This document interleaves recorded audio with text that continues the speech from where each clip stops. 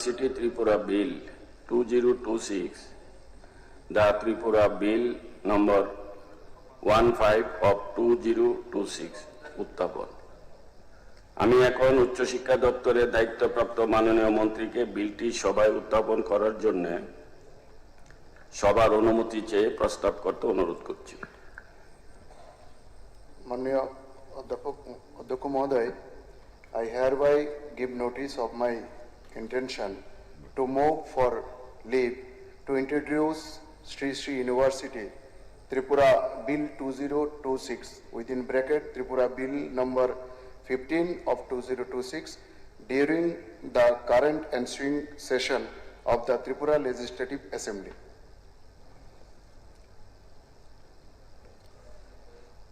এখন উচ্চশিক্ষা দপ্তরের দায়িত্বপ্রাপ্ত মাননীয় মন্ত্রী কর্তৃক উত্থাপিত প্রস্তাবটি ভোটে দিচ্ছি। প্রস্তাবটি হল Shri Shri university Tripura bill 2026 bracket the Tripura bill number 15 of 2026 এই সভায় উত্থাপন করার অনুমতি দেওয়া হোক। যারা এই প্রস্তাবের পক্ষে আছেন তারা হা বলবেন, যারা এই প্রস্তাবের বিপক্ষে আছেন তারা না বলবেন। আমি মনে করি যারা হা বলেছেন তারাই সংখ্যাগরিষ্ঠ, তারাই সংখ্যাগরিষ্ঠ, তারাই সংখ্যাগরিষ্ঠ।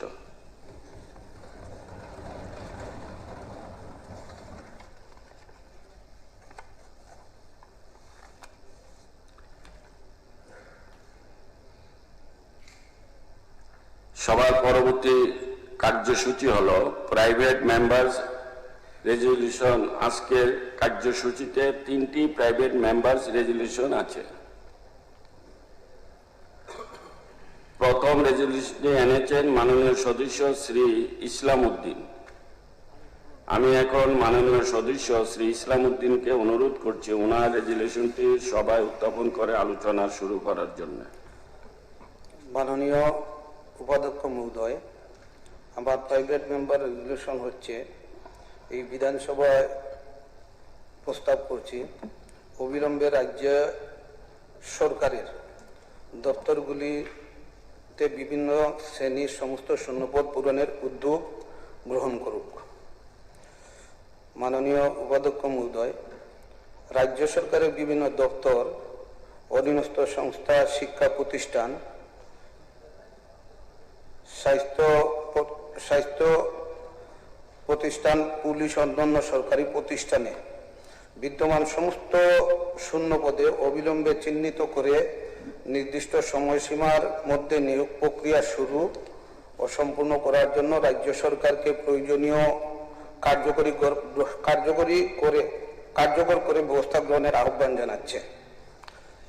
একই সঙ্গে নিয়োগ প্রক্রিয়াকে সম্পূর্ণ, সুচ্চ, নিয়মিত, মেধাভিত্তিক, দুর্নীতিমুক্ত, জবাবদিহিমূলক করার জন্য একটি স্থায়ী ও সময়বদ্ধ নিয়োগ ব্যবস্থা প্রবর্তনের জন্য এই বিধানসভায় সরকারের প্রতি আহ্বান জানাচ্ছি। মাননীয় উপাধ্যক্ষ মহোদয়, আমি এই সভার মাধ্যমে রাজ্যের লক্ষ লক্ষ বেকার যুবক যুবতী রয়েছেন যারা এই সময় আমাদের রাজ্যের বিভিন্ন শহর অঞ্চলের মধ্যে শিক্ষিত, যারা গ্রাজুয়েট, পোস্ট গ্রাজুয়েট, যারা টমটম, অটো চালাচ্ছেন এবং তাদের দীর্ঘদিনের হতাশার কথা সরকারের কাছে পৌঁছে দিতে দাঁড়িয়েছি। এই যুবক যুবতীরা বছরের পর বছর পড়াশোনা করছেন, প্রতিযোগিতামূলক পরীক্ষার প্রস্তুতি নিয়েছেন, পরীক্ষার ফি দিয়েছেন, দিনের পর দিন পরীক্ষায় অপেক্ষায় থেকেছেন, কিন্তু তাদের সামনে আজ একটি প্রশ্ন, চাকরি কোথায়? মাননীয় অধ্যক্ষ মহোদয়, 2018 সালে ক্ষমতায় আসার আগে বর্তমান সরকার রাজ্যের মানুষের সামনে বড় বড় প্রতিশ্রুতি দিয়েছিল। ডবল ইঞ্জিনের সরকার, ডবল ইঞ্জিনের সরকার হলে চাকরি ডবল হবে, বছরে 50,000 চাকরি হবে। আজ প্রায় 8.5 বছর অতিক্রান্ত। তাই রাজ্যের যুব সমাজের স্বাভাবিক প্রশ্ন যে প্রতিশ্রুতি সেই চাকরি কোথায়? চাকরি তো দূরের কথা, সরকারি দপ্তরে বছরের পর বছর ধরে যে হাজার হাজার পদ শূন্য পড়ে রয়েছে সেগুলিতে নিয়মিত নিয়োগ হচ্ছে না। সরকারের নিজের তথ্যই শূন্যপদের ভয়াবহ চিত্র ফুটে উঠেছে। মাননীয় উপাধ্যক্ষ মহোদয়, এই তথ্য রাজ্য সরকারের দেওয়া তথ্য বিধানসভায় উত্থাপিত আনস্টার কোয়েকশনের উত্তরে বিভিন্ন দপ্তর থেকে প্রাপ্ত তথ্য মোট শূন্যপদের সংখ্যা প্রায় 60,000। 1 জানুয়ারি 2018 সাল থেকে রাজ্য সরকারের মোট যে কর্মীর সংখ্যা ছিল তার থেকে কমে 1 জানুয়ারি 2026 সেই সংখ্যা কমেছে 9,719। অন্যদিকে একই সময়ে 35,835 জন কর্মচারী অবসরে চলে গেছেন। অর্থাৎ একদিকে হাজার হাজার কর্মচারী অবসর নিয়েছেন, অন্যদিকে নতুন নিয়োগের গতি সেই অনুপাতে হয়নি। ফলস্বরূপ প্রশাসন, শিক্ষা, স্বাস্থ্য, পুলিশ সহ বিভিন্ন গুরুত্বপূর্ণ পরিষেবার ক্ষেত্রে শূন্যপদের সংখ্যা ক্রমাগত বাড়ছে। শিক্ষা দপ্তরে হাজার হাজার শূন্যপদ। 2018 সাল থেকে 2026 সালে যে আনস্টার কোয়েকশনের উত্তরে স্কুল এডুকেশন ডিপার্টমেন্টের দেওয়া যে তথ্য অত্যন্ত উদ্বেগজনক। প্রাইমারি স্তরে 2,706 শূন্যপদ রয়েছে, সিনিয়র বেসিক স্তরে 1,606, হাই স্কুল স্তরে 2,176, হায়ার সেকেন্ডারি স্তরে 2,050, কলেজ এবং ইউনিভার্সিটি স্তরে 732। অর্থাৎ শুধু শিক্ষা ক্ষেত্রেই বিপুল সংখ্যক শূন্যপদ রয়েছে। আরও উদ্বেগের বিষয়, আমাদের রাজ্যে 347টি স্কুল এডিসি এলাকায় মাত্র একজন করে শিক্ষক, তার বাইরে 311টি স্কুলে সমতল এলাকায় একজন করে শিক্ষক রয়েছেন বলে তথ্য পাওয়া গেছে। মাননীয় উপাধ্যক্ষ মহোদয়, একজন শিক্ষক কি একটা স্কুল চালাবেন নাকি তিনি পড়াবেন, প্রশাসনিক কাজ করবেন, মিড ডে মিলের হিসাব করবেন, বিভিন্ন সরকারি রিপোর্ট তৈরি করবেন, সবকিছু একাই করবেন? এইভাবে শিক্ষা ব্যবস্থার গুণগত মান কিভাবে বজায় থাকবে? অন্যদিকে কলেজ বা ইউনিভার্সিটিতে দীর্ঘদিন ধরে গেস্ট লেকচারার দিয়ে শিক্ষার কার্যক্রম চালানো হচ্ছে, অথচ যোগ্য নেট, স্লেট, পিএইচডি প্রার্থীদের একটা বড় অংশ চাকরির অপেক্ষায় রয়েছেন। এটি শুধু বেকারত্বের সমস্যা নয়, এটি উচ্চশিক্ষার গুণমানের প্রশ্ন। পুলিশ ও স্বাস্থ্য দপ্তরের ব্যবস্থায় বিপুল শূন্যপদ। 16 মার্চ 2026 আনস্টার কোয়েকশনের উত্তরে হোম ডিপার্টমেন্টে 6,743টি শূন্যপদের কথা জানানো হয়েছে। স্বাস্থ্য দপ্তরের ক্ষেত্রে পরিস্থিতি উদ্বেগজনক। 25 মার্চ 2026 তথ্য অনুসারে ডক্টর 1,367টি শূন্যপদ, নার্স 5,112টি শূন্যপদ, টেকনিক্যাল স্টাফ 1,191টি পদ শূন্য রয়েছে। মাননীয় উপাধ্যক্ষ মহোদয়, যখন হাসপাতালে ডাক্তার নেই, নার্স নেই, টেকনিক্যাল স্টাফ নেই, তখন সাধারণ মানুষ স্বাস্থ্য পরিষেবা পাবেন কিভাবে? সরকারি হাসপাতালের পরিকাঠামো তৈরি করলে হবে না, সেই পরিকাঠামো চালানোর জন্য মানব সম্পদ দিতে হবে। অন্যান্য দপ্তরে একই চিত্র। সরকারি তথ্য অনুসারে পিডব্লিউডি 3,605টি শূন্যপদ, এগ্রিকালচার 2,075টি, এআরডিডি 1,533টি, রেভিনিউ ডিপার্টমেন্ট 1,134টি। এগুলি কেবল কয়েকটি দপ্তরের পরিসংখ্যান। আরও বহু দপ্তর, অধীনস্থ প্রতিষ্ঠান ও সরকারি সংস্থার শূন্যপদ রয়েছে। পাবলিক লাইব্রেরি, গভর্নমেন্ট কলেজ লাইব্রেরিগুলিতে প্রায় 90% পর্যন্ত শূন্যপদ থাকার অভিযোগ অত্যন্ত উদ্বেগজনক। 11,000 টাকা চুক্তির ভিত্তিতে চাকরি, তাও আবার বেতন অনিশ্চিত। আইসিএডি প্রজেক্টের অধীনে 1,079 জন শিক্ষক ডিজিটাল এডুকেশনের কাজে চুক্তিভিত্তিক নিয়োজিত রয়েছেন। তাদের মাসিক পারিশ্রমিক মাত্র 11,000 টাকা। আজ প্রায় 27 আগস্ট 2026, কিন্তু জুলাই 2026 বেতন এখনো তাদের হাতে পৌঁছায়নি। যারা রাজ্যের ভবিষ্যৎ প্রজন্মকে ডিজিটাল এডুকেশনের মাধ্যমে শিক্ষিত করেছেন, তাদের যদি মাসের পর মাস বেতন নিয়ে অনিশ্চয়তার মধ্যে থাকতে হয়, তাহলে এটি অত্যন্ত দুঃখজনক। নিয়োগ প্রক্রিয়ার স্বচ্ছতা নিয়ে প্রশ্ন। মাননীয় উপাধ্যক্ষ মহোদয়, গত কয়েক বছরে বিভিন্ন প্রক্রিয়া শুরু হয়েছে, আবার বাতিল হয়েছে, পরীক্ষার বিজ্ঞপ্তি হয়েছে, আবার পরীক্ষা দীর্ঘায়িত হয়েছে। এর ফলে হাজার হাজার চাকরি প্রার্থী সময়সীমা অতিক্রম করার আশা আমরা দেখলাম। এই সময়ে আমাদের রাজ্যের বিধানসভায় 8.5 বৎসরে বিধানসভা 38 জন সেখানে নিয়োগের ক্ষেত্রে ইন্টারভিউ দিয়েছেন গত 3.5 বছর পূর্বে, সেটাও পরবর্তী সময় বাতিল করা হয়েছে। এখন আবার রাজ্যের সরকারি নিয়োগ প্রক্রিয়া দায়িত্ব একটি দিল্লি ভিত্তিক বেসরকারি সংস্থার হাতে দেওয়া হয়েছে, সেখানে তারা 38 জনকে নিয়োগ করেছেন। তো আমি প্রশ্ন করতে চাই যে ত্রিপুরার বিধানসভার প্রতিষ্ঠার পর থেকে সরকারি নিয়োগের ইতিহাসে প্রথমবার যদি বিধানসভার বাইরে একটি বেসরকারি সংস্থার মাধ্যমে নিয়োগ প্রক্রিয়া পরিচালিত হয়, তাহলে স্বচ্ছতা, জবাবদিহি ও মেধার ভিত্তিতে নিয়োগের নিশ্চয়তা কিভাবে নিশ্চিত করা হবে? এটি ব্যক্তিগত আক্রমণের প্রশ্ন নয়, এটি হাজার হাজার চাকরি প্রার্থীর ভবিষ্যতের প্রশ্ন। আমাদের দাবি 90 দিনের মধ্যে নিয়োগের বিজ্ঞপ্তি। তাই আমি এই মাননীয় বিধানসভার মাধ্যমে সরকারের কাছে কয়েকটি সুস্পষ্ট দাবি জানাচ্ছি। প্রথমত, রাজ্য সরকারের সমস্ত দপ্তর, অধীনস্থ প্রতিষ্ঠানের সমস্ত শূন্যপদের তালিকা প্রকাশ করতে হবে। দ্বিতীয়ত, শূন্য পদগুলির মধ্যে যেগুলি নির্ভরযোগ্য সেগুলির জন্য 90 দিনের মধ্যে নিয়োগ বিজ্ঞপ্তি প্রকাশ করতে হবে। তৃতীয়ত, নিয়োগ প্রক্রিয়ার জন্য একটি নির্দিষ্ট সময়সীমা নির্ধারণ করতে হবে। চতুর্থত, নিয়োগ হতে হবে স্বচ্ছ, মেধাভিত্তিক, দুর্নীতিমুক্ত, সম্পূর্ণ জবাবদিহিমূলক পদ্ধতিতে।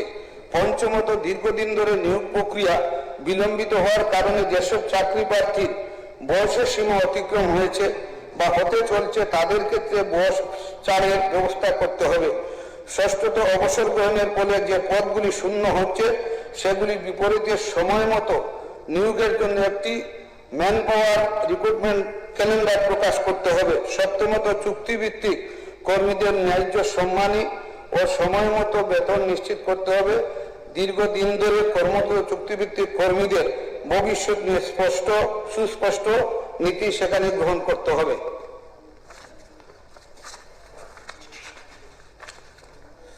মাননীয় উপাধ্যক্ষ মহোদয়, আজ এই সভায় দলমত নির্বিশেষে রাজ্যের বেকার যুবকদের পাশে দাঁড়া এবং তাদের এই বিধানসভার একটি ঐতিহাসিক বার্তা দিতে পারি। আমরা চাই না যুবকদের হাতে শুধুমাত্র প্রতিশ্রুতির কাগজ তুলে দেওয়া হোক। আমরা চাই চাকরি, আমরা চাই স্বচ্ছ নিয়োগ, আমরা চাই মেধার মর্যাদা, আমরা চাই দুর্নীতিমুক্ত নিয়োগ ব্যবস্থা, আমরা চাই বেকার যুবকদের বয়স ভবিষ্যৎ নষ্ট না করে সময় মতো নিয়োগ করা। মাননীয় উপাধ্যক্ষ মহোদয়, একদিকে হাজার হাজার সরকারি পদ খালি, অন্যদিকে হাজার হাজার শিক্ষিত যুবক যুবতী চাকরির জন্য হাহাকার। এই দুই বাস্তবতাকে পাশাপাশি রেখে সরকার আরো কতদিন নীরব থাকবে? সরকারি পদ খালি রেখে বেকার যুবকদের বেসরকারি চাকরির নামে অনিশ্চয়তার দিকে ঠেলে দেওয়ার কোনো সমাধান নয়। আর তাই এই বিধানসভা থেকে আমাদের স্পষ্ট বার্তা, শূন্য পদ থাকবে না, নিয়োগ প্রক্রিয়া ঝুলে থাকবে না, মেধাবী যুবকদের ভবিষ্যৎ নষ্ট হবে না। আমি আশা করি এই বিধানসভায় দলীয় রাজনীতির ঊর্ধ্বে উঠে সর্বসম্মতিক্রমে এই প্রস্তাব গ্রহণ করবেন। এছাড়া যে বিষয়টি আমি বলতে চাই, মাননীয় উপাধ্যক্ষ মহোদয়, বিজেপি দলের ভিশন ডকুমেন্টের মধ্যে 2018 সালে প্রতিশ্রুতি ছিল ভিশন ডকুমেন্টের পেজ নম্বর 9 লেখা ছিল, ensuring that all educational institution have educate teaching and non teaching staff.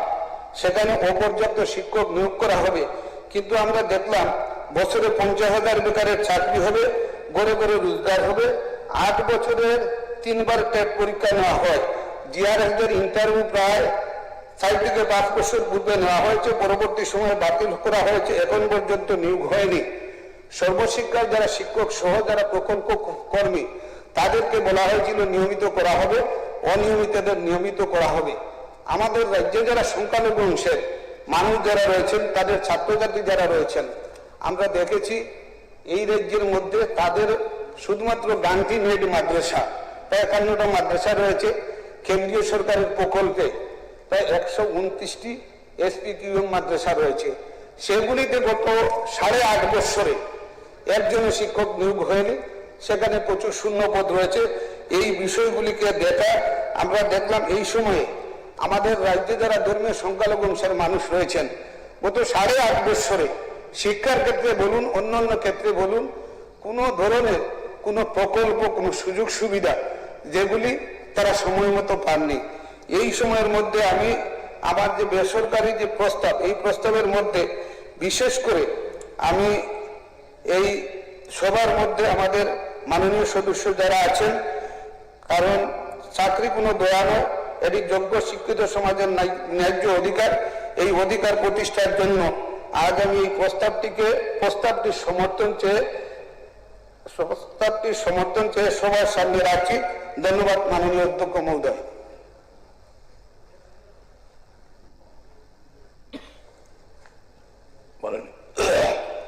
মানে এই বিষয়ে বলবেন?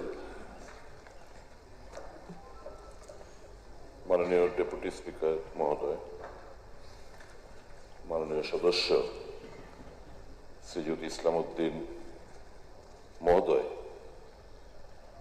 যে বেসরকারি প্রস্তাব এখানে এনেছেন,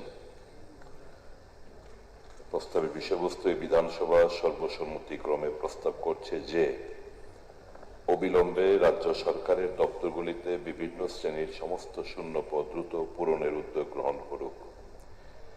এই প্রস্তাবকে সমর্থন শুধু নয়, সবাই যেন আমরা অ্যাডপ্ট করতে পারি, ট্রেজারি বেঞ্চের মাননীয় সভ্যদের কাছেও আমার বিনম্র অনুরোধ থাকবে। আমি জানতে পারলাম, মিনিস্টারকে আমি দোষ দেব না, যে ফিনান্স মিনিস্টার নাকি এটা রিপ্লাই দেবে।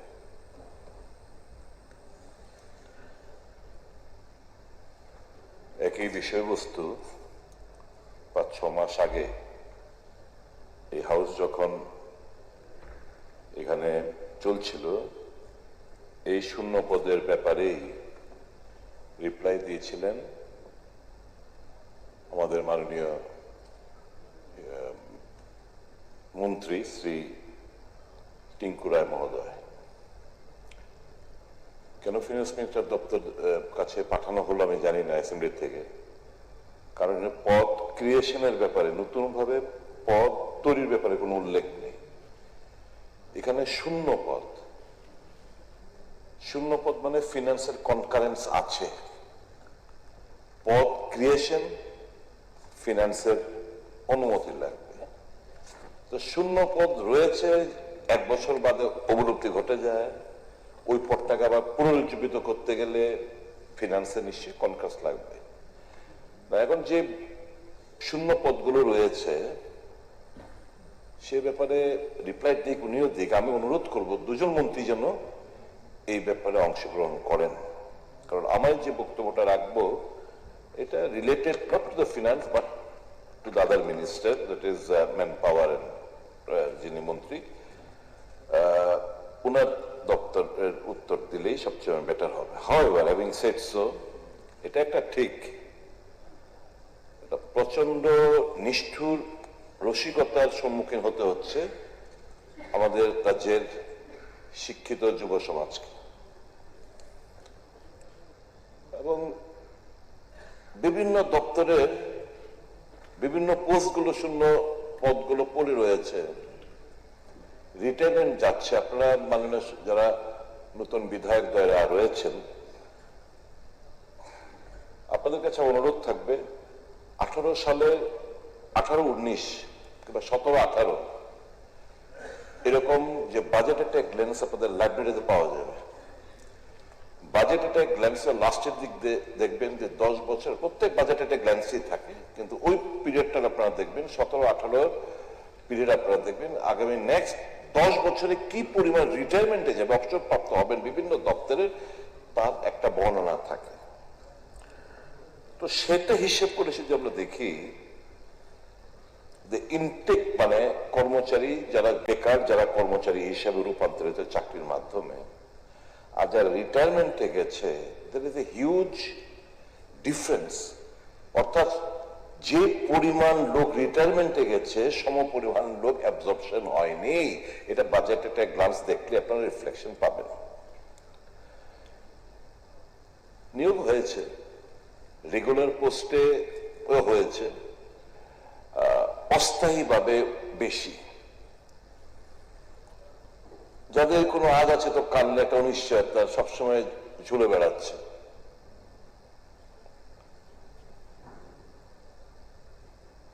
আউটসোর্সিং এ নিয়োগ হচ্ছে, এগুলো এখানে মাননীয় মুখ্যমন্ত্রী যখন সবগুলোকে বলে, ক্লাব করে বলে আমরা এত লোককে নিয়োগ করেছি, এগুলোকেও ধরে বলা হয়।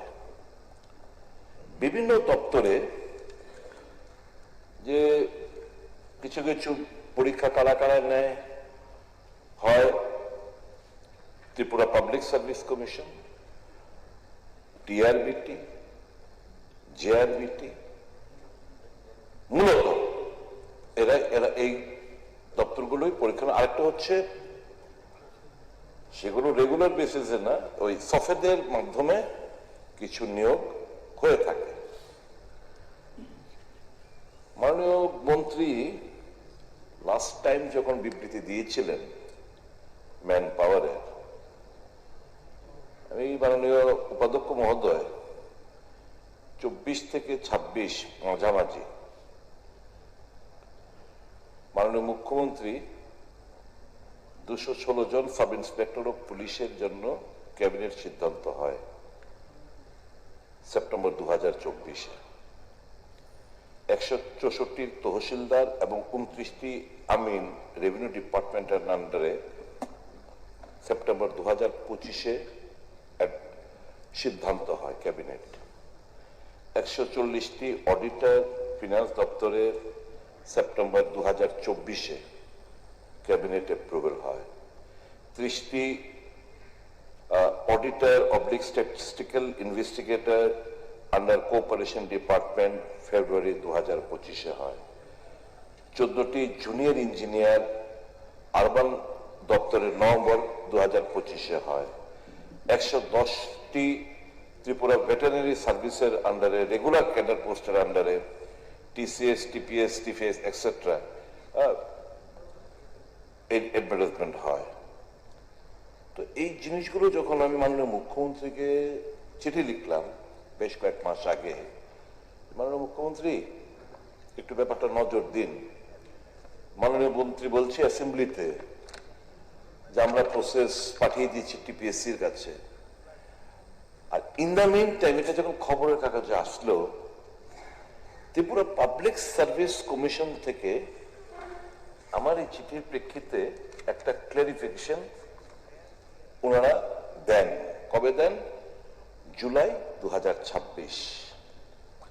The attention of Tripura Public Service Commission has been drawn to a news item published in a section of local newspapers on 18 July 2026 under the headline আমলাতন্ত্রের বাড়াবাড়িতে আটকে 2110 পদে নিয়োগ, এবং 23 জুলাই 2026-এ আন্ডার দ্য হেডলাইন টিপিএসসি ধীর গতিতে ঝুলছে 2110টি চাকরি, alleging that the recruitment against 2110 posts has remained pending due to inaction on the part of the commission।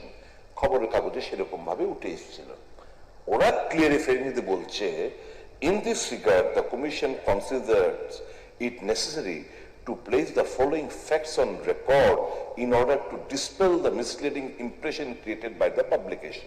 Key number 1, the newspaper report has presented an incorrect and incomplete picture of the recruitment process undertaken by the commission. A substantial number of posts mentioned in the articles are either already under various stages of recruitment or have not been requisitioned to the commission by the government. Number 2, out of the posts mentioned in the newspaper report, 711 posts have already been received by the commission from the concerned department and recruitment action has been initiated. The status of some of the major recruitment is as follows: assistant professor, higher education, agriculture officer, Tripura engineering service, এরকম করে করে একটা দিয়ে বলছে recruitment by the commission can be initiated only after receipt of a valid requisition from the concerned administrative department. Thereafter, the recruitment process is conducted strictly in accordance with the applicable recruitment rules and statutory procedure.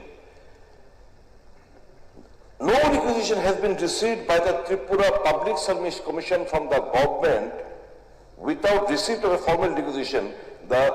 From the competent authority, the commission has no legal authority to initiate recruitment. These include, among others, which I pollam, fishery assistant professor under higher education, fishery officer, election inspector, Sub-Inspector of Police, Weights and Measurement Officer, Lecturer for Technical Education, LDAACT under GSA, Tripura Judicial Service Grade 2, Tripura Forest Service Grade 2, TPS Grade 2, TCS Grade 2.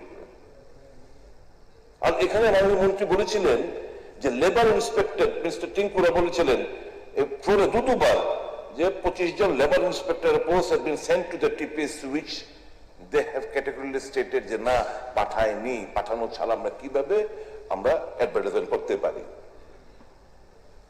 এই মর্মে আমি আরো এখানে বলতে চাই,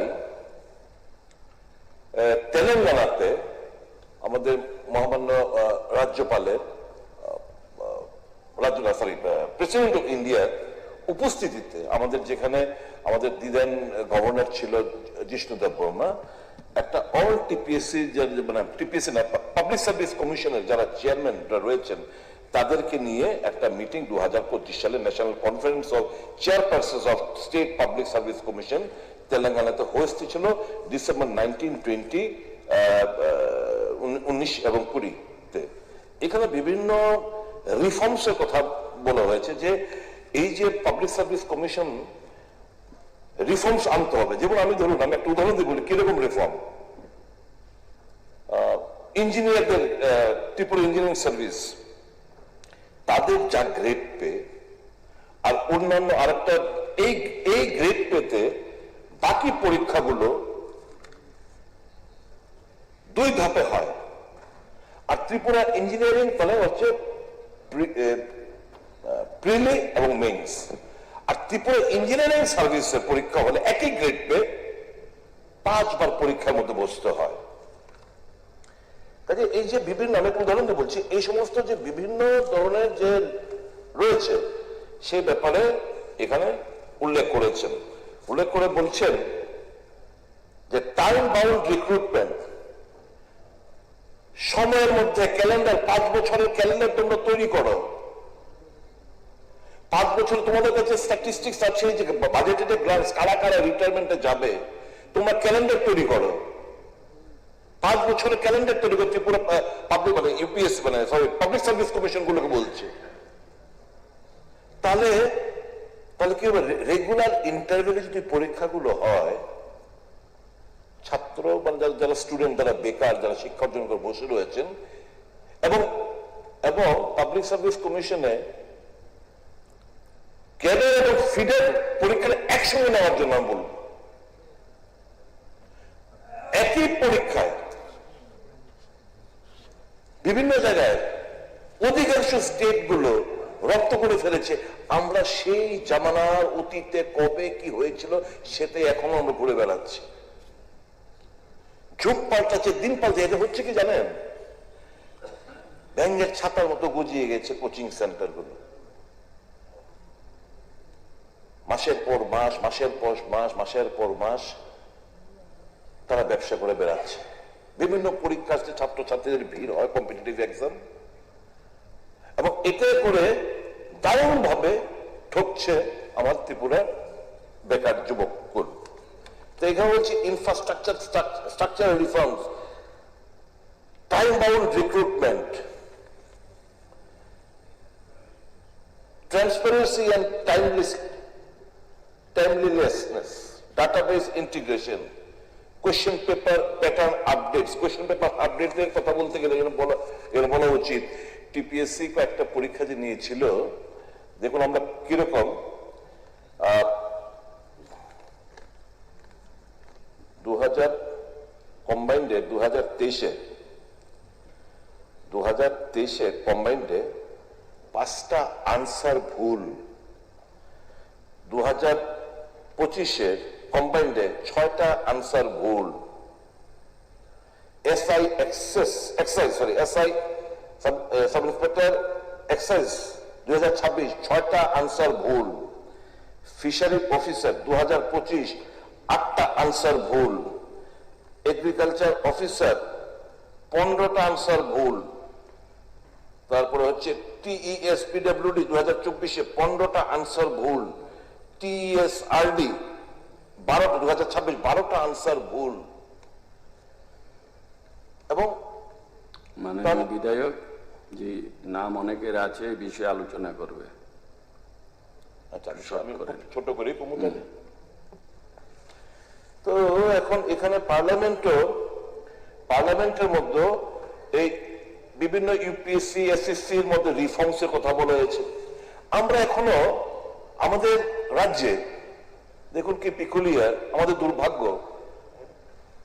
আমরা এখনো group C group D পরীক্ষার মধ্যে আমরা নাম্বার যাই পাই লিখিত ছাড়া 15 নম্বর রেখা দেওয়া হয় ইন্টারভিউর লিগে। আচ্ছা, আমরা তো সেন্ট্রাল গভর্নমেন্টের মানি না, ডাবল ইঞ্জিন সরকারের মানি না।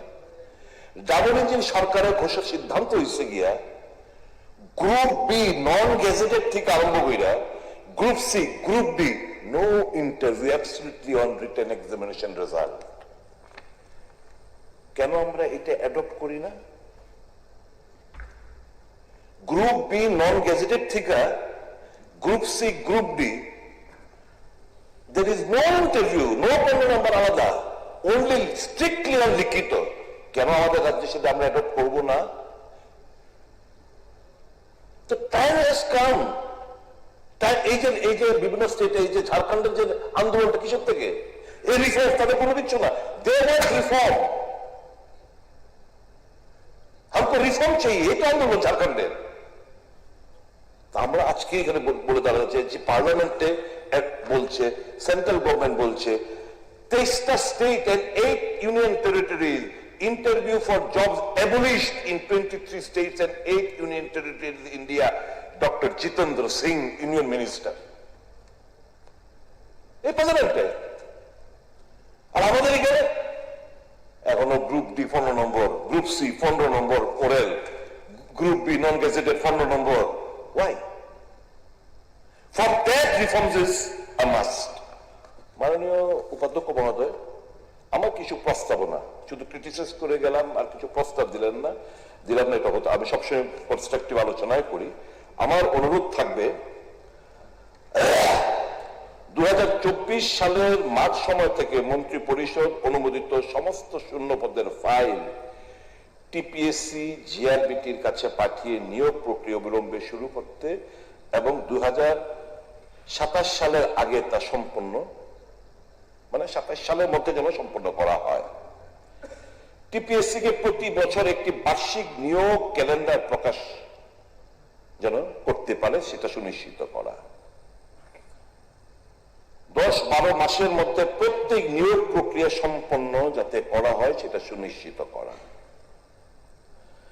বার্ষিক একক নিয়োগ পরীক্ষা অ্যানুয়াল সিঙ্গেল রিক্রুটমেন্ট এক্সাম, যেটা অধিকাংশ বিভিন্ন স্টেটে ইতিমধ্যে, মানে ইউপিসি থেকে শুরু করে বিভিন্ন স্টেট ইতিমধ্যে পাবলিক সার্ভিস কমিশন গুলো হাতে নিয়ে নিয়েছে, কি বার্ষিক একক নিয়োগ পরীক্ষা অ্যানুয়াল সিঙ্গেল রিক্রুটমেন্ট এক্সাম চালু করা হোক, যার মাধ্যমে আলাদা আলাদা 2-3টি পরীক্ষা না দিয়ে একটি মাত্র পরীক্ষার মাধ্যমে সমস্ত সিভিল সার্ভিস পদ যেমন টিসিএস, টিপিএস, টিএফএস ইত্যাদি এবং সরকারের ফিডার, সাবঅর্ডিনেট, মিসেলেনিয়াস পদগুলো গ্রুপ বি গ্রুপ সি নিয়োগ করা।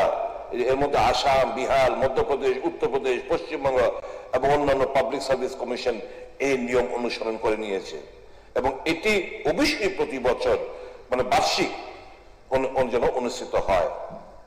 পরের প্রস্তাব হচ্ছে সিভিল সার্ভিস পরীক্ষা বাদে বাকি সমস্ত নিয়োগের ক্ষেত্রে ডিসক্রিপটিভ পরীক্ষার পরিবর্তে শুধুমাত্র অবজেক্টিভ এমসিকিউ পরীক্ষা চালু করা। আদার দেন সিভিল সার্ভিস পরীক্ষা বাদে বাকি সবগুলো যেন এমসিকিউ পরীক্ষার মধ্য দিয়ে হয়।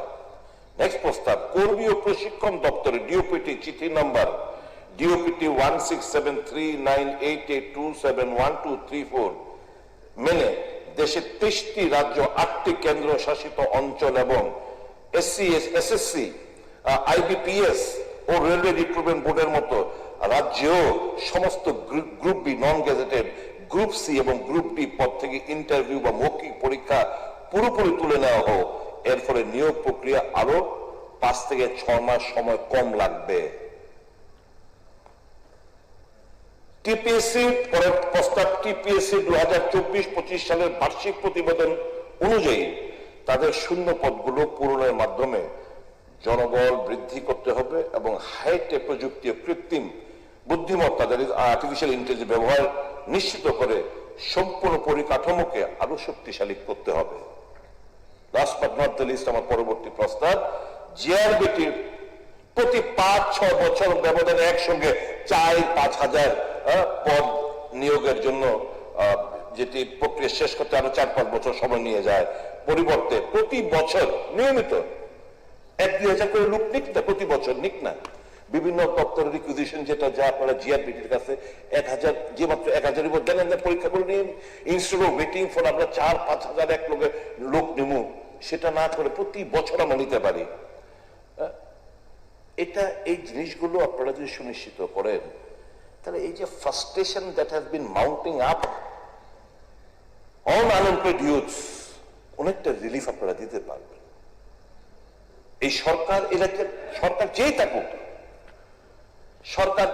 যেই থাকুক, এই বেকার কুল তো আমাদের ছেলে মেয়েরা। তো we have to think for the bright future. আমরা এই হতাশা থেকে তাদেরকে বেরিয়ে করে আনতে হবে এবং বাস্তবসম্মত ও যে চলতে থাকুক, নো রিফর্মস আনেন, বন রিফর্মস আইন না, একটা গতিশীল মানে গতি যাতে থাকে সমস্ত কিছুর মধ্যে। এই যে ক্যাবিনেট সিদ্ধান্ত হয়, এক মন্ত্রী প্রেস মিট করে, খুব কষ্ট হয়তো 3 বছর পর এটা আচ্ছা আশা জাগে তো, এই ক্যাবিনেট সিদ্ধান্ত নিচ্ছে, মন্ত্রী প্রেস মিট করছে, এবার আমি কোচিং সেন্টারে যাই, প্রিপারেশন লইতেই আছি 1 বছর যায়, 2 বছর যায়, 3 বছর যায়, আমি তো টাকা দিয়ে পড়তেই আছি। এটা শেষ কোথায়? তো বি ভেরি ভেরি প্র্যাকটিক্যাল। ওই কেউ লেখা দিল, আপনারা বয়ান করে লাইলেন, অ্যাপ্লাই ইউর মাইন্ড। আছে এফিশিয়েন্ট লোক আছে, আবার অনেক ভালো ভালো এফিশিয়েন্ট মিনিস্টার আছেন এখানে, পারতো না কেন? We are there to help. Always যে ক্রিটিসিজম থেকে আমি তো ক্রিটিসিজম করিনি, ফর দ্য বেকারের জন্য আমি কিছু কথা কোনো মানে আমার যতটুকু বুদ্ধি রয়েছে, আমার থেকে আরো বেটার হতে পারেন অনেকরা রয়েছেন। আমার জিনিসগুলো অফিসারও ভেন্টিলেট আমি করলাম, এরাও নিশ্চয়ই they will take stock of the situation. সমস্ত কিছু মিলে সবাই মিলে এই যে একটা বন্ধ যে একটা সিস্টেম, এই সিস্টেমটা পরিবর্তন ঘটাই এবং তখন দেখবেন এই যে শূন্য পদগুলো যেটা আজকে বলছে নির্দ্বিধায় যে কর্মচারীর সংখ্যা রাজ্যের মধ্যে কমে গেছে। আজ থেকে 10-12 বছর আগে যে কর্মচারী যে সংখ্যাটা ছিল, আমাদের সংখ্যাটা সেই জায়গায় নেই। রেগুলার এমপ্লয়িজ কথা বলছি, এখন বিভিন্ন রেগুলার এমপ্লয়িজের পদগুলো এটা আউটসোর্সিং করে দিচ্ছে। এটা ওই ঠিকাদারের মাধ্যমে এখানে লোক ম্যান পাওয়ার আপনারা নিচ্ছেন। Why this will happen? Please try to evaluate the ground reality. খুব করুণ অবস্থার মধ্যে শিক্ষিত বেকাররা রয়েছে। সবাইকে চাকরি দিতে পারবে কোনো সংখ্যা ইম্পসিবল, দাবিও করি না। পাশাপাশি যারা ইন্ডাস্ট্রি এন্ড কমার্স মিনিস্টার রয়েছেন, where is my fault of my state? Why are we মানে unable to establish ছোট এবং মাঝারি শিল্প কেন আমরা এখানে করতে পারছি না? Try to introspect. Then you can absorb so many people. IT sector একটা প্রশ্ন ছিল বোধহয় আজকে, আমি খুব খুশি হয়েছিলাম, ভেবেছিলাম এই কোশ্চেনটা আসবে। আইটি সেক্টরে আমরা এই যে বিভিন্ন জায়গায় রয়েছে, দারুণ আগরতলা ফ্লাইটের মধ্যে আমরা আমাদের এই ছেলেরা ব্যাঙ্গালোর, পুনে, বিভিন্ন জায়গায়, অন্ধ্রপ্রদেশ বিভিন্ন জায়গায় চাকরি করছে। They want to come home. এখানে যদি আমরা আইটি সেক্টরের উপর একটু জোর দেই, তাহলে একটা রেভলিউশন আমরা আনতে পারি। তো আমার সরকার আশা করি এই ব্যাপারগুলো তো বিবেচনার মধ্যে এনে একটু গতি বাড়ানোর চেষ্টা করবেন এবং এই যে বেকারদের যে প্রবলেমগুলো, সেগুলো খুব রিয়েলিস্টিক ভাবে, মাননীয় প্রণজিৎ বাবু যখন ছিল, এই শিক্ষিত বেকাররা এখন অটো চালায়, শিক্ষিত বেকাররাই টমটম চালায়, সারা রাজ্য জুড়ে এই কথা বলছি। সবাইকে চাকরি দিতে পারবে বলছি না, মেধাবী ছেলেরা অন্য কিছু করে বেড়াচ্ছে। Try to be sympathetic towards them also. বিভিন্ন এখন ধরুন কি হচ্ছে জানেন, টার্গেট দিয়ে দেওয়া হচ্ছে, ভাই ট্রান্সপোর্ট ডিপার্টমেন্ট কিংবা ওই কি বলে ট্রাফিক নাকি ট্রাফিক, এত পেনাল্টি আদায় করতে হইবে, যেন তেমন রকম পেনাল্টি আদায় করতে হইবে। আমি জানি না আমার যে আমি বাইক নিয়ে যেতেছি, গাড়ি নিয়ে যেতেছি, আমাদের পলিউশনটা শেষ হয়ে গেছে, আমি জানি না। আমার ধরে পেনাল্টি 5,000, 3,000, 10,000 পেনাল্টি। তো এরকম করে তো আমরা আমাদের যুবকদের সঙ্গে আমরা সহায়তা করছি না। তো আমি ড্রিফট হতে চাই না। আমার এই সাবমিশন থাকবে এটাই, এবং আমি খুব সাধুবাদ জানাবো মাননীয় সভ্য সদস্যকে, যিনি আজকে এই শূন্য পদ পূরণের জন্য, যতগুলো শূন্য পদ আছে সবগুলো পূরণের জন্য যে প্রস্তাব এনেছেন, তাকে সর্বতভাবে সমর্থন করি, এবং সুনিশ্চিত করবেন যে ল্যাপস যেন না হয়। That will be the credit of the finance minister. কেন এতগুলো পোস্ট অ্যাবলিশড হয়ে যাবে? হ্যাঁ, আবার নতুন করে আপনারা ক্রিয়েট করতে পারেন, যখন রিকুইজিশন লাগবে আপনারা রিক্রিয়েট করতে পারেন। তো কেন অ্যাবলিশড হবে? ঠিক আছে, শেষ বক্তব্য করেন। মাননীয় উপাধ্যক্ষ মহাশয়, ধন্যবাদ, আপনি আমাকে সময় দিয়েছেন, and you have cooperated with me. Thank you so very much. That's why I kept myself cool. এই বিষয়ে আলোচনা করার জন্য আমি মাননীয় সদস্য রঞ্জিত দেববর্মা মহাশয়কে বলছি।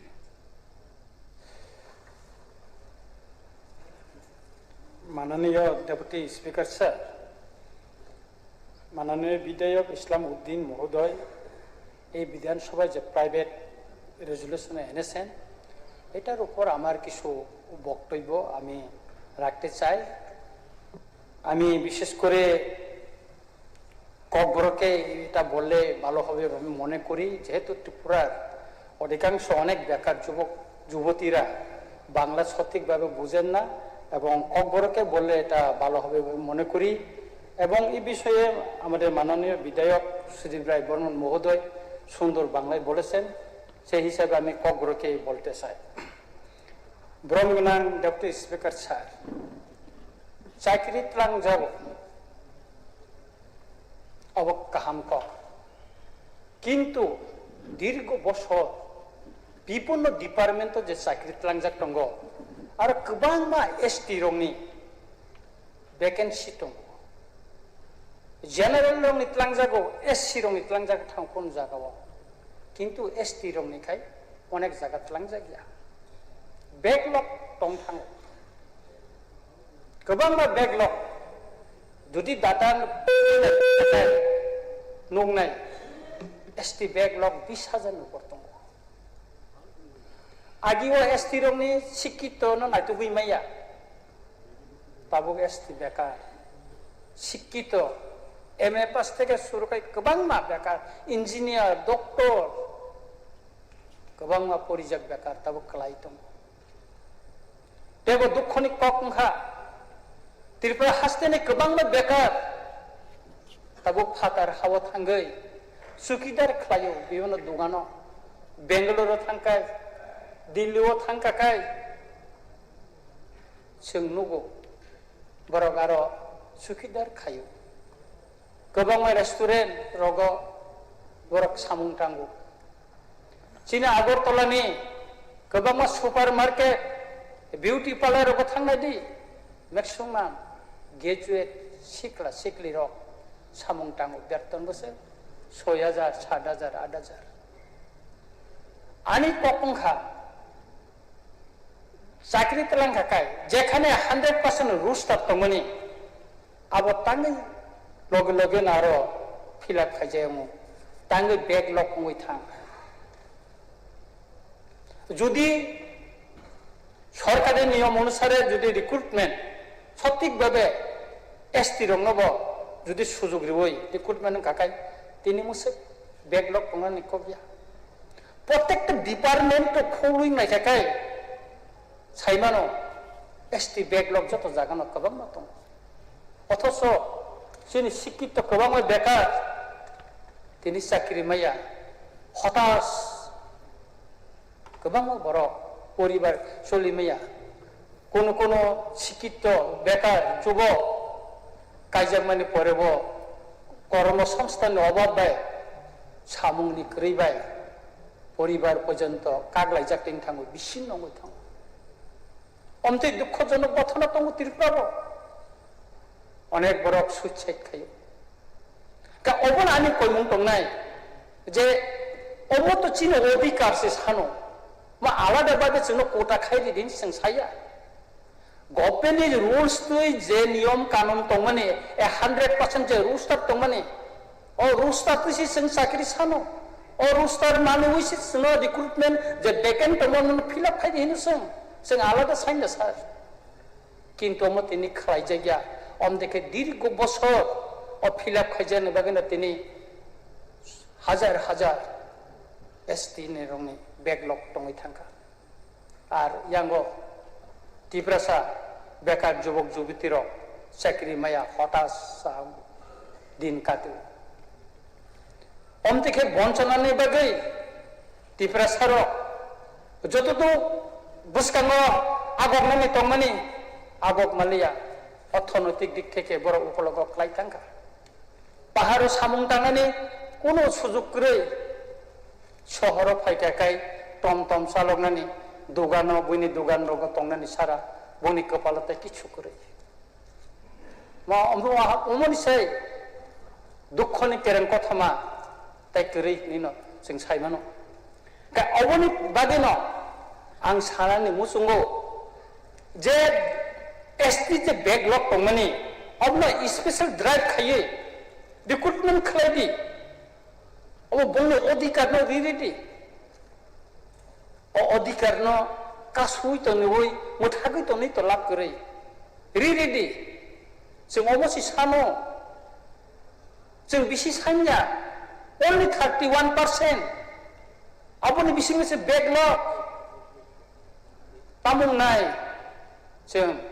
जों तेबो उकलग उसुरि थांनाय अहानि बोसारक तेबो उकलग उसुरि थानाय सार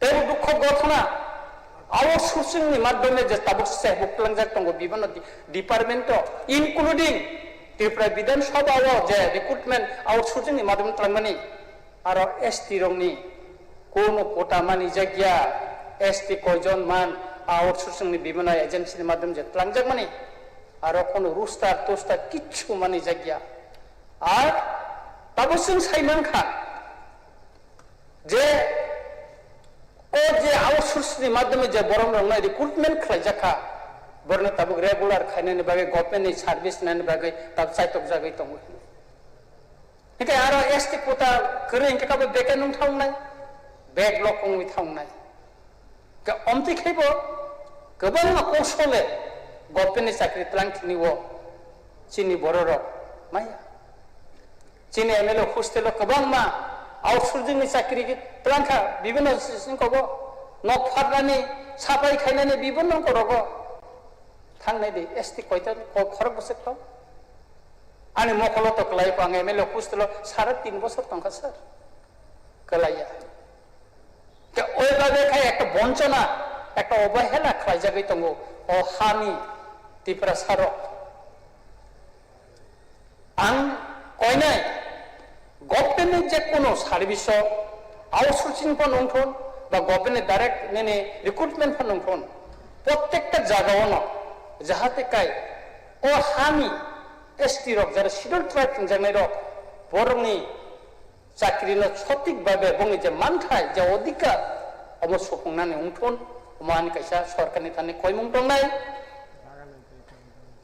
ताय कायसा क अतीतबो जों नुखा गोबां जायगा जखनते बिनि योग्यता अभाब फिनै एसटी रिजार्व न डि रिजार्व खायरि माने हमते गोबां जायगा खायजाखा गोबां विशेष करे हाई लेवलनि जे पोस्ट आरो रग दाम खायजाखा योग्यतानि अभाबे ओ एसटी कोटा रंग अबरंग डि रिजार्व खायरि जागो ताते बंचना साबो त्रिपुरा सारकंगो एसटी बरं उंगो सार ओंखाय जाहाते आबोनबो जाहाते बिनि योग्यता करिखानो आबोरंबो रिजार्व तनना नंथन ताजे डि रिजार्व ता खायलायतन अमो आनि कायसा कयमुं दंनाय अमो सिमिया सर तिनि जोंर नुखा चिनि त्रिपुरा राज्यर जनजाति कायसा कल्याण दप्तर दङ अब दप्तर मन्त्रीबो दङ তিনি অর করে তাবক করে অর মানন্তীয় এসসি মন্ত্রী সুধাংশু দাস সাকা বকরুই নেই বকক বড় মান তারপরে স্যার তামো যে এসটি রংনি যে ব্যাকলগ কমই তংমানি ও যে 100% যে রুস্টার মানে জায়গা মানে আবো বিনি নজরত তঙ্গান সাইমেয়া কিন্তু বিনি দায়িত্ব তো বিনি রেসপন্সিবিলিটি তঙ্গ বো ক্যাবিনেট প্রোগ্রাম সালাইমানো ও ব্যাকলগ নো সুপুংনানি বাগै কিন্তু जों তিনি জরা খানায়াকো বো ক্যাবিনেট ও ব্যাকলগ নো সুপুংনানি বাগै কক সামানি কোন দিনে কোন সময়ে ফলাং সামানি খানায়াকো না বিধানসভা না ক্যাবিনেট না অন্য জায়গাও বাহাইকে অংশে নাই বাহাইকে টিপ্রাসা শিকলা শিকলি বেকারনি কপাল খলকছি নাই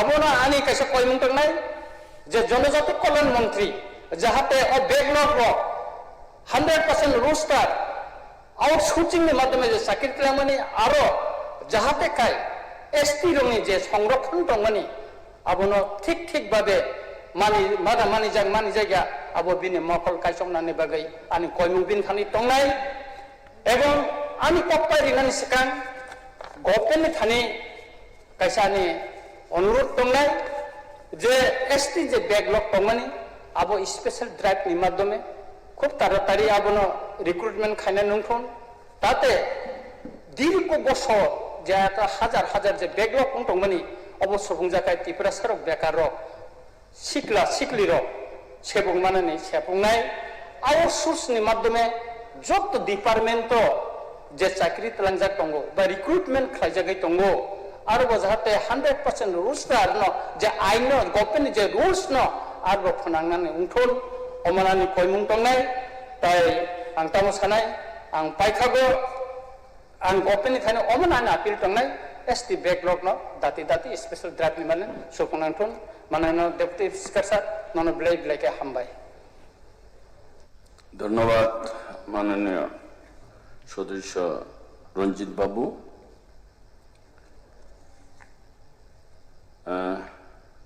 আপনাদের দুইজন আছে কি? দুইজনই বলবেন না একজন বললে হবে? সময় অনেক। হ্যাঁ, আচ্ছা ওকে। মাননীয় সদস্য নির্মল বিশ্বাস।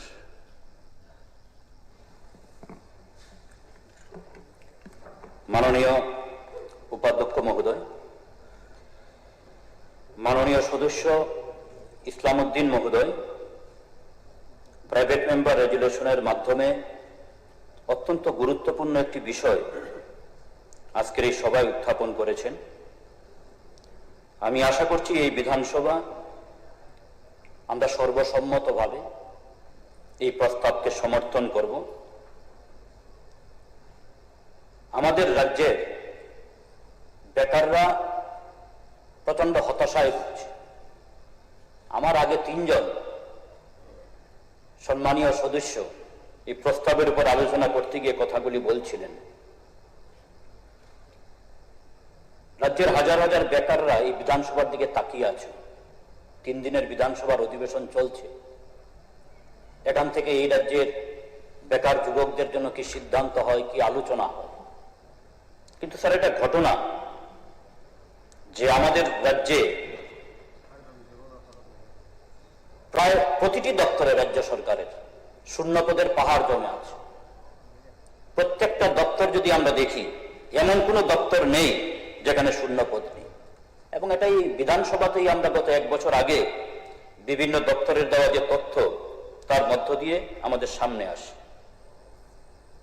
অন্যান্য দপ্তরের কথা স্যার বাদই দিলাম, আমার চেয়ে মাননীয় উপাধ্যক্ষ মহোদয় আপনি আরো বেশি করে বলতে পারবেন এই পবিত্র বিধানসভার কথা, যেখানে দাঁড়িয়ে আমরা কথা বলছি। এই বিধানসভায় আজকে কর্মচারী সংকট কোন জায়গায়? আজ থেকে 8 বছর, 10 বছর, 12 বছর আগে বিধানসভার মধ্যে কর্মচারী সংখ্যা কত ছিল? আজকে কোন জায়গায়? কিছু আউটসোর্সিং তার মাধ্যমে এখন বিধানসভার কাজকর্ম চালাতে হচ্ছে। এবং এই চেহারা শুধু বিধানসভার ক্ষেত্রে না, রাজ্যের অধিকাংশ দপ্তরের ক্ষেত্রে। এবং আমরা দেখলাম এখানেও নিয়োগ করবার জন্য তার একটা প্রক্রিয়া শুরু হয়েছিল এবং মাঝপথে সেটা আবার বাতিল হয়ে যায়।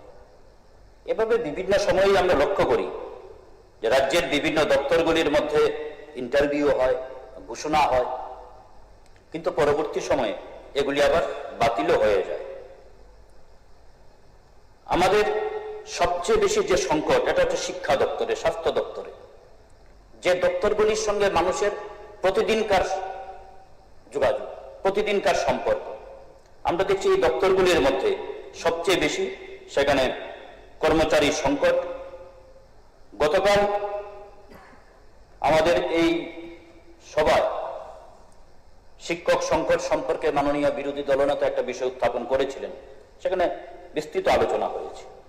আমরা জানি যে আমাদের রাজ্যে পূর্বতন বামফ্রন্ট সরকারের সময় বছরে 2 বার করে ট্যাক্স পরীক্ষা হতো শিক্ষক নিয়োগের জন্য, কিন্তু আজকে কোন জায়গায়? আজকে বছরের পর বছর পেরিয়ে যায়, সেখানে ট্যাক্স পরীক্ষাই তো হয় না। 2022 সালে হয়েছিল, পরবর্তী সময় আবার 2025 সালে হয়েছে, 3 বছর পরে। 2025 সালের পর আজকে 26 সাল, প্রায় শেষের দিকে, এবং পরীক্ষাও যা হচ্ছে সেখানে নিয়োগ করার ক্ষেত্রে আমরা দেখছি সেটা দীর্ঘ বিলম্বিত হচ্ছে। রাজ্যের স্কুলগুলির মধ্যে শিক্ষক সংকট একটা প্রতিদিনকার একটা আলোচিত ঘটনা। রাজ্যের বিভিন্ন প্রান্তে আমরা দেখি প্রায় প্রতিদিনই যখন রাস্তা অবরোধ হয়, আন্দোলন হয়, তার যে মূল যে দাবিগুলি, সেখানে দেখা যায় যে শিক্ষক সংকট একটা অন্যতম বিষয়। এই সড়ক অবরোধের ছাত্ররা রাস্তায় নেমে আসছে, যে সময়টা ছাত্রদের ক্লাসরুমে থাকার কথা তারা রাস্তায় এসে বসছে। শিক্ষক সংকট এমন একটা জায়গার মধ্যে গিয়ে পৌঁছেছে। এবং শুধু স্যার শিক্ষক সংকটের বিষয় না, প্রত্যেকটা দপ্তর ধরে ধরে যদি আমরা দেখি, স্বাস্থ্য দপ্তর, সেখানে চিকিৎসকের সংকট, স্বাস্থ্য কর্মীদের সংকট। ফলে আজকের এই যে বিষয়টা এখানে উত্থাপিত হলো যে শূন্যপদ, সমস্ত শূন্যপদগুলি পূরণ করা। আমাদের রাজ্যে বর্তমানে শূন্যপদের সংখ্যা প্রায় 60,000-এর কাছাকাছি। স্যার, আমরা শুনেছিলাম 2018 সালে বিধানসভা নির্বাচনের আগে গোটা রাজ্যে একটা প্রচার দেওয়ার চেষ্টা হয়েছে যে ত্রিপুরা রাজ্যে তৎকালীন সময়ে নাকি রাজ্য সরকারের বিভিন্ন দপ্তরগুলিতে শূন্যপদ প্রায় 50,000, এবং নতুন সরকার তৈরি হলে পরে প্রথম ক্যাবিনেটে সিদ্ধান্ত নিয়ে সমস্ত শূন্যপদ পূরণ করা হয়। যদিও তখন পূর্বতন সরকার পক্ষ থেকে এটা বলা হয়েছিল যে না, শূন্যপদ এতটা না, অনেক কম ছিল। 2019 সালে এই বিধানসভায় একটা প্রশ্নের মাধ্যমে আমরা তখন জানতে পারলাম, সরকারের দিক থেকে যে উত্তর দেওয়া হলো, সেই সংখ্যাটা 20,000-এর কম ছিল। আমার যতটুকু মনে পড়ে 17 কিংবা 18,000-এর কাছাকাছি ছিল ফিগারটা। কিন্তু সেদিন এমন একটা প্রচার দেওয়া হয়েছে এবং সেই সঙ্গে বলা হয়েছিল যে বছরে আবার 50,000 করে সেখানে চাকরি হবে। কিন্তু আজকের সময়ে স্যার, এটা ঘটনা যে আমাদের রাজ্যের বেকাররা প্রচন্ড হতাশায় ভুগছেন। আজকেও আমাদের এই অধিবেশনে আলোচনা হয়েছে নেশা নিয়ে। এই যে নেশার এত বাড়বাড়ন, তার পিছনে একটা কারণ, কাজ নেই, কর্মসংস্থানের প্রশ্নে প্রচন্ড হতাশা আছে। আমাদের রাজ্যের যুবকদের একটা ভালো অংশ এখন বহির্রাজ্যে চলে যাচ্ছেন, বিশেষ করে দক্ষিণ ভারতের দিকে। ফলে আমরা আশা করি যে সরকার এই বিষয়গুলি বিবেচনার মধ্যে রেখে সেখানে প্রয়োজনীয় উদ্যোগ গ্রহণ করবেন, এবং শুধুমাত্র শূন্যপদের ক্ষেত্রেই না, আমরা বলতে পারি যেমন ধরুন যারা স্কিম ওয়ার্কার রয়েছে, তারা সেখানে নিয়মিত তাদের বেতন হচ্ছে, তাদের বেতন ভাতার প্রশ্নে, বিভিন্ন পাওনার প্রশ্নে তাদের মধ্যে ক্ষোভ রয়েছে, তাদের কথা রয়েছে, তাদের দাবি রয়েছে। আমি দেখছিলাম 3 দিন আগে আমাদের খোয়াই জেলার মিড ডে মিল ওয়ার্কাররা জমায়েত হয়ে সেখানে মিছিল সংগঠিত করছেন। তাদের কি বক্তব্য? যে আমরা 3 মাস ধরে বেতন ভাতা পাচ্ছি না। কত টাকাই তারা পান? আজকের মূল্যবৃদ্ধির বাজারে যখন চিনির দাম 70 টাকা, 1 লিটার তেল কিনতে হয় 200 টাকা, সেই সময় একজন 7,000, 8,000, 5,000 টাকা বেতন পেয়ে থাকে, তারা যখন 2 মাস 4 মাস পেরিয়ে যায় বেতনটা পান না, স্বাভাবিকভাবে এই মানুষগুলি চলবেন কিভাবে? এর নাম তো স্যার সবকা সাথ সবকা বিকাশ হতে পারে না। যথার্থ অর্থেই যদি সবকা সাথ সবকা বিকাশ করতে হয়, তাহলে আমরা বলবো এই সমস্ত ক্ষেত্রগুলিতে সরকার সেখানে প্রয়োজনীয় উদ্যোগ গ্রহণ করুক। এবং এই সময়ের মধ্যে আমরা যেটা দেখছি যে বিভিন্ন সময় যে ঘোষণা দেওয়া হয় সরকার থেকে, নিয়োগ করা হয়, সেগুলিও একটা প্রক্রিয়া শুরু হয়, মাঝপথে সেটা বন্ধ হয়ে যায়, খুব ধীর গতিতে চলছে। এমনকি কোনো কোনো ক্ষেত্রে সেই ইন্টারভিউ প্রক্রিয়ার মধ্যেও বিভিন্ন ধরনের ঘোটালা বেরিয়ে আসছে। যেমন গত মাসে একটা সংবাদ শিরোনাম আমাদের নজরে আসলো, এনএইচএম এর অধীনে কমিউনিটি হেলথ অফিসার CHO পদের নিয়োগ পরীক্ষা। এবং একটা গুরুতর প্রশ্ন উঠে আসলো যে সেই প্রশ্ন ফাঁস হয়ে গেছে। তাদের মধ্যে একটা বিরাট খুব, বিভিন্ন সংবাদপত্রে আমরা দেখলাম, এটা শিরোনাম হলো, সংবাদ প্রকাশিত হলো। এইভাবে এই ধরনের কিছু কিছু ঘটনা প্রায় সময় নজরে আসছে। ফলে সমস্ত দিক মিলিয়ে মাননীয় উপাধ্যক্ষ মহোদয়, আপনার মাধ্যমে আমি সরকারের কাছে এই দাবি রাখব এবং আশা করব আমরা সবাই মিলে এই প্রস্তাবকে যেমন গ্রহণ করব, তার পাশাপাশি আগামী দিনে কিভাবে আমাদের রাজ্যের বেকারদের যে আশা, যে প্রত্যাশা, হ্যাঁ, সবাইকে সরকারি চাকরির ব্যবস্থা করা যাবে না, এটা ঠিক, কিন্তু তারপরে এই অবস্থার মধ্যে দাঁড়িয়ে যতটুকু সুযোগ রয়েছে, সম্ভাবনা রয়েছে, এবং আপনারা তো ডাবল ইঞ্জিন গভর্নমেন্ট, অনেক বেশি ক্ষমতা রয়েছে, স্বাভাবিক ডাবল ইঞ্জিন গভর্নমেন্টের কাছে এই রাজ্যের বেকার যুবকদের, এই রাজ্যের মানুষের চাহিদা তো ডাবল, অনেক বেশি প্রত্যাশা। ফলে সেই প্রত্যাশা পূরণ করবার প্রশ্নে সেখানে প্রয়োজনীয় উদ্যোগ, ভূমিকা গ্রহণ করবেন। এবং সেই সঙ্গে আমার দাবি থাকবে যে অবিলম্বে সমস্ত শূন্যপদগুলি পূরণ করার জন্য সরকার সেখানে উদ্যোগ গ্রহণ করুক। টেট পরীক্ষা আগে যেভাবে আমাদের রাজ্যে ছিল শিক্ষক নিয়োগের ক্ষেত্রে বছরে 2 বার, সেইভাবে আবার এটা চালু হোক। অন্ততপক্ষে বছরে 2 বার টেট পরীক্ষা হোক, এবং পরীক্ষার পরে এই প্রক্রিয়াটাকে বিলম্বিত না করে দ্রুত সেখানে নিয়োগ করা হোক। জিআরবিটি, তার মাধ্যমেও সেই নিয়োগ প্রক্রিয়া অন্ততপক্ষে বছরে 1 বার করার জন্য সরকার উদ্যোগ গ্রহণ করুন। পাশাপাশি আপনাদের দেওয়া প্রতিশ্রুতি, আজ থেকে 8.5-9 বছর আগে ভিশন ডকুমেন্ট, সেই প্রতিশ্রুতি বাস্তবায়নের জন্য সরকার যথাযথ ভূমিকা গ্রহণ করুক। এই কয়েকটি কথা বলে কিছুক্ষণ সময় দেওয়ার জন্য মাননীয় উপাধ্যক্ষ মহোদয়, আপনাকে ধন্যবাদ জানিয়ে আমার কথা বলা শেষ করছি। আশা করছি আমরা সবাই এই প্রস্তাবকে সেখানে সমর্থন জানাব। ধন্যবাদ। ধন্যবাদ মাননীয় সদস্য নির্মল বিশ্বাস। আমি এখন মাননীয় সদস্য দীপঙ্কর সেন বাবুকে বলবো শর্টকাটে বলার জন্য।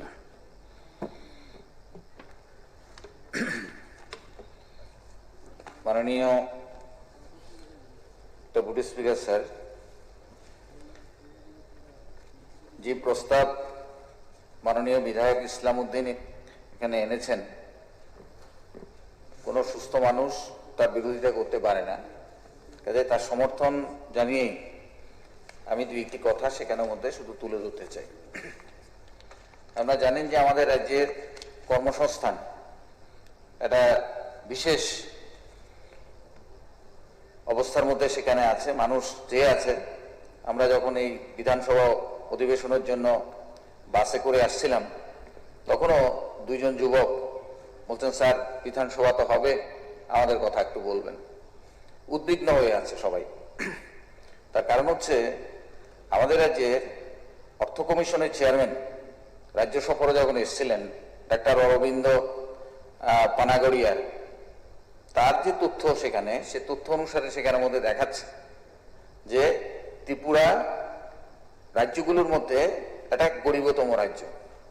এখানে 13.11% মানুষ দরিদ্র সীমার নিচে, অর্থাৎ দরিদ্রতার কবলে সেখানের মধ্যে রয়েছে। এবং মাথাপিছু গড় আয় যেটা, এটাও সেখানের মধ্যে আমাদের রাজ্যে সেখানের মধ্যে কমছে। কিন্তু ভাইরাস আমাদের রাজ্যে শিক্ষার হার অনেক, শিক্ষিত লোকের সংখ্যা সেখানের মধ্যে অনেক সেখানে আছে। কাজে সেদিক থেকে এটা অনেকটা বিপরীত ধর্মী। সেদিক থেকে আমি শুধু একটা তথ্য সেখানের মধ্যে দিতে চাই। 2017 সালের 31 ডিসেম্বর পর্যন্ত গ্রুপ এ কর্মচারী ছিল আমাদের 4741 জন, হোয়ারেস এটা 2000 এই সময়ের মধ্যে এসে সেটা দাঁড়িয়েছে 6239 জন।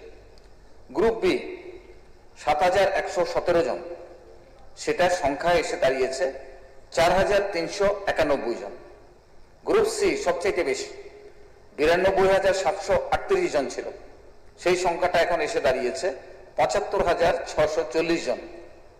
সর্বশেষ গ্রুপ বি দারুণভাবে কমেছে, 48,235 জন ছিল, যেটা 48,000 থেকে কমে 18,799 জনে এসে সেখানের মধ্যে দাঁড়িয়েছে। অর্থাৎ প্রায় 58,000-এর উপরে এখন সেখানে এই ধরনের একটা শূন্য পদ এসে দাঁড়িয়েছে। আমাদের রাজ্যে কি বেকার নেই? বেকার প্রচুর সংখ্যায় সেখানের মধ্যে আছে। স্নাতকোত্তর বেকার 64,096 জন, স্নাতক 89,021 জন, HS+2 38,117 জন, মাধ্যমিক 2,53,890 জন, ডিপ্লোমা 19,083 প্লাস তার সঙ্গে 12,649, মাধ্যমিক ফেল 67,664 জন, ITI পাস 8,787 জন, ইঞ্জিনিয়ারিং পাস 15,000, ডাক্তার 3,000, nurse paramedic 9,000, BEd MEd 11,000, NET slab 1,899 জন। সংখ্যাটা যদি আমরা যোগ করি তাহলে দেখা যাবে যে 5 লক্ষের মতো বেকার আমাদের এই রাজ্যের ভেতরে রয়েছে, যারা কর্মসংস্থান চায়, এবং এই কর্মসংস্থানের ব্যবস্থা করাটা আমাদের রাজ্য সরকারের সেখানের মধ্যে একটা নৈতিক দায়িত্ব। কাজ পাচ্ছে না, যার ফলে দেখা যাচ্ছে শ্রম দপ্তরের একটা তথ্য আপনাদের সামনে সেখানের মধ্যে বলছি, 92,097 জন যারা আমাদের রাজ্য থেকে বাইরের রাজ্যে গিয়ে সেখানে কাজের সন্ধানে চলে গেছে। শ্রম দপ্তরের তথ্য, এটা আমার কোনো তথ্য নয়। এর মধ্যে 17,053 জন হচ্ছে মহিলা, যারা কাজের সন্ধানে বাইরে চলে যেতে সেখানের মধ্যে বাধ্য হচ্ছে। এখন এই জায়গার মধ্যে দাঁড়িয়ে আমাদের সরকারের কাছে সবচাইতে একটা বড় চ্যালেঞ্জ, যেই সময়ের ভেতরে তাদের জন্য একটা ব্যবস্থা আমাদের সেখানের মধ্যে করতে হবে। আমি খুব ছোট্ট পরিসরেই বলছি। এবং এখানে দেখেছেন যে বাম আমলে একটা ইন্টারভিউ হয়েছিল, সেই ইন্টারভিউটা সম্পর্কে অনেকদিন স্থবিরতা ছিল। 10,323 যাদের একটা আইনি জটিলতা, তাদেরকে কর্মসংস্থানের মধ্যে নিয়ে আসার জন্য সে সুযোগ সেখানের মধ্যে তৈরি করা, তার সঙ্গে আরো কিছু মিলে লাভ করে একটা ইন্টারভিউ নেওয়া হয়েছিল, এবং সেই ইন্টারভিউটা সেখানের মধ্যে এই গভর্নমেন্ট আসার পরে সেটাকে স্টপ করে রাখা হয়েছে। তার পরবর্তী সময় সেটা কোর্টের নির্দেশে দেখা গেল যে না, এই প্রক্রিয়াটা পুনর্বহাল আছে। তখনই আমরা দাবি করেছিলাম যে এই সংখ্যাটাও যদি সেখানের মধ্যে নিয়োগ করা হয় তাহলে আমাদের রাজ্যের কর্মসংস্থানের একটা বিরাট সুযোগ সেখানের মধ্যে হবে। এবং এটা যে বৈধ সেখানের মধ্যে আমি বলি যে 1 সেপ্টেম্বর 2025 আমাদের পত্রিকাগুলোতে সেটা প্রকাশিত হয়েছিল যে এটা বৈধ এবং সেইভাবে তার কর্মসংস্থানের সুযোগ সেখানের মধ্যে করা হোক। কাজে এই জায়গার মধ্যে দাঁড়িয়ে আরো অনেকগুলো আইনি জটিলতা, বিভিন্ন পদ্ধতি সেখানে হচ্ছে, যেটাতে সরকার আরো বেশি গুরুত্ব সেখানের মধ্যে দেওয়া দরকার। যেমন দেখুন, প্রাইমারি টিচার, এখন কি সিদ্ধান্ত সেখানে প্রাইমারি টিচার সারা দেশের ক্ষেত্রে সেখানের মধ্যে বলা হচ্ছে যে তারা যদি টেট কোয়ালিফাই না হয় তাহলে তারা চাকরির মধ্যে থাকবে না। আমি জানি না অর্থমন্ত্রী এখানে আছেন, কি সিদ্ধান্ত গভর্নমেন্ট সেখানের মধ্যে আছে। অন্যান্য রাজ্যগুলো জরুরি ভিত্তিতে তাদের টেট ব্যবস্থা করা হচ্ছে, যদি না হয় তাহলে এই লোকগুলো সেখানের মধ্যে চাকরি থেকে ছাঁটাই হয়ে যাবে। তাহলে তার জন্য জরুরি ভিত্তিতে সহজ পদ্ধতিতে কিভাবে টেট নিয়ে তাদের কর্মসংস্থানের সুযোগ করতে পারে, বিভিন্ন রাজ্যগুলো সেখানের মধ্যে তার জন্য তড়িঘড়ি সিদ্ধান্ত গ্রহণ করেছে। কিন্তু আমি এখন পর্যন্ত দেখিনি আমাদের স্টেট গভর্নমেন্ট এই ধরনের কোনো উদ্যোগ সেখানের মধ্যে গ্রহণ করেছে। কাজে এইটা আমি সেখানের মধ্যে দেখিনি। কাজে লাস্ট আমি যে কথাটা সেখানের মধ্যে বলবো যে আমাদের রাজ্য সরকার এবং অর্থমন্ত্রীর কাছে এটা একটা বড় চ্যালেঞ্জ। একদিকে হচ্ছে ঋণের বোঝা আমাদের রাজ্যে, যে ঋণের বোঝা 2017 সালে 11,851 ছিল, সে ঋণের বোঝা 2024 সালে এসে 24,685 হয়েছে, আর 2026 সালে সেটা 26,300 কাছাকাছি সেখানের মধ্যে এই ঋণের বোঝা সেখানের মধ্যে হয়েছে কোটি টাকা। আরেকদিকে সেখানের মধ্যে দেখা গেছে কর্মসংস্থানের চাপ, আরেকদিকে সেখানে মধ্যে ভীষণ ডকুমেন্টের সেখানে মধ্যে কমিটমেন্ট পালন করা, সামনে নির্বাচন আসছে, কাজে অর্থমন্ত্রী এবং এই সরকারের সামনে ত্রিমুখী চাপ কিন্তু সেখানের মধ্যে রয়েছে। তার মধ্যে দাঁড়িয়ে সুপরিকল্পিতভাবে সরকার যদি সেখানে মধ্যে সিদ্ধান্ত গ্রহণ করে এই কর্মসংস্থানের জন্য সেখানে মধ্যে পথ তৈরি না করে, তাহলে আমাদের বেকার যুবকদের সামনে এটা বলতে হবে যে হতাশা ছাড়া আর তার সামনে সেখানে কোনো কিছু নেই। কাজে সেই দিক থেকে আমি বলবো যে মাননীয় বিধায়ক শ্রদ্ধেয় শ্রী ইসলামউদ্দিন যে প্রস্তাব সেখানে মধ্যে এনেছেন একেবারে সময় উপযোগী এবং আমাদের ভাবনার মধ্যে সেখানে মধ্যে আঘাত করার মতো, সরকারকে দৃঢ় সিদ্ধান্ত গ্রহণ করার মতো। তাই আমার দৃঢ় বিশ্বাস যে এই প্রস্তাবকে শুধু সমর্থনের প্রশ্ন না, সরকার তাকে বিবেক দিয়ে দেখে এটাকে কি করে ইমপ্লিমেন্ট করে তড়িঘড়ি তার সংস্থানের ব্যবস্থা করা যায় সেই উদ্যোগ সেখানে মধ্যে গ্রহণ করবেন। আমি আমার আলোচনা এখানেই শেষ করছি। আমি ডেপুটি স্পিকার মহোদয়কে ধন্যবাদ জানাচ্ছি আমাকে সময় দেওয়ার জন্য। ধন্যবাদ মাননীয় সদস্য দীপঙ্কর বাবু। এখন আমি মাননীয় সদস্য শ্রী ইসলামউদ্দিন কর্তৃক উত্থাপিত রেজলিউশনটি ভোটে দিচ্ছি। রেজলিউশনটি হলো এই মন্ত্রী মহোদয় না করলে কি ভোটের পরে দিবে? আচ্ছা আচ্ছা।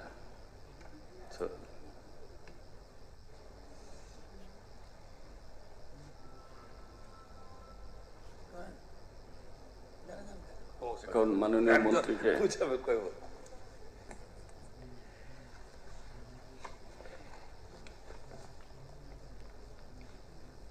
মাননীয় উপাধ্যক্ষ মহোদয়, মাননীয় সদস্য শ্রী ইসলামউদ্দিন মহাশয় যে বেসরকারি প্রস্তাব এখানে উত্থাপন করেছেন এবং এই প্রস্তাবে বিধানসভা সর্বসম্মতিক্রমে প্রস্তাব করছে যে অবিলম্বে রাজ্য সরকারের দপ্তরগুলিতে বিভিন্ন শ্রেণীর সমস্ত শূন্যপদ পূরণে উদ্যোগ গ্রহণ করুক। এই পরিপ্রেক্ষিতে এখানে ইসলামউদ্দিন মহাশয় বলার পরেও সেখানে বেশ কয়েকজন মাননীয় সদস্যরা তার পক্ষে বক্তব্য রেখেছেন এবং আমাদের সরকার এর আগেও বিভিন্ন সময়ে এই শূন্যপদ পূরণের জন্য বিভিন্ন সময় সভাতে আলোচনা করা হয়েছে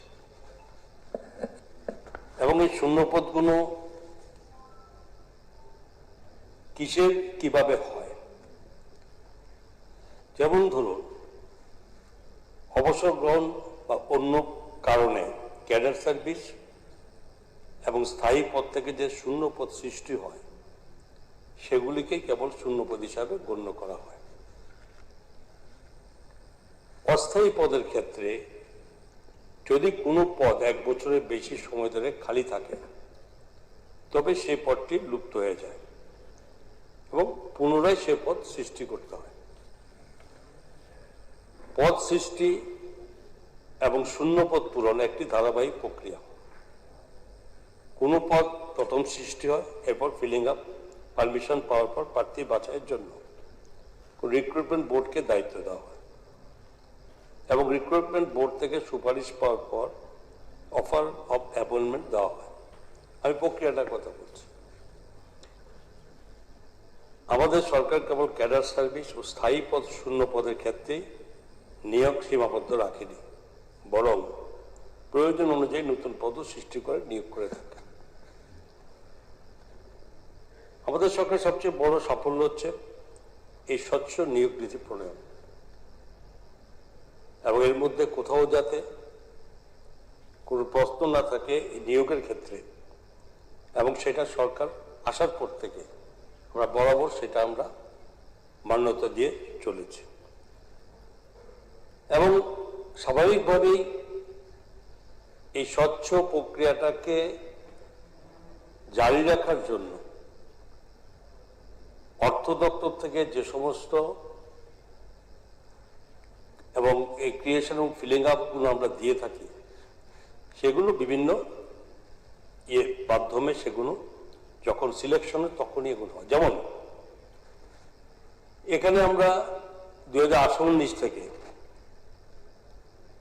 এই এ গ্রেডে 101 জন আমাদের নিয়োগ পেয়েছে, বি গ্রেডে 1 জন হয়েছে, সি গ্রেডে 981 জন হয়েছে এবং ডি গ্রেডে 87 জন হয়েছে। মোট 1170 জন 2018-19 সালে এটা আমরা নিয়োগ দিতে পেরেছি। 2019-20 সালে এ গ্রেডের 4 জন, বি গ্রেড 3 এবং সি গ্রেডের 917 এবং ডি গ্রেডে 159 জন। এভাবে এখানেও ওই বছরে 1083 জন হয়েছে। 2020-21 সালে, এটা সবাই জানেন যেটা কোভিডের সময় সারা দেশ যখন আমরা জর্জরিত আমাদের, সে ওই 20-21 এই গ্রেডে 41 জন এবং বি গ্রেডে 5 জন, সি গ্রেডে 517 এবং ডি গ্রেডে 117 জনের নিয়োগ হয়েছে, মোট 680 জন। 2021-22 সালে এ গ্রেডে 225 জন এবং বি গ্রেডে 14 জন, সি গ্রেডে 2648 জন এবং ডি গ্রেডে 115 জন, মোট 3002 জন সেখানে নিয়োগ প্রাপ্ত হয়েছে। 2022-23 সালে এ গ্রেডে 107 জন এবং বি গ্রেডে 67, সি গ্রেডে 3425 এবং ডি গ্রেডে 110, টোটাল 3709 জন। 23-24 এ গ্রেডে 35, বি গ্রেডে 215, সি গ্রেডে 3371 এবং ডি গ্রেডে 190, টোটাল 3811। 24-25 এ গ্রেডে 40 জন, বি গ্রেডে 393 এবং সি গ্রেডে 1425 এবং ডি গ্রেডে 2241, মোট 4099 জন। ঠিক তেমনি 2025-26 সালে এ গ্রেডে 321 জন, বি গ্রেডে 445 এবং সি গ্রেডে 2037 এবং ডি গ্রেডে 488, মোট 3291 জন।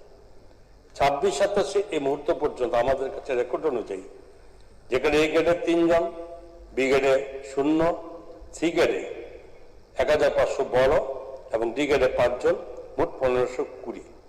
এই টোটালি যদি এই গ্রেডকে আমরা টোটাল করি, এই পর্যন্ত আমাদের এই সময়কাল পর্যন্ত 877 জন এবং বি গ্রেডে 1143 এবং সি গ্রেডে 16,833 এবং ডি গ্রেডে 3,512, টোটাল 22,365 জন অলরেডি যোগাযোগ হয়ে গেছে। নতুন যে এর মধ্যে যেখানে অফার অফ অ্যাপয়েন্টমেন্ট দেওয়া হয়ে গেছে অলরেডি বা টিপিএসসি রিকমেন্ড করেছে এবং যাদের অফার অফ অ্যাপয়েন্টমেন্ট অতি সত্ত্বর দেওয়া হচ্ছে, যেমন 131 জন এগ্রিকালচারাল অফিসার্স এবং 42 জন জেনারেল ডিউটি মেডিকেল অফিসার্স এবং এছাড়া 74 জন সরকারি অধ্যাপককে নিয়োগের প্রস্তাব দেওয়া হয়েছে এবং আরো 127 জন সরকারি অধ্যাপক এবং অফার অফ অ্যাপয়েন্টমেন্ট সুপারিশ করে দেওয়া হয়েছে। এই টোটাল এই সংখ্যার সঙ্গে 374 জন যুক্ত হবে নতুন করে। এবং প্রমোশন পোস্টগুলি এই ভ্যাকেন্সি ফিল আপের মধ্যে নেই। প্রমোশন পোস্টের জন্য পোস্ট ক্রিয়েশনের যেখানে প্রয়োজন হয় সেই ক্ষেত্রে অর্থ দপ্তরের অনুমোদন দেওয়া হয়। প্রমোশন পোস্ট ফিলিং আপের জন্য অর্থ দপ্তরের অনুমোদনের কোনো প্রয়োজন হয় না। এবং বিভিন্ন সময় আমরা আগেও বলেছি, বারবার বলেছি যে এই নিয়োগ নীতির ক্ষেত্রে স্বচ্ছতা, ট্রান্সপারেন্সি বজায় রাখার জন্য সরকার আমরা যে সিদ্ধান্ত নেওয়া হয়েছে তাতে স্বাভাবিকভাবে বিগত সময় যেভাবে নিয়োগ প্রক্রিয়া ছিল সেখানে বর্তমান আমাদের সরকারের সেই নিয়োগ প্রক্রিয়া আমরা পরিবর্তন করেছি এবং সেটা অবশ্যই স্বচ্ছতার মাধ্যমে হয়, মেধার ভিত্তির মাধ্যমে হয় এবং যারা এর যোগ্য তারা প্রপারলি ইন্টারভিউর মাধ্যমে কিন্তু তাদের চাকরি পাচ্ছে। কে পাচ্ছে সে পরিচয় তার একমাত্র তার যোগ্যতা তাকে বিবেচিত করে। কে চাকরি পাচ্ছে তাকে নির্দিষ্ট করে কেউ দেওয়ার কোনো সুযোগ এই সরকারের মধ্যে আমাদের রাখেনি। সুতরাং এই চাকরি অনেকে পাচ্ছে, তাদের কোনো পরিচিতি, তাদের ব্যাকগ্রাউন্ড কি সেটা কোনো বিবেচ্য বিষয় সরকারের মধ্যে নেই। সরকার একটা বিবেচ্য বিষয়, যেই যাবত চাকরি পেয়েছে তাদের যোগ্যতা বলে পেয়েছে, কারোর দয়ায় তারা চাকরি পায়নি। আমি মনে করি তারা এই সম্পর্কে যথেষ্টভাবে এভাবে মানসিক একটা শক্তিও তাদের মধ্যে পায়। কারণ দয়া দেওয়া এক জিনিস, আর কারণ নিজের সক্ষমতা বজায় রেখে, যোগ্যতা বজায় রেখে চাকরি পাওয়া সেটা অন্যতম অংশ। তো এই বিভিন্ন এই নিয়ম নীতি মেনে টিপিএসসি, জিআরবিটি, টিআরবিটি বা অন্য কোনো রিক্রুটমেন্ট বোর্ডের মাধ্যমে যখন নিয়োগ প্রক্রিয়া একটু সময় সাপেক্ষ, এটা বারবার আমরা স্বীকারও করেছি, মাননীয় মুখ্যমন্ত্রী স্বীকার করেছেন যে এটা সময় সাপেক্ষ, কিন্তু সরকারের কাজকে বন্ধ রাখা যাবে না। সরকারি কাজকে জনগণের স্বার্থে যেখানে সরকারের কাজ এটা চালু রাখার জন্য অবশ্যই আমরা এই পাবলিক সেবা এবং উন্নয়ন প্রক্রিয়া ব্যাহত না হয় তার জন্য আমরা অবশ্যই আউটসোর্সিং এবং কন্ট্রাকচুয়াল চাকরি সময় সময় আমাদেরকে দিয়ে এই সমস্ত কাজগুলো আমাদের পরিচালনা করে রাখতে হয়েছে। এবং তারও একটা বিবৃতি আমি দিচ্ছি, অনেকে বলেছেন, আমরা নিশ্চয়ই দিয়েছি, যেগুলো নিয়োগ প্রক্রিয়া দেরি হচ্ছে সেখানে সরকারের কাজ চলতে হবে। এবং সেখানে তার জন্য কি হয়েছে, আমি আবারও সেটা সংখ্যা 2018-19 থেকে বলছি যে কন্ট্রাকচুয়াল চাকরি 18-19 আমরা 34 জন দিয়েছি এবং 19-20 476 জন দিয়েছি এবং 2020-21 1435 জন দিয়েছি, 2021-22 সালে 2769 জনকে দিয়েছি এবং 2022-23 1560 জনকে দিয়েছি, 2023-24 3694 জনকে দিয়েছি এবং 2024-25 3349 জনকে দিয়েছি, 2025-26 598 জন দিয়েছি এবং 2026-27 169 জনকে দিয়েছি, যার টোটাল সংখ্যা 14,084। রেগুলার ছাড়া এগুলো আমি বলেছি তো, এগুলো সমস্ত কন্ট্রাকচুয়াল। বা আউটসোর্সিং আসুন, সেই 18-19 আমরা 1408 জন দিয়েছি, 2019-20 399 জন দিয়েছি এবং 2020-21 1610 জনকে দিয়েছি, 2021-22 891 জন, 2022-23 1081, 2023-24 1752 এবং 2024-25 1674 এবং 2025-26 1297, 2026-27 2032। এই টোটাল মিলে আমরা 26,228 জনকে আমাদেরকে এই কন্ট্রাকচুয়াল এবং আউটসোর্সিং আমরা নিযুক্ত করতে হয়েছে। এবং এছাড়াও যেখানে শূন্যপদ কেবলমাত্র এন্ট্রি পোস্টেই থাকে না, কর্মচারী অবসর গ্রহণের পর শূন্যপদ অটোমেটিক্যালি সৃষ্টি হয়। যখন কোনো কর্মচারী অবসরে যান তখন যে পদ থেকে অবসরে যান তা গ্রুপ ডি ব্যতীত অন্য পদ সাধারণত পদোন্নতির মাধ্যমে পূরণ করা সম্ভব। এবং বর্তমান সরকার আমলে পদোন্নতি সংক্রান্ত একটি মামলা মহামান্য সুপ্রিম কোর্টে বিচারাধীন থাকায় অনেকদিন যাবত আমরা পুরো পদোন্নতি প্রক্রিয়া বন্ধ ছিল। কিন্তু আমাদের সরকার ক্ষমতা আসার পর এই প্রমোশন প্রক্রিয়ার জটিলতা নিরসনে আমরা অ্যাডহক প্রমোশন পলিসি আমরা চালু করতে হয়েছে আমাদেরকে, যাতে কর্মচারী কুল একদিকে প্রমোশন পায়, অন্যদিকে যাতে অধিকতর শূন্যপদ এটা সৃষ্টি হয় এবং রাজ্যের বেকারদের কর্মসংস্থানের সুযোগ তৈরি হয়। অ্যাডহক প্রমোশন পলিসির মাধ্যমে যারা প্রমোশন পেয়েছিল তাদেরকে পরবর্তীকালে রেগুলার করা হয়েছে। যেহেতু প্রমোশন রিলেটেড মামলাটি এখন মহামান্য সুপ্রিম কোর্টের বিচারাধীন আছে, তাই আমাদের সরকার আইনত বিষয়গুলো বিবেচনা করে দেখছে যাতে এই মুহূর্তে আইনসম্মতভাবে দ্রুত পদোন্নতি পাওয়া যায়। এছাড়াও যে বর্তমানে যে প্রত্যেকটি দপ্তরে আমাদের কাছে তথ্য মোতাবেক কোন কোন জায়গাতে কোন কোন দপ্তরে কিভাবে নিয়োগের প্রক্রিয়া জারি চলছে, যেমন ধরুন গ্রাম উন্নয়ন দপ্তর টিপিএসসির মাধ্যমে 198 জন জুনিয়র ইঞ্জিনিয়ার এবং ডিগ্রি 105 জন ডিপ্লোমা এবং 93 জন এই নিয়োগ প্রক্রিয়া চলছে। ডিগ্রিতে 105, ডিপ্লোমাতে 93 জন। এটা জুনিয়র ইঞ্জিনিয়ার ইলেকট্রিক্যাল 8টি পদে, ডিগ্রি এবং 5টি এবং ডিপ্লোমা 3টি। এটা টিপিএসসির মাধ্যমে বর্তমানে চলছে। ত্রিপুরা পুলিশের 6,700 স্পেশাল এক্সিকিউটিভ পদে অন্তর্ভুক্তি অলরেডি আমাদের অর্থ দপ্তর সেখানে অনুমোদন দিয়ে দিয়েছে, প্রক্রিয়া চলছে। যুব বিষয়ক ও ক্রীড়া দপ্তর youth organiser, junior PI, coach ইত্যাদি 326টি পদ পূরণের প্রক্রিয়া চলছে। PWD RNB TS grade 5 A junior engineer degree এর 195টি পদ এবং TS group 5 B junior engineer diploma এর 115টি পদ পূরণের প্রক্রিয়া চলছে। Land records and settlement department দপ্তরে অ্যাসিস্ট্যান্ট সার্ভে অফিসার কানুনগো ও আমিনে 141টি পদের লোক নিয়োগের প্রক্রিয়া চলছে। শিল্প বাণিজ্য দপ্তর 42টি সিনিয়র ইন্সপেক্টর পদে নিয়োগের জন্য বিজ্ঞপ্তি ইতিমধ্যে প্রকাশিত হয়ে গেছে।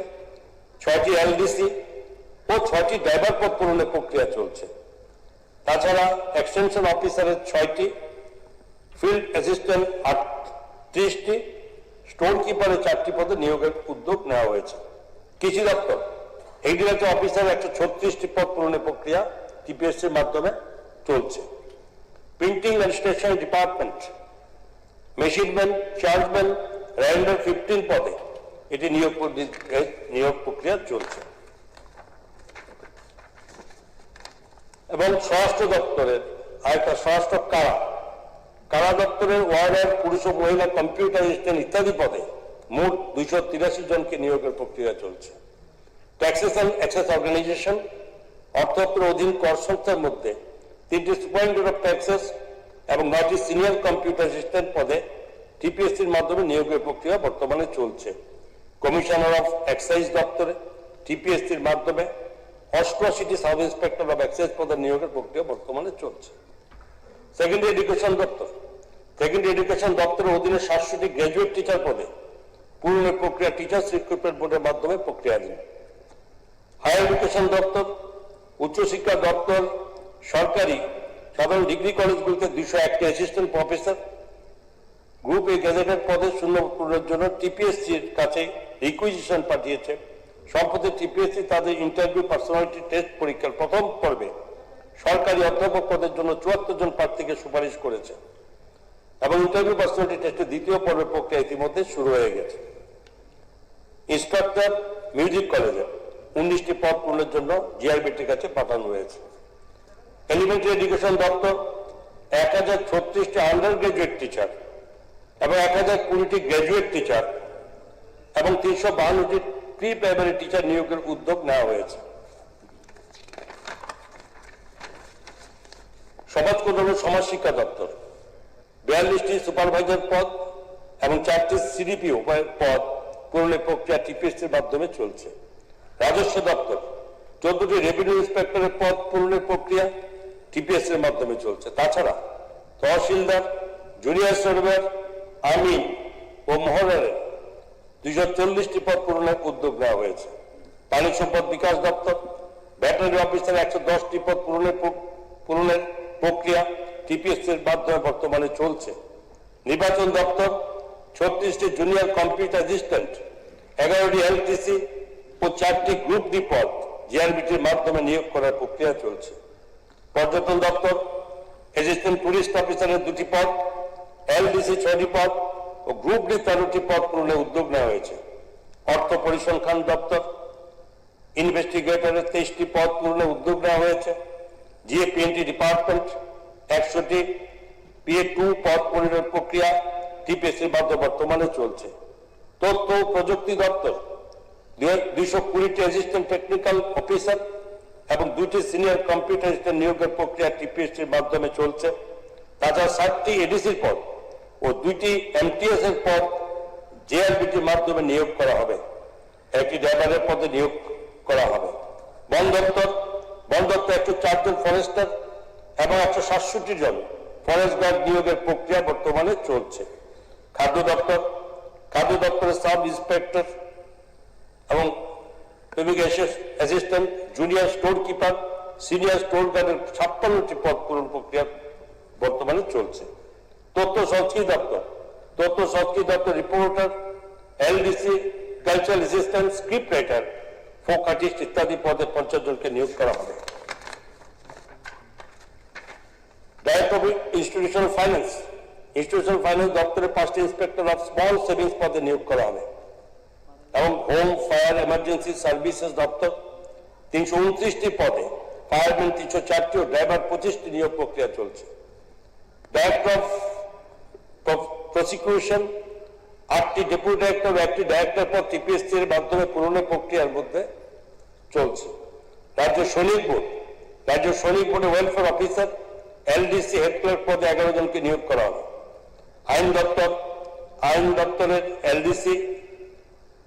LDC library, driver, multitasking staff পদে 16টি পদ পূরণের সিদ্ধান্ত নেওয়া হয়েছে। সমবায়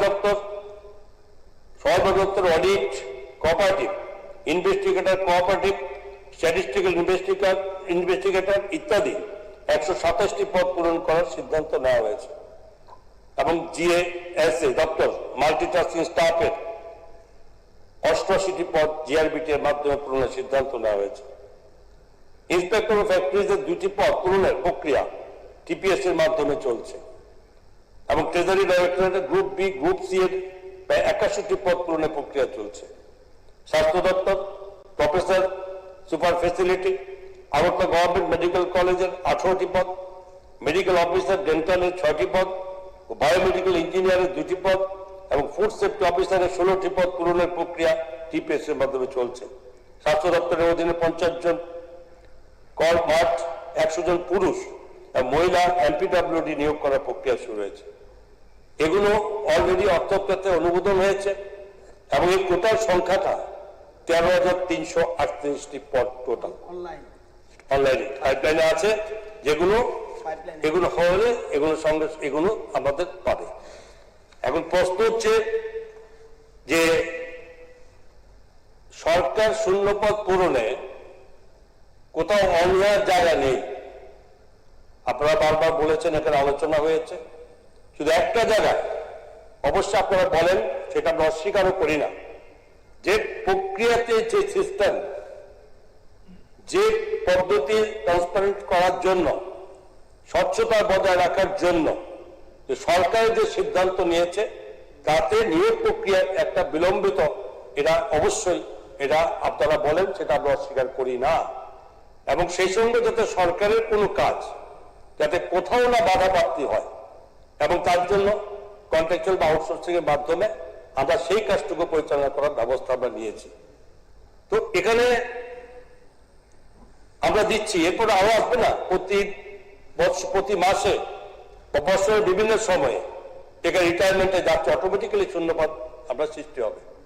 এবং সময় যখন এগুলো ঠিক প্রসেস অনুযায়ী কমপ্লিট হবে, তো অটোমেটিক্যালি বাইরে এখন এরকম নয় যে আর এগুলো কেন দেওয়া হচ্ছে না, আসলে এগুলো কমপ্লিট করা, কারণ এখানে যদি আমরা দিয়ে দিই, সবকটা প্রসেস করে যদি দেরি হয়, তাহলে অটোমেটিক্যালি সেগুলো আবার ওই ল্যাপস হয়ে যায়। তো সেই কারণে এগুলো আমরা দফায় যখনই ছাড়ছে, তার সঙ্গে আবার পরে নেক্সট স্টপে আবার সেখানে আমাদের দাঁড় করে দেওয়া হচ্ছে। এবং এগুলো এই শূন্যপদ বা যেখানে রিক্রুটমেন্টের যে প্রশ্নটা আসে, সেটা অবশ্যই ডিপার্টমেন্ট ওয়াইজ অর্থোত্তর আসে।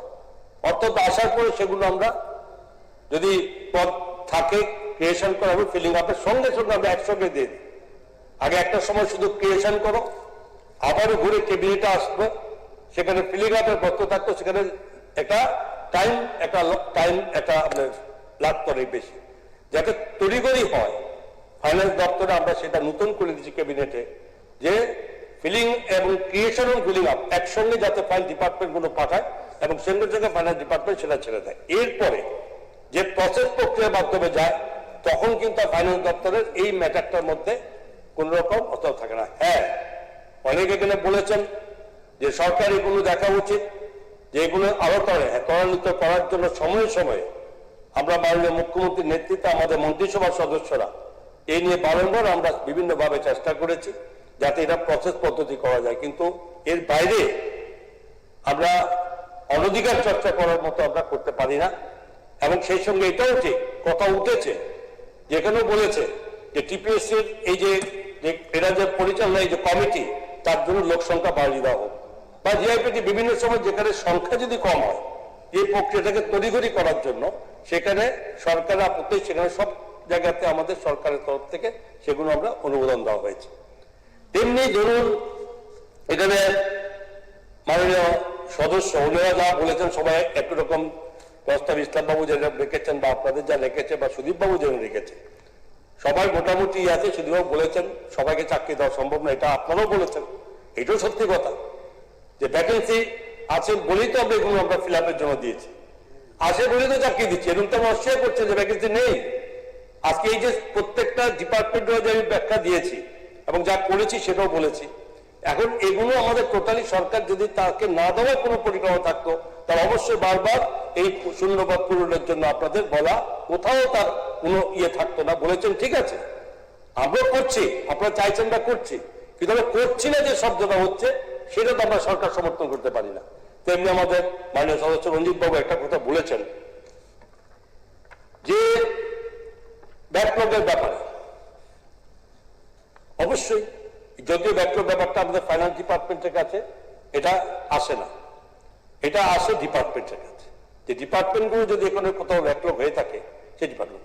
তো আপনি যখন রেখেছেন, আমি এটাও বলি যেটা আমাদের কাছে সরাসরি ফাইন্যান্সের রিপোর্ট থাকে না, তবে এটা অবশ্যই যখন বলেছেন আমরা আমাদের তরফ থেকে ফাইন্যান্সের তরফ থেকে আমরা সমস্ত কনসার্ন ডিপার্টমেন্টগুলোকে এই ধরনের ব্যাকলগ থাকলে যাতে তারা এগুলো আবার এখানে পাঠায়। আর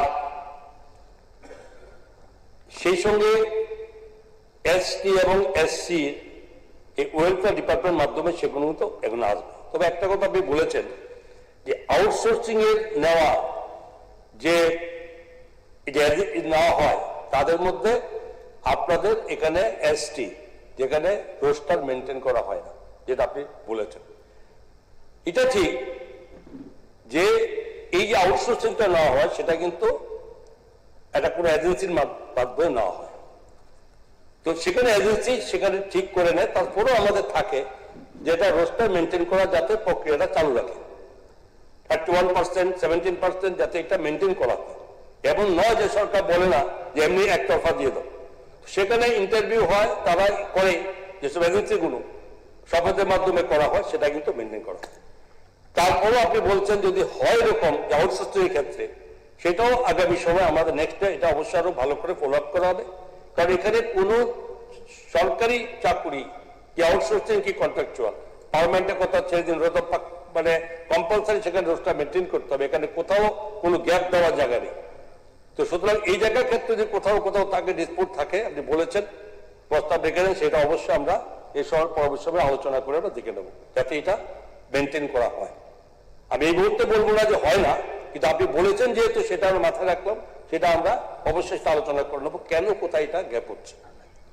এবং আমি অর্থের পক্ষ থেকে আমি আমার এই ডিটেলস আমার মানে যা তথ্য তা আমি দিয়েছি আপনাদের কাছে, এবং আমি অবশ্যই বলবো যে এই বেসরকারি প্রস্তাবে যেখানে ইসলামউদ্দিন মহোদয় এনেছেন, আপনাকে অবশ্যই সেটা বলবো যে আপনি এনেছেন এবং সেটা নিয়ে আলোচনা করার দায়িত্ব সরকারের আছে, এবং সরকার তার আপনার যে বক্তব্য রেখেছেন সেটা সরকারের পক্ষ থেকে যত রিপোর্ট সেটা আপনাকে এই সভাকে জানানো এটা আমাদের অবশ্যই কর্তব্য। কিন্তু যে অর্থ নিয়ে আপনারা বলছেন যে শূন্য পদ পূরণ করতে সরকার রাজি হয় না এবং সরকার করছে না, সরকার অবহেলা করছে বা সবাই এটা অবজ্ঞা করছে, সেটা আমরা সেটা মেনে নিতে পারি না। তারপরে বেসরকারি কথা যেহেতু বলছেন যে এই বক্তব্য আমি বক্তব্য আমি সমর্থন করি না, আমি এটাকে অবশ্যই আমাদের তরফ থেকে আমি এটাকে খারিজ করলাম। মাননীয় অধ্যক্ষ মহোদয়, আমার বক্তব্য আমি এখানে শেষ করলাম। এখন আমি মাননীয় শ্রী ইসলামউদ্দিন একটু ক্লারিফিকেশন। ঠিক আছে, খুব গুরুত্বপূর্ণ আলোচনা। মাননীয় অর্থমন্ত্রীকে ধন্যবাদ, খুব পরিশ্রম করেছেন নিজেদের পক্ষে যুক্তি টানার জন্য, আপনাকে করতেই হবে, করেছেন, ঠিক আছে। কিন্তু আপনার কিছু যুক্তি দেখিয়েছেন যে ভ্যাকান্সি মানে 1 বছর থাকলেই যদি 1 বছর যদি পরে যদি মধ্যে যদি রিক্রুটমেন্ট না হয় এটা আর থাকে না। আরে শুনুন না, এত অধৈর্য কেন, এত অধৈর্য কেন? আপনি 1 বছরের মধ্যে রিক্রুট করতে পারেন না, this is your failure, it is your failure. কিন্তু এই পদটা ক্রিয়েট করা হয়েছিল, that was a permanent post. সেই পার্মানেন্ট পোস্ট আপনি 1 বছর নানা কারণে, হতে পারে রিক্রুটমেন্ট বোর্ডের কারণে, হতে পারে আপনি ফাইন্যান্স থেকে রিক্রুটমেন্টের যে ক্লিয়ারেন্স দেননি, হয়নি, এই জন্য এটা অ্যাবলিশ হয়ে গেছে। This is the failure of the government, number 1। Number 2 বলছেন না, এখানে আমাদের প্রস্তাবে, মাননীয় ইসলামউদ্দিন সাহেবের প্রস্তাবে এখানে কোনো রিক্রুটমেন্ট হয় না, কথা বলা হয়নি। বলা হয়েছে বাল্ক অফ ভ্যাকান্সিস এটা পূরণ করা হোক। এই যে আপনি তথ্য দিয়েছেন, হ্যাঁ তথ্য আপনি একদম অ্যাকুরেট দিয়েছেন। সব টেনে টুনে 2018 থেকে মাত্র উঠতে পেরেছেন 22,000।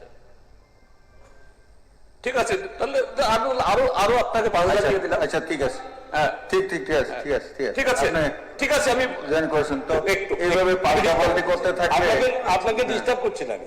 আপনি বলুন, আপনি যেটা বলেছেন 22,000 তো অবশ্যই বলেছে আপনাকে 1-2 করে সবই। আরো যেটা হচ্ছে সেটাও বলুন। না না সেটা বলে না, সেটা না বলে ঠিক আছে, এখনো 22,000 বলেছেন। ঠিক আছে, আপনি যেটা দিয়েছেন, আপনার কথা তো বলছি, আরে আপনাকে তো আমি হয়েছে। আপনাকে সাপোর্ট করে তো বলছি ঠিক আছে, হয়েছে। 22,000। কিন্তু এই 8.5 বছরে রিটায়ারমেন্টের অনেক কথা কথা হয়ে হয়ে গেছে। একমাত্র শিক্ষা দপ্তরে 16,000 টিচার রিটায়ারমেন্টে গেছে।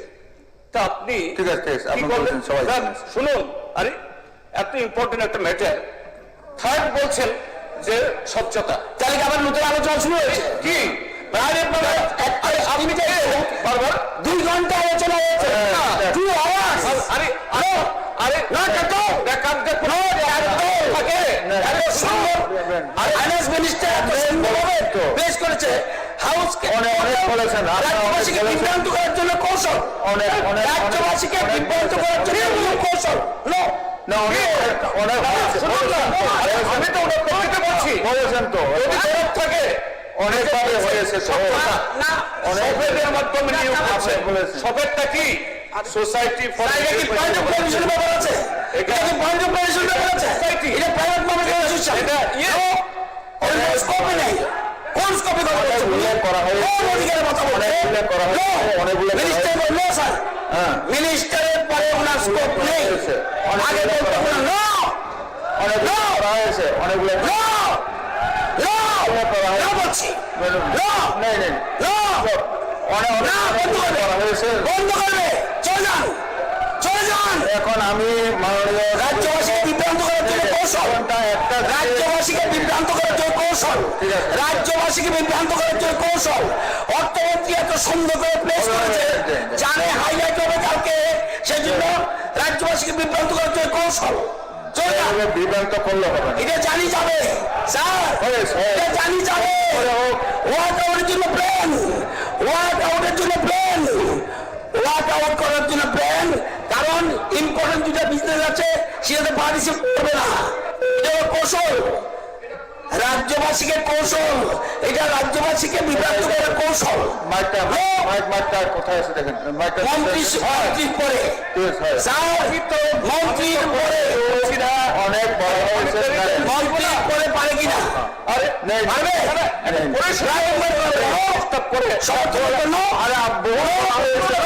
ওনাকে বসেন আপনি। আপনাকে দেওয়া হয়েছে। ঠিক আছে, আমি তো শেষ করছি। আমি বলছি আরে আপনার কথা বলতে স্কোপ নেই, অনেক বলা হয়েছে। সিপিএমের আমল না, 2-3 জন বলেছে। এটা সিপিএমের আমল না, গায়ের জোর চলবে না এখানে।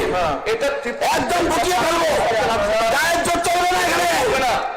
ভোট দাদাগিরি করেছেন, ঠিক আছে, 30 বছর ভোট দাদাগিরি করেছেন, অনেক অন্যায় করেছেন, অনেক পাপ করেছেন, ক্রাইম করেছেন। কোনো কথা বলবেন না, কোনো কথাই বলবেন না। আরে কেউ একদম স্টপ, একদম স্টপ, একদম না, এলপি সাহেব বন্ধ করেন। আরে ওনাকে বলুন না, ওনাকে বলুন আগে, ওনাকে বলুন। বসো, এলপি সাহেব বসো, বসেন, বসেন। বসো, এখন বসো। এখন আমি মাননীয় সদস্য শ্রী ইসলামউদ্দিন কর্তৃক উত্থাপিত রেজলিউশনটি বুথে দিচ্ছি। রেজলিউশনটি হলো, এই বিধানসভা সর্বসম্মতিক্রমে প্রস্তাব করছে যে অবিলম্বে রাজ্য সরকারের দপ্তরগুলিতে বিভিন্ন শ্রেণীর সমস্ত শূন্য পদ দ্রুত পূরণে উদ্যোগ গ্রহণ করুক। যারা এই প্রস্তাবের পক্ষে আছেন তারা হ্যাঁ বলবেন, যারা এই প্রস্তাবের বিপক্ষে আছেন তারা না বলবেন। আমি মনে করি যারা না বলেছেন তারাই সংখ্যাগরিষ্ঠ, অতএব মাননীয় সদস্য ইসলাম উদ্দিন আনিত রেজুলেশনটি সবার বাতিল হলো।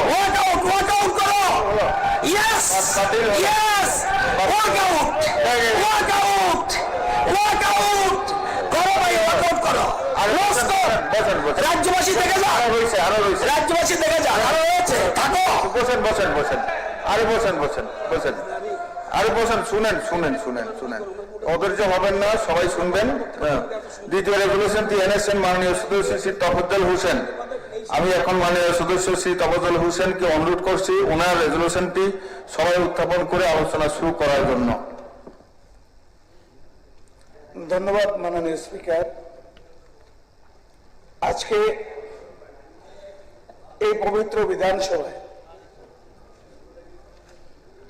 আমি যে বেসরকারি প্রস্তাবটি পেশ করতে যাচ্ছি সেটি শুধু ইনফরমেশন টেকনোলজি ডিপার্টমেন্টের মধ্যে সীমাবদ্ধ নয়। এই প্রস্তাবটি আগামী দিনের নেক্সট জেনারেশন তথা যুব সমাজের ভবিষ্যৎ তথা কর্মসংস্থান এবং ত্রিপুরা রাজ্যের অর্থনীতি। রেজুলেশনটা আগে পরে নিন। পড়ছি স্যার, আগে পরে নিন প্লিজ। এটা পরে তারপর আপনি পড়ছি স্যার, আগে পরে তারপর। এটি আমাদের জন্য আমার উত্থাপিত বেসরকারি প্রস্তাবটি হলো রাজ্যের যুব সমাজের কর্মসংস্থান বৃদ্ধি, তথ্য প্রযুক্তি নির্ভর অর্থনীতি গড়ে তুলতে ত্রিপুরা ইনফরমেশন টেকনোলজির ব্যবস্থাপনার যথাযথ সম্প্রসারণ সহ স্টার্টআপ হাব গড়ে তোলার লক্ষ্যে ত্রিপুরা সরকার নতুন করে আরো উপযুক্ত কিছু পদক্ষেপ গ্রহণ করুক। আরেকবার বলবো স্যার, তাদেরকে একবারেই যথেষ্ট। এরপরে প্রথম পরে তারপরে শুরু করেন। আচ্ছা, আপনার কি যুক্তি আছে বলুন। আচ্ছা, এই পবিত্র বিধানসভায় আমার এই প্রস্তাবটি শুধু ইনফরমেশন টেকনোলজি ডিপার্টমেন্টের মধ্যে সীমাবদ্ধ নয়, এটি নেক্সট জেনারেশন অর্থাৎ আগামী প্রজন্ম, তার ভবিষ্যৎ এবং কর্মসংস্থান এবং আমাদের ত্রিপুরা সরকারের ইকোনমি অর্থনীতি কোন দিকে যাবে তার সাথে সরাসরি যুক্ত।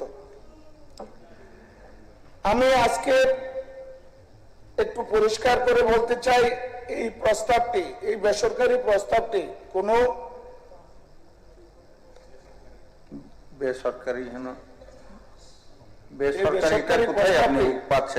কোন রাজনৈতিক প্রস্তাব নয়। তাই আমি অনুরোধ করব সরকার দলের যারা মাননীয় সদস্যগণ আছেন এবং মন্ত্রীগণ আছেন এবং বেসরকারি অর্থাৎ বিরোধী দলের যারা সদস্যগণ আছেন তাদেরকে অনুরোধ করব সমর্থন করার জন্য। ঠিক আছে। আজকের এই প্রস্তাবের কেন্দ্রবিন্দু আগামী দিনের যুব সমাজ। মাননীয় স্পিকার স্যার, আমরা এমন একটি সময় বাস করছি যখন পৃথিবী অর্থনীতি দ্রুত বদলাচ্ছে।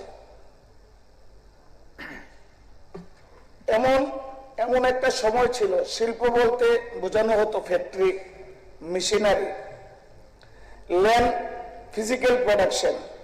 আজকের পৃথিবীতে একটি কম্পিউটার, আজকের পৃথিবীতে যদি একটি শিক্ষিত বেকারের কাছে একটি কম্পিউটার, একটি ব্রডব্যান্ড ল্যান্ড কানেকশন থাকে, একটি স্কিল টিম বা একটি ইনোভেটিভ আইডিয়া দিয়ে বিশ্বের বাজারে ব্যবসা করা সম্ভব। আজ একজন তরুণ আগরতলায় বসে আমেরিকার একটি কোম্পানির জন্য সফটওয়্যার তৈরি করতে পারে, একজন যুবক কমলপুর কৈলাস শহর বসেও গ্রাফিক ডিজাইন তৈরি করতে পারে এবং কাজ করতে পারে, একজন তরুণী ত্রিপুরায় বসে দেশের অন্য প্রান্তের কাস্টমারের জন্য প্রফেশনাল সার্ভিস দিতে পারেন। অর্থাৎ কর্মসংস্থানের জন্য সবসময় কর্মস্থানের কাছে যেতে হবে, এই পুরনো ধারণাটি এই টেকনোলজির জমানায় এসে ভেঙে দিয়েছে। এটাই আমাদের বড় সুযোগ। ভারতের পরিবর্তিত অর্থনীতির দিকে যদি আমরা তাকাই, ভারতের পরিবর্তিত অর্থনীতি মানে কি? মাননীয় স্পিকার স্যার, আমরা ভারতবর্ষ স্বাধীন হয়েছে, আমরা 80 বছরে পা দিয়েছি। এই 80 বছরে ভারতবর্ষের দিল্লির মসনদে অনেক প্রধানমন্ত্রী এলেন আর গেলেন, কিন্তু আমাদের বিশ্বনেতা নরেন্দ্র মোদীজি যখন 2014 সালে দিল্লির মসনদে তিনি বসলেন, তাহলে আজকে 80 বছর ধরে ভারতবর্ষের ইকোনমি 24 নাম্বার, 23 নাম্বার, 17 নাম্বার, অর্থাৎ 12 নাম্বার, 15 নাম্বারে ছিল। যখন আমার যশস্বী প্রধানমন্ত্রী নরেন্দ্র মোদীজি 2014 সালের পর আজকের দিনে ওনার অক্লান্ত পরিশ্রম এবং টার্গেটের জন্য ভারতবর্ষের ইকোনমি অর্থনীতি এখন 4 নম্বরে পৌঁছেছে। তার কারণ আজ ভারত বিশ্বের অন্যতম গুরুত্বপূর্ণ টেকনোলজি এবং স্টার্টআপ ইকোসিস্টেমে পরিণত হয়েছে। তার জন্য আমার নরেন্দ্র মোদীজির যে দূরদর্শী নেতৃত্ব, তার জন্য আজকে ভারতবর্ষ অর্থনীতিতে 4 নম্বরে। সরকারি তথ্য অনুযায়ী 31 মার্চ 2026 পর্যন্ত দেশে ডিপিআইআইটি দ্বারা স্বীকৃত প্রায় 2 লক্ষের উপরে স্টার্টআপ স্বীকৃতি পেয়েছে। এই 2 লক্ষ স্টার্টআপের মাধ্যমে 23 লক্ষ ভারতবর্ষের বেকারের কর্মসংস্থান হয়েছে। তাই FY দ্বারা 2025 এবং 26 সনে 55,000 স্টার্টআপ FY দ্বারা স্বীকৃতি পেয়েছে। তাই 2024 সালে শেষ নাগাদ ভারতবর্ষে স্টার্টআপ 51%-এরও বেশি 2 টায়ার 3 টায়ার শহর থেকে এসছে। আজকের দিনে অর্থাৎ স্টার্টআপের জন্য ব্যাঙ্গালোর, হায়দ্রাবাদ, বোম্বাই, গুজরাট, দিল্লির প্রয়োজন নেই। আমাদের আগরতলার মতো ছোট শহরেও স্টার্টআপ হাব তৈরি করা যায়। সুতরাং ইনফরমেশন টেকনোলজি এখন আর কেবল কম্পিউটার সায়েন্স গ্রাজুয়েটদের বিষয় নয়, কমার্সের ছাত্ররাও সেটা করতে পারে, আর্টসের ছাত্ররাও সেটা করতে পারে, সায়েন্সের ছাত্ররাও করতে পারে, পলিটেকনিক্যালের ছাত্ররাও করতে পারে, সাধারণ গ্রাজুয়েট সকলের জন্য টেকনোলজি বেসড এমপ্লয়মেন্ট এর দরজা খুলেছে। আমাদের কাজ হলো এই দরজাটি ত্রিপুরা যুবকদের সামনে আরো বেশি করে খুলে দেওয়া। মাননীয় স্পিকার স্যার, আমি অত্যন্ত আনন্দের সঙ্গে বলতে চাই যে আমাদের রাজ্যে সরকার এই বিষয়ে সদর্থক চিন্তা ভাবনা করছেন। আইটি সেক্টরকে এগিয়ে নিয়ে যেতে ইতিমধ্যে রাজ্য সরকার বেশ কিছু গুরুত্বপূর্ণ উদ্যোগ গ্রহণ করেছেন, যেমন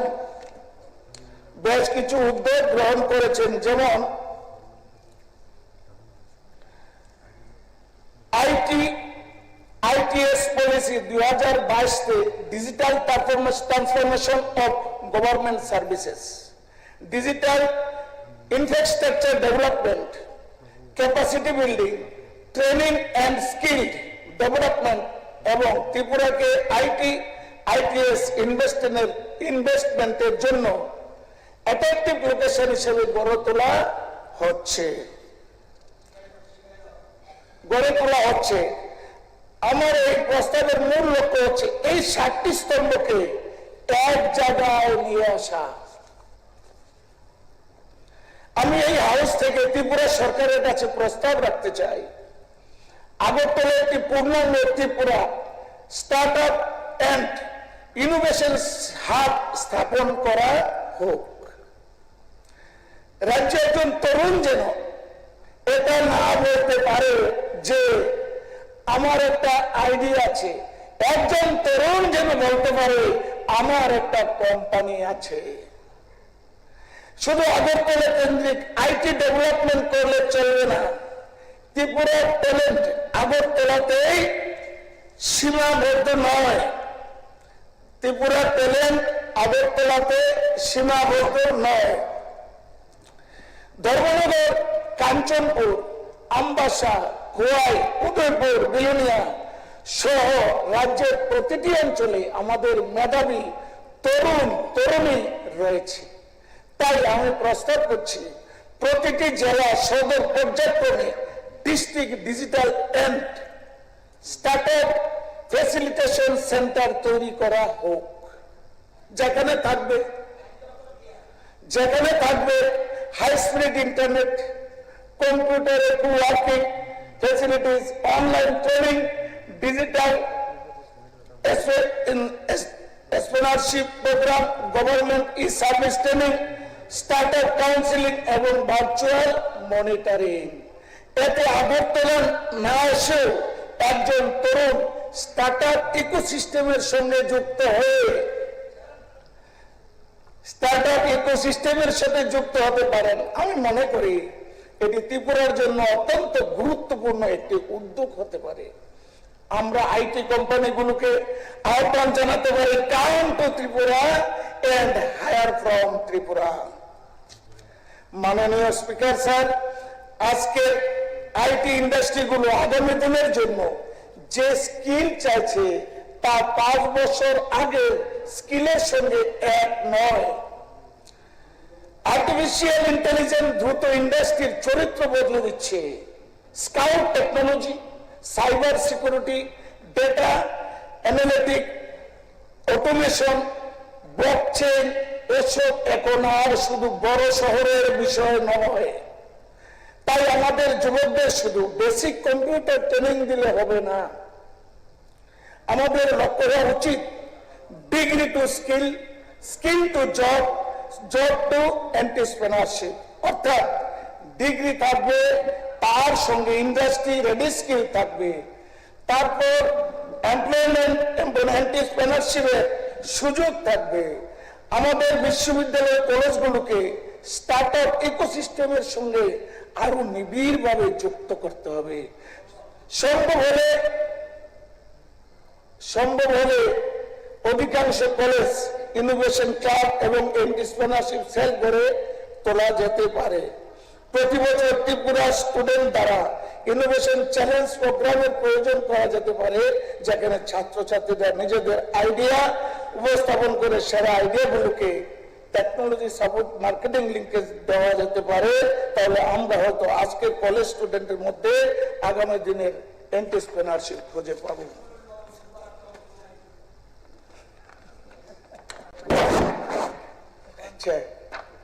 আমাদের 10টা লক্ষ্য শুধু বলে শেষ করবো মাননীয় স্পিকার স্যার। আচ্ছা, লাস্ট, আমি বিশ্বাস করি আমাদের সামনে দুটি পথ রয়েছে। একটি হলো আমরা বলবো ত্রিপুরা ছোট রাজ্য, আমাদের সুযোগ কম, আর অন্যটি হলো আমরা বলবো ত্রিপুরা ছোট রাজ্য, তাই আমরা স্মার্ট টেস্ট হব। আমাদের কাছে বড় মেট্রোপলিটন সিটি নেই, কিন্তু আমাদের কাছে মেধাবী যুবক আছে, আমাদের কাছে শিক্ষিত তরুণ প্রজন্ম আছে, আমাদের কাছে ইংলিশ এবং কম্পিউটার লিটারেচির একটি শক্তি ভিত্তি আছে, আমাদের কাছে প্রাকৃতিক সৌন্দর্য আছে, আমাদের কাছে শান্তিপূর্ণ পরিবেশ আছে, আমাদের কাছে নর্থ ইস্টের গেটওয়ে হওয়ার সম্ভাবনা আছে। তাই এই প্রস্তাবটি ত্রিপুরা যুব সমাজের হয়ে এখানে আমি উত্থাপন করেছি। একজন তরুণী যেন নিজের বাড়ি থেকে একটি ডিজিটাল এন্টারপ্রাইজ পরিচালনা করতে পারে, একজন কলেজ স্টুডেন্ট যেন গ্রাজুয়েশনের আগে নিজের স্টার্টআপের স্বপ্ন দেখতে পারেন। আর সব থেকে বড় কথা, আমাদের ছেলেমেয়েরা যেন ত্রিপুরা থেকে পৃথিবীর সঙ্গে যুক্ত হতে পারেন। এটি একটি সময় ছিল যখন আমরা বলতাম চাকরি কোথায়। আমি চাই আগামী দিনে আমাদের যুবকরা বলুক, চাকরি চাই না, আমি একটি এন্টারপ্রাইজ তৈরি করতে চাই। আমি চাই এমন একটি দিন আসুক দেশের অন্য প্রান্তের তরুণরা কাজের সন্ধানে ত্রিপুরা আসে। একটি সময় ছিল যখন আমরা অন্য রাজ্যের ডেভেলপমেন্টের মডেল অনুসরণ করতাম, কিন্তু আমি চাই আগামী দিনে অন্য ত্রিপুরা, অন্য রাজ্য থেকে ত্রিপুরার মডেল আসুক। মাননীয় স্পিকার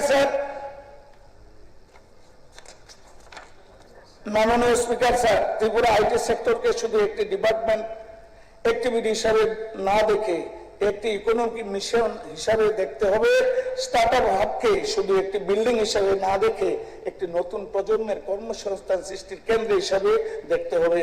আর আমাদের যুব সমাজকে শুধু চাকরির প্রার্থী হিসাবে না দেখে future entrepreneur, innovator or employer এবং গ্লোবাল প্রফেশনাল হিসেবে দেখতে হবে। সেই লক্ষ্যে আজ আমি সম্মানিত সবাই, সরকারি ও বেসরকারি এবং বিরোধী পক্ষের মাননীয় সদস্যবৃন্দদের কাছে আবেদন জানাচ্ছি, দলমত নির্বিশেষে এই গঠনমূলক প্রস্তাবটিকে গ্রহণ করা হোক। এই হাউস থেকে রাজ্যের সরকারকে অনুরোধ করা হোক ত্রিপুরার ইনফরমেশন টেকনোলজির ব্যবস্থা আরো ব্যাপক সম্প্রসারণ, আধুনিক design, infrastructure, industry oriented skill development, একটি পূর্ণাঙ্গ Tripura startup and innovation hub গড়ে তোলার জন্য প্রয়োজনীয় নতুন কার্যকর পদক্ষেপ গ্রহণ করা হোক। আমার এই একটি গড়ে তোলা হোক। আমরা এখন একটি ত্রিপুরা গড়ে তুলতে চাই যেমন প্রযুক্তি শুধু মোবাইল ফোনে থাকে না, প্রযুক্তি থাকবে শিক্ষায়, প্রযুক্তি থাকবে কৃষিতে, প্রযুক্তি থাকবে শিল্পে, প্রযুক্তি থাকবে প্রশাসনে, প্রযুক্তি থাকবে স্বাস্থ্য পর্যটনে এবং সর্বোপরি প্রযুক্তি থাকবে আমাদের যুব সমাজের হাতে। কারণ আজকের প্রযুক্তি বিনিয়োগ মানে আগামী দিনের কর্মসংস্থানের সুযোগ। আজ এই জন্য এই তরুণদের স্কিল ডেভেলপমেন্ট আগামী দিনে একটি পরিবার অর্থনৈতিকভাবে শক্তিশালী করা। আর আজ একটি স্টার্টআপের সুযোগ দেওয়া মানে আগামী দিনের বহু মানুষের কর্মসংস্থানের দরজা খুলে দেওয়া। এই বিশ্বাস নিয়ে আমি আশা করি এই প্রস্তাবটি মূল উদ্দেশ্যের সঙ্গে এই হাউজের সকলের একমত হবেন এবং আজ সংশ্লিষ্ট দপ্তরের মাননীয় মন্ত্রী ওনার বক্তব্যের প্রয়োজনীয় কার্যকর পদক্ষেপ গ্রহণের আশ্বাস দেবেন। মাননীয় স্পিকার, এই কটি কথা বলে আমার আনিত বেসরকারি প্রস্তাবটি এখানে উত্থাপিত করলাম এবং আপনার মাধ্যমে আমি সবাইকে অনুরোধ করব এই প্রস্তাবটি সবাই গ্রহণ করার জন্য। ধন্যবাদ মাননীয় স্পিকার স্যার। আলোচনায় কি অংশগ্রহণ করবেন?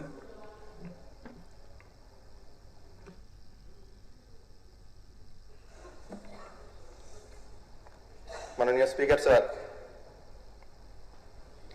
আজ মাননীয় সদস্য শ্রী তফাজ্জল হোসেন মহাশয় প্রাইভেট মেম্বার রেজলিউশনের যে প্রস্তাবটি উত্থাপন করেছেন, রাজ্যের যুব সমাজের কর্মসংস্থান বৃদ্ধি ও তথ্য প্রযুক্তি নির্ভর অর্থনীতি গড়ে তুলতে ত্রিপুরায় ইনফরমেশন টেকনোলজির ব্যবস্থাপনার যথাযথ সম্প্রসারণ সহ স্টার্টআপ গড়ে তোলার লক্ষ্যে রাজ্য সরকার আরও উপযুক্ত পদক্ষেপ গ্রহণ করুক।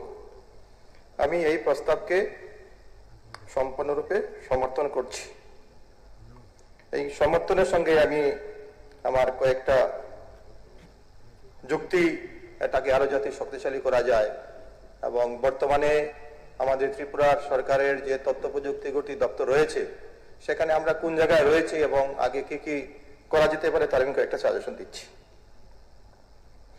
তথ্য প্রযুক্তির যুগে ত্রিপুরার মতো একটি রাজ্যে IT enabled services, startup, artificial intelligence, data analytics, cyber security, BPO এবং ই কমার্স এবং ডিজিটাল সার্ভিসের মাধ্যমে নতুন কর্মসংস্থানের সৃষ্টি যথেষ্ট সম্ভাবনা রয়েছে। কিন্তু প্রশ্ন হচ্ছে, স্টার্টআপ হাব এর ঘোষণা করলে কি যুবকদের কর্মসংস্থান হবে? তার জন্য একটি সম্পূর্ণ আইটি ইকোসিস্টেম গড়ে তোলা দরকার। আমি মনে করি আমাদের আলোচনার কেন্দ্রবিন্দু হওয়া উচিত ঘোষণা নয়, কতজন যুবকের স্থায়ী ও পদমর্যাদাপূর্ণ কর্মসংস্থানের সৃষ্টি হলো সেটি। প্রথমত, আইটি শিক্ষার সঙ্গে কর্মসংস্থানের সরাসরি সংযোগ তৈরি করতে হবে। রাজ্যে প্রতি বছর বহু ছাত্রছাত্রী কম্পিউটার সায়েন্স, আইটি, ইঞ্জিনিয়ারিং এবং অন্যান্য প্রযুক্তিগত বিষয় নিয়ে পড়াশোনা করছেন, কিন্তু তাদের বড় অংশ চাকরির সন্ধানে বেঙ্গালুরু, হায়দ্রাবাদ, পুনে, চেন্নাই, দিল্লি, অন্য রাজ্যে চলে যেতে হচ্ছে। আমাদের লক্ষ্য হওয়া উচিত study in Tripura, work in Tripura. কিন্তু রাজ্যের কলেজ, বিশ্ববিদ্যালয়, এনআইটি এবং অন্যান্য কারিগরি শিক্ষা প্রতিষ্ঠানের সঙ্গে আইটি ইন্ডাস্ট্রির সরাসরি সংযোগ নেই। ফাইনাল ইয়ার থেকে ইন্টার্নশিপ, এন্টারপ্রেনিয়ারশিপ এবং ইন্ডাস্ট্রি ওরিয়েন্টেড ট্রেনিং এবং ক্যাম্পাস রিক্রুটমেন্টের ব্যবস্থা এখানে না বললেই চলে। দ্বিতীয়ত, স্টার্ট আপ মানে শুধু রেজিস্ট্রেশন নয়, কতগুলি স্টার্ট আপ রেজিস্ট্রেশন হয়েছে এই সংখ্যা দিয়ে সাফল্য বিচার করলে হবে না। সরকারকে বিধানসভায় জানাতে হবে কতগুলি স্টার্ট আপ বর্তমানে কাজ করছে, কতগুলি স্টার্ট আপ গত 3 বা 5 বছরের পরেও এখনো টিকে রয়েছে, কাজ করছে, কতজন যুবককে প্রকৃতপক্ষে কর্মসংস্থান দেওয়া হয়েছে, কতগুলি স্টার্ট আপ রাজ্য সরকারের আর্থিক সহায়তা পেয়েছে এবং সেই স্টার্ট আপগুলির মধ্যে কতগুলি আগরতলার বাইরে কাজ করছে। স্টার্ট আপের সাফল্যর আসল মাপকাঠি রেজিস্ট্রেশন নয়, সার্ভাইভাল, ইনভেস্টমেন্ট, টার্নওভার এবং এমপ্লয়মেন্ট জেনারেশনের মধ্যে দিয়ে। তৃতীয়ত হচ্ছে, স্টার্ট আপ হাবগুলি আগরতলা কেন্দ্রিকই হলে চলবে না, যেটা মাননীয় বিধায়ক বলেছেন ওনার আলোচনাতে। ত্রিপুরা মানে আগরতলা নয়, ধর্মনগর, কৈলাসহর, রামবাসা, খোয়াই, উদয়পুর, বিলোনিয়া, অন্যান্য মহকুমার শিক্ষিত যুবক যুবতীরা যাতে সমান সুবিধার অধিকারী হন। তাই আমি প্রস্তাব করছি প্রতিটি জেলায় পর্যায়ক্রমে district start up IT facilitation centre গড়ে তোলা হোক। সেখানে high speed internet, coworking space, incubation, legal assistant, accounting support এবং ব্যাংক ক্রেডিট ফ্যাসিলিটির ব্যবস্থা করতে হবে। চতুর্থত, সরকারকে আইটি কর্মসংস্থানের বাজার তৈরিতে ভূমিকা গ্রহণ করতে হবে। রাজ্য সরকার বিভিন্ন দপ্তরে software development, data management, digitisation, GIS mapping, website maintenance, cyber security, call centre এবং হেল্প ডেস্ক এবং অন্যান্য আইটি রিলেটেড কাজের যে বিপুল অর্থ ব্যয় করা হচ্ছে, এই কাজগুলির একটি নির্দিষ্ট অংশ ত্রিপুরা বেসড আইটি কোম্পানিজকে এবং এলিজিবল স্টার্ট আপকে দেওয়ার জন্য একটা স্বচ্ছ প্রকিউরমেন্ট পলিসি আমাদেরকে করতে হবে। অর্থাৎ government should not only promote start up, government should also create a market for the start আপস ইন ত্রিপুরা। এর ফলে রাজ্যের অর্থ রাজ্যের মধ্যে থাকবে এবং স্থানীয় যুবকদের কর্মসংস্থান সৃষ্টি হবে। পঞ্চমত, বিপিও এবং ওয়ার্ক ফ্রম হোম ত্রিপুরার সম্ভাবনাকে কাজে লাগাতে হবে। ত্রিপুরার শিক্ষিত যুব সমাজ বাংলা, ইংরেজি, হিন্দি সহ একাধিক ভাষায় কাজ করতে সক্ষম। এই মানব সম্পদকে কাজে লাগিয়ে BPO, customer support, back office service, accounting service, medical transcription, digital content এবং রিমোট আইটি সার্ভিসের ক্ষেত্র গড়ে তোলা সম্ভব। বড় আইটি ও বিপিও সংস্থাগুলিকে ত্রিপুরায় আনার জন্য ত্রিপুরা সরকারকে ইনসেন্টিভের ব্যবস্থা করতে হবে। কোম্পানিগুলি যদি ত্রিপুরায় 100, 200 বা 500 যুবক বা যুবতীকে কর্মসংস্থান দেয়, তাহলে সেই কর্মসংস্থানের ভিত্তিতে তাদের সেই সুবিধাটুকু দেওয়া বিবেচনা করা দরকার। ষষ্ঠত, নতুন প্রযুক্তির জন্য এখন থেকে যুবকদের প্রস্তুত করতে হবে। বিশ্বের আইটি সেক্টরে দ্রুত পরিবর্তন হচ্ছে। আর্টিফিশিয়াল ইন্টেলিজেন্স এবং মেশিন লার্নিং এবং ক্লাউড কম্পিউটিং এর যে বিস্তার হচ্ছে, সেটার জন্য যে ধরনের ব্যবস্থা আমাদের এডুকেশন সিস্টেমের মধ্যে করা দরকার, সেখানে দুটো উদাহরণ আমি দিতে চাই।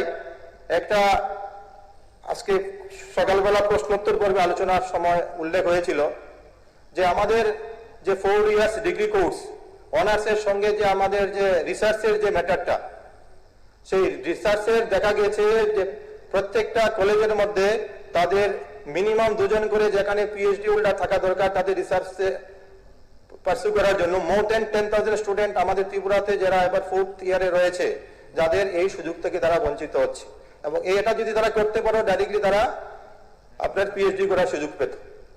আরেকটা বিষয় উল্লেখ করব, আমার ত্রিপুরা এখন মোর দেন 1000 আইসিটি প্রজেক্টের মাধ্যমে বিভিন্ন স্কুলে তারা কম্পিউটার এডুকেশনের সার্ভিস দিচ্ছেন।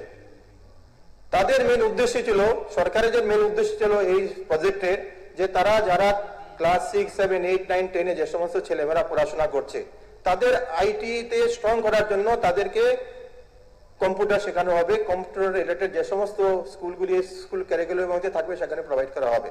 কিন্তু অত্যন্ত দুঃখের সঙ্গে বলতে হচ্ছে, আমি নিজে প্র্যাকটিক্যালি করেছি, বিভিন্ন স্কুলে যখন ভিজিট করেছি, যাদেরকে রিক্রুট করা হচ্ছে তারা স্কুলে গিয়ে তারা কম্পিউটারের রানিং এর কাজ করে না। 10% মতো হচ্ছে তারা স্কুলের মধ্যে শুধু কম্পিউটার শেখায়, বাকি কাজগুলি যেহেতু স্কুলের মধ্যে শিক্ষক নেই, তারা অন্যান্য সাবজেক্ট পেপারগুলি পড়ানো হয় তাদের মাধ্যমে। যখন স্কুলে ভিজিট করার সময় এই আইসিটি টিচারদেরকে জিজ্ঞেস করি, তখন বলছে এখানে স্কুলের শিক্ষক নেই, হেডমাস্টার মশাই আমাকে এই দায়িত্ব দিয়েছে, তাই আমি কম্পিউটার পড়াচ্ছি না, আমি এই ক্লাসগুলি করাচ্ছি। শুধু তাই নয়, এই তাদেরকে 11 মাসের জন্য রিক্রুটমেন্ট করা হচ্ছে, কখনো কখনো 2 মাস 3 মাস পরে তাদেরকে বেতন দেওয়া হচ্ছে। এইভাবে যদি আমাদের বাস্তব অবস্থা হয়, তাহলে আমরা এই যে আইটির কথা বলছি, হাবের কথা বলছি, ইনফ্রাস্ট্রাকচার ডেভেলপমেন্টের কথা বলছি, কল সেন্টারের কথা বলছি, সেটা হবে কি করে? সেই জন্য বাস্তবের দিকে আমাদের দেখতে হবে। তো উনি যে প্রপোজালটা দিয়েছেন এটা খুব সময় উপযোগী, খুব ভালো প্রপোজাল, কিন্তু শুধুমাত্র সেটা পেপারের মধ্যে করলে হবে না, সেটা যাতে বাস্তবে সেটা করার জন্য আমাদের সরকার যাতে সদর্থক ভূমিকা গ্রহণ করে, সেই আবেদনটুকু রেখে এই প্রস্তাবকে সমর্থন করে আমার চলে এখানে শেষ করছি। নমস্কার। এখন পরবর্তী কেউ যদি আলোচনার কিছু না থাকে তাহলে পরে বুঝে দিচ্ছি। মিনিস্টার, কনসার্ন মিনিস্টার করুন, বলেন। মাননীয় অধ্যক্ষ মহোদয়, আজকে একটি প্রাইভেট রেজুলেশন এনেছেন মাননীয় বিধায়ক শ্রী তপজ্জল হোসেন এ কর্তৃক আনিত জনহিতকর প্রস্তাব রাজ্যের যুব সমাজের কর্মসংস্থান বৃদ্ধি ও তথ্য প্রযুক্তি নির্ভর অর্থনীতি গড়ে তুলতে ত্রিপুরায় ইনফরমেশন টেকনোলজি ব্যবস্থাপনার যথাযথ সম্প্রসারণ সহ স্টার্ট হাব গড়ে তোলার লক্ষ্যে ত্রিপুরা সরকার নতুন করে আর উপযুক্ত কিছু পদক্ষেপ গ্রহণ করে। বর্তমান সময়ে অত্যন্ত খুব গুরুত্বপূর্ণ এই বেসরকারি প্রস্তাব মাননীয় বিধায়ক তপজ্জল হোসেন এনেছেন এবং যেভাবে উনি এখানে বক্তব্য রেখেছেন, এটা আমার ব্যক্তিগত পক্ষ থেকে, সরকারের আইটি দপ্তরের পক্ষ থেকে আমি উত্তরদের হার্দিক অভিনন্দন, শুভেচ্ছা জানাচ্ছি যে এত সুন্দরভাবে যুব সমাজের জন্য এই আইটি সেক্টরকে নিয়ে উনি বক্তব্য রেখেছেন। তো আপনার সদয় অনুমতি ক্রমে মাননীয় মুখ্যমন্ত্রী ডক্টর মানিক সাহা মহোদয়ের নেতৃত্বাধীন ত্রিপুরা সরকার রাজ্যের তথ্য প্রযুক্তি এবং তথ্য প্রযুক্তি নির্ভর পরিষেবা, ডিজিটাল ব্যবস্থা, স্টার্ট আপ, এই ইকোসিস্টেমের উন্নয়নে যে পদক্ষেপগুলো গ্রহণ করেছে এবং ত্রিপুরার শিক্ষিত যুব সমাজের জন্য সুনিশ্চিত কর্মসংস্থান উদ্যোক্তার সুযোগ সৃষ্টি করতে ভবিষ্যতে যে পরিকল্পনা গ্রহণ করা হয়েছে সে প্রশ্নের উত্তর দেওয়ার জন্য আমার বক্তব্য এখানে রাখছি। এখানে মাননীয় সদস্য শৈলেন্দ্রবাবু এখানে বক্তব্য রেখেছেন, উনি কিছু প্রস্তাবও রেখেছেন, তো আমি ওনাকে ধন্যবাদ জানাই। মাননীয় প্রধানমন্ত্রী শ্রী নরেন্দ্র মোদীজির দূরদর্শী নেতৃত্বে ডিজিটাল ইন্ডিয়া কর্মসূচি এই প্রযুক্তিকে শুধুমাত্র পরিকাঠামোর বিষয় হিসাবেই সীমাবদ্ধ না রেখে স্বচ্ছ শাসন ব্যবস্থা, অন্তর্ভুক্তিমূলক উন্নয়ন এবং নাগরিক ক্ষমতায়নের একটি শক্তিশালী হাতিয়ারে রূপান্তরিত করেছে। এই দৃষ্টিভঙ্গি থেকে অনুপ্রাণিত হয়ে আমাদেরও ত্রিপুরা রাজ্যে মাননীয় মুখ্যমন্ত্রী অধ্যাপক ডক্টর মানিক সাহা মহোদয়ের দক্ষ নেতৃত্বে আমাদের সরকার ডিজিটাল ত্রিপুরা গড়ে তুলেছে, এমন এক ত্রিপুরা যেখানে প্রযুক্তি সরকারকে নাগরিকের সঙ্গে এবং শিক্ষাকে সুযোগের সঙ্গে এবং উদ্ভাবনকে উদ্যোগের সঙ্গে এবং প্রতিভাবান যুব সমাজকে নিশ্চিত কর্মসংস্থানের সঙ্গে সংযুক্ত করবে। ডিজিটাল ত্রিপুরা শুধুমাত্র কম্পিউটারাইজেশনের নাম নয়, এটা একটি প্রত্যেকটি নাগরিকের জন্য ডিজিটাল শাসন ব্যবস্থা, প্রতিটি প্রতিষ্ঠানের জন্য সংযোগ, প্রতিটি জেলার জন্য সুযোগ এবং সমগ্র রাজ্যের জন্য প্রযুক্তি নির্ভর উন্নয়ন নিশ্চিত করাই আমাদের অঙ্গীকারের প্রতিফলন। স্বাভাবিকভাবেই যে বর্তমানে আমাদের সরকারের এই নেতৃত্বে আইটি সেক্টরকে কিভাবে যুব সমাজের জন্য আমরা এগিয়ে নিয়ে চলেছি, তার আগে ছোট্ট করে আমরা এখানে সরকার আসার আগে তাও একটা কিছু পরিচিতি এই সভায় রাখা উচিত। মাননীয় মুখ্যমন্ত্রী রাজ্যের সামগ্রিক উন্নতি যে ধরাপথের পরিপ্রেক্ষিতে 2018 সালের পূর্ববর্তী পরিস্থিতি আমাদের এখানে কি ছিল, এটা অত্যন্ত গুরুত্বপূর্ণ আলোচনা। 2018 সালের পূর্বে ত্রিপুরায় কম্পিউটারাইজেশন এবং তথ্য প্রযুক্তির ব্যবহার সংক্রান্ত কয়েকটি উদ্যোগ গ্রহণ করা হয়েছিল, তবে সেই উদ্যোগগুলি সুনির্দিষ্টভাবে প্রয়োগ হয়নি, যার মাধ্যমে আইটি এবং আইটি এনেবল সার্ভিস রাজ্যের তরুণ প্রতিভাবান এই যুবকদের জন্য কর্মসংস্থান বিনিয়োগ ও উদ্যোক্তা সৃষ্টির একটি গুরুত্বপূর্ণ চালচিত্রে পরিণত হতে পারত বা করা হয়নি। এবং এই সীমিত পরিসরে কিছু কম্পিউটেশন উদ্যোগ থাকলেও বেসরকারি ক্ষেত্রে কর্মসংস্থান বিনিয়োগের জন্য ITITS কে একটি গুরুত্বপূর্ণ অগ্রাধিকারমূলক ক্ষেত্র হিসেবে গড়ে তোলা সম্ভব হয়নি। এবং এই কারণেই যেটা আমরা সেন্দ্রবাবু বলেছেন, এই কারণে তখন থেকেই যে আইটি সেক্টরে যারা আমাদের এখানকার রাজ্যের ছেলেমেয়েরা পড়াশোনা করেছে তাদের অধিকাংশ তাদের সেই যুবক যুবতী কিন্তু রাজ্যে না থেকে তারা সেই কাজের সুযোগ নেওয়ার জন্য এই দেশের বিভিন্ন বড় বড় সিটিগুলো যেখানে আইটি সেক্টর গড়ে রয়েছে সেখানে তারা জড়ো হয়েছে। একটি প্রাণবন্ত স্টার্ট আপ ইকোসিস্টেম যার জন্য সুসংগঠিত ইনকিউবেশন বা প্রাথমিক অর্থায়ন, বিনিয়োগকারীদের সঙ্গে সংযোগ এবং রাজ্যের সঙ্গে সংযোগ এসবের কোনো সুসংগত ব্যবস্থা তখনও গড়ে করেনি। প্রযুক্তি সংস্থা BPO KPO এর অন্যান্য আধুনিক জনভিত্তিক শিল্পকে ত্রিপুরা আকৃষ্ট করার জন্য একটি সুসংগত দীর্ঘমেয়াদী কৌশলও প্রতিষ্ঠিত হয়নি।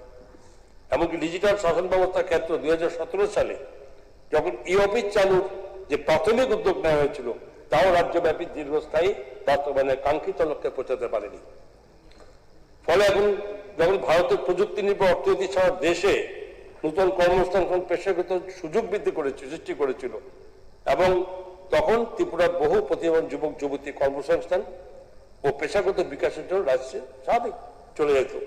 মাননীয় মহোদয়, এটি শুধুমাত্র পরিকাঠামো প্রশ্ন ছিল না, এর সঙ্গে এক নতুন প্রজন্ম আকাঙ্ক্ষা পূরণের জন্য উচ্চাবিলাসী ও ভবিষ্যৎমুখী দৃষ্টিভঙ্গির অভাবও জড়িত ছিল।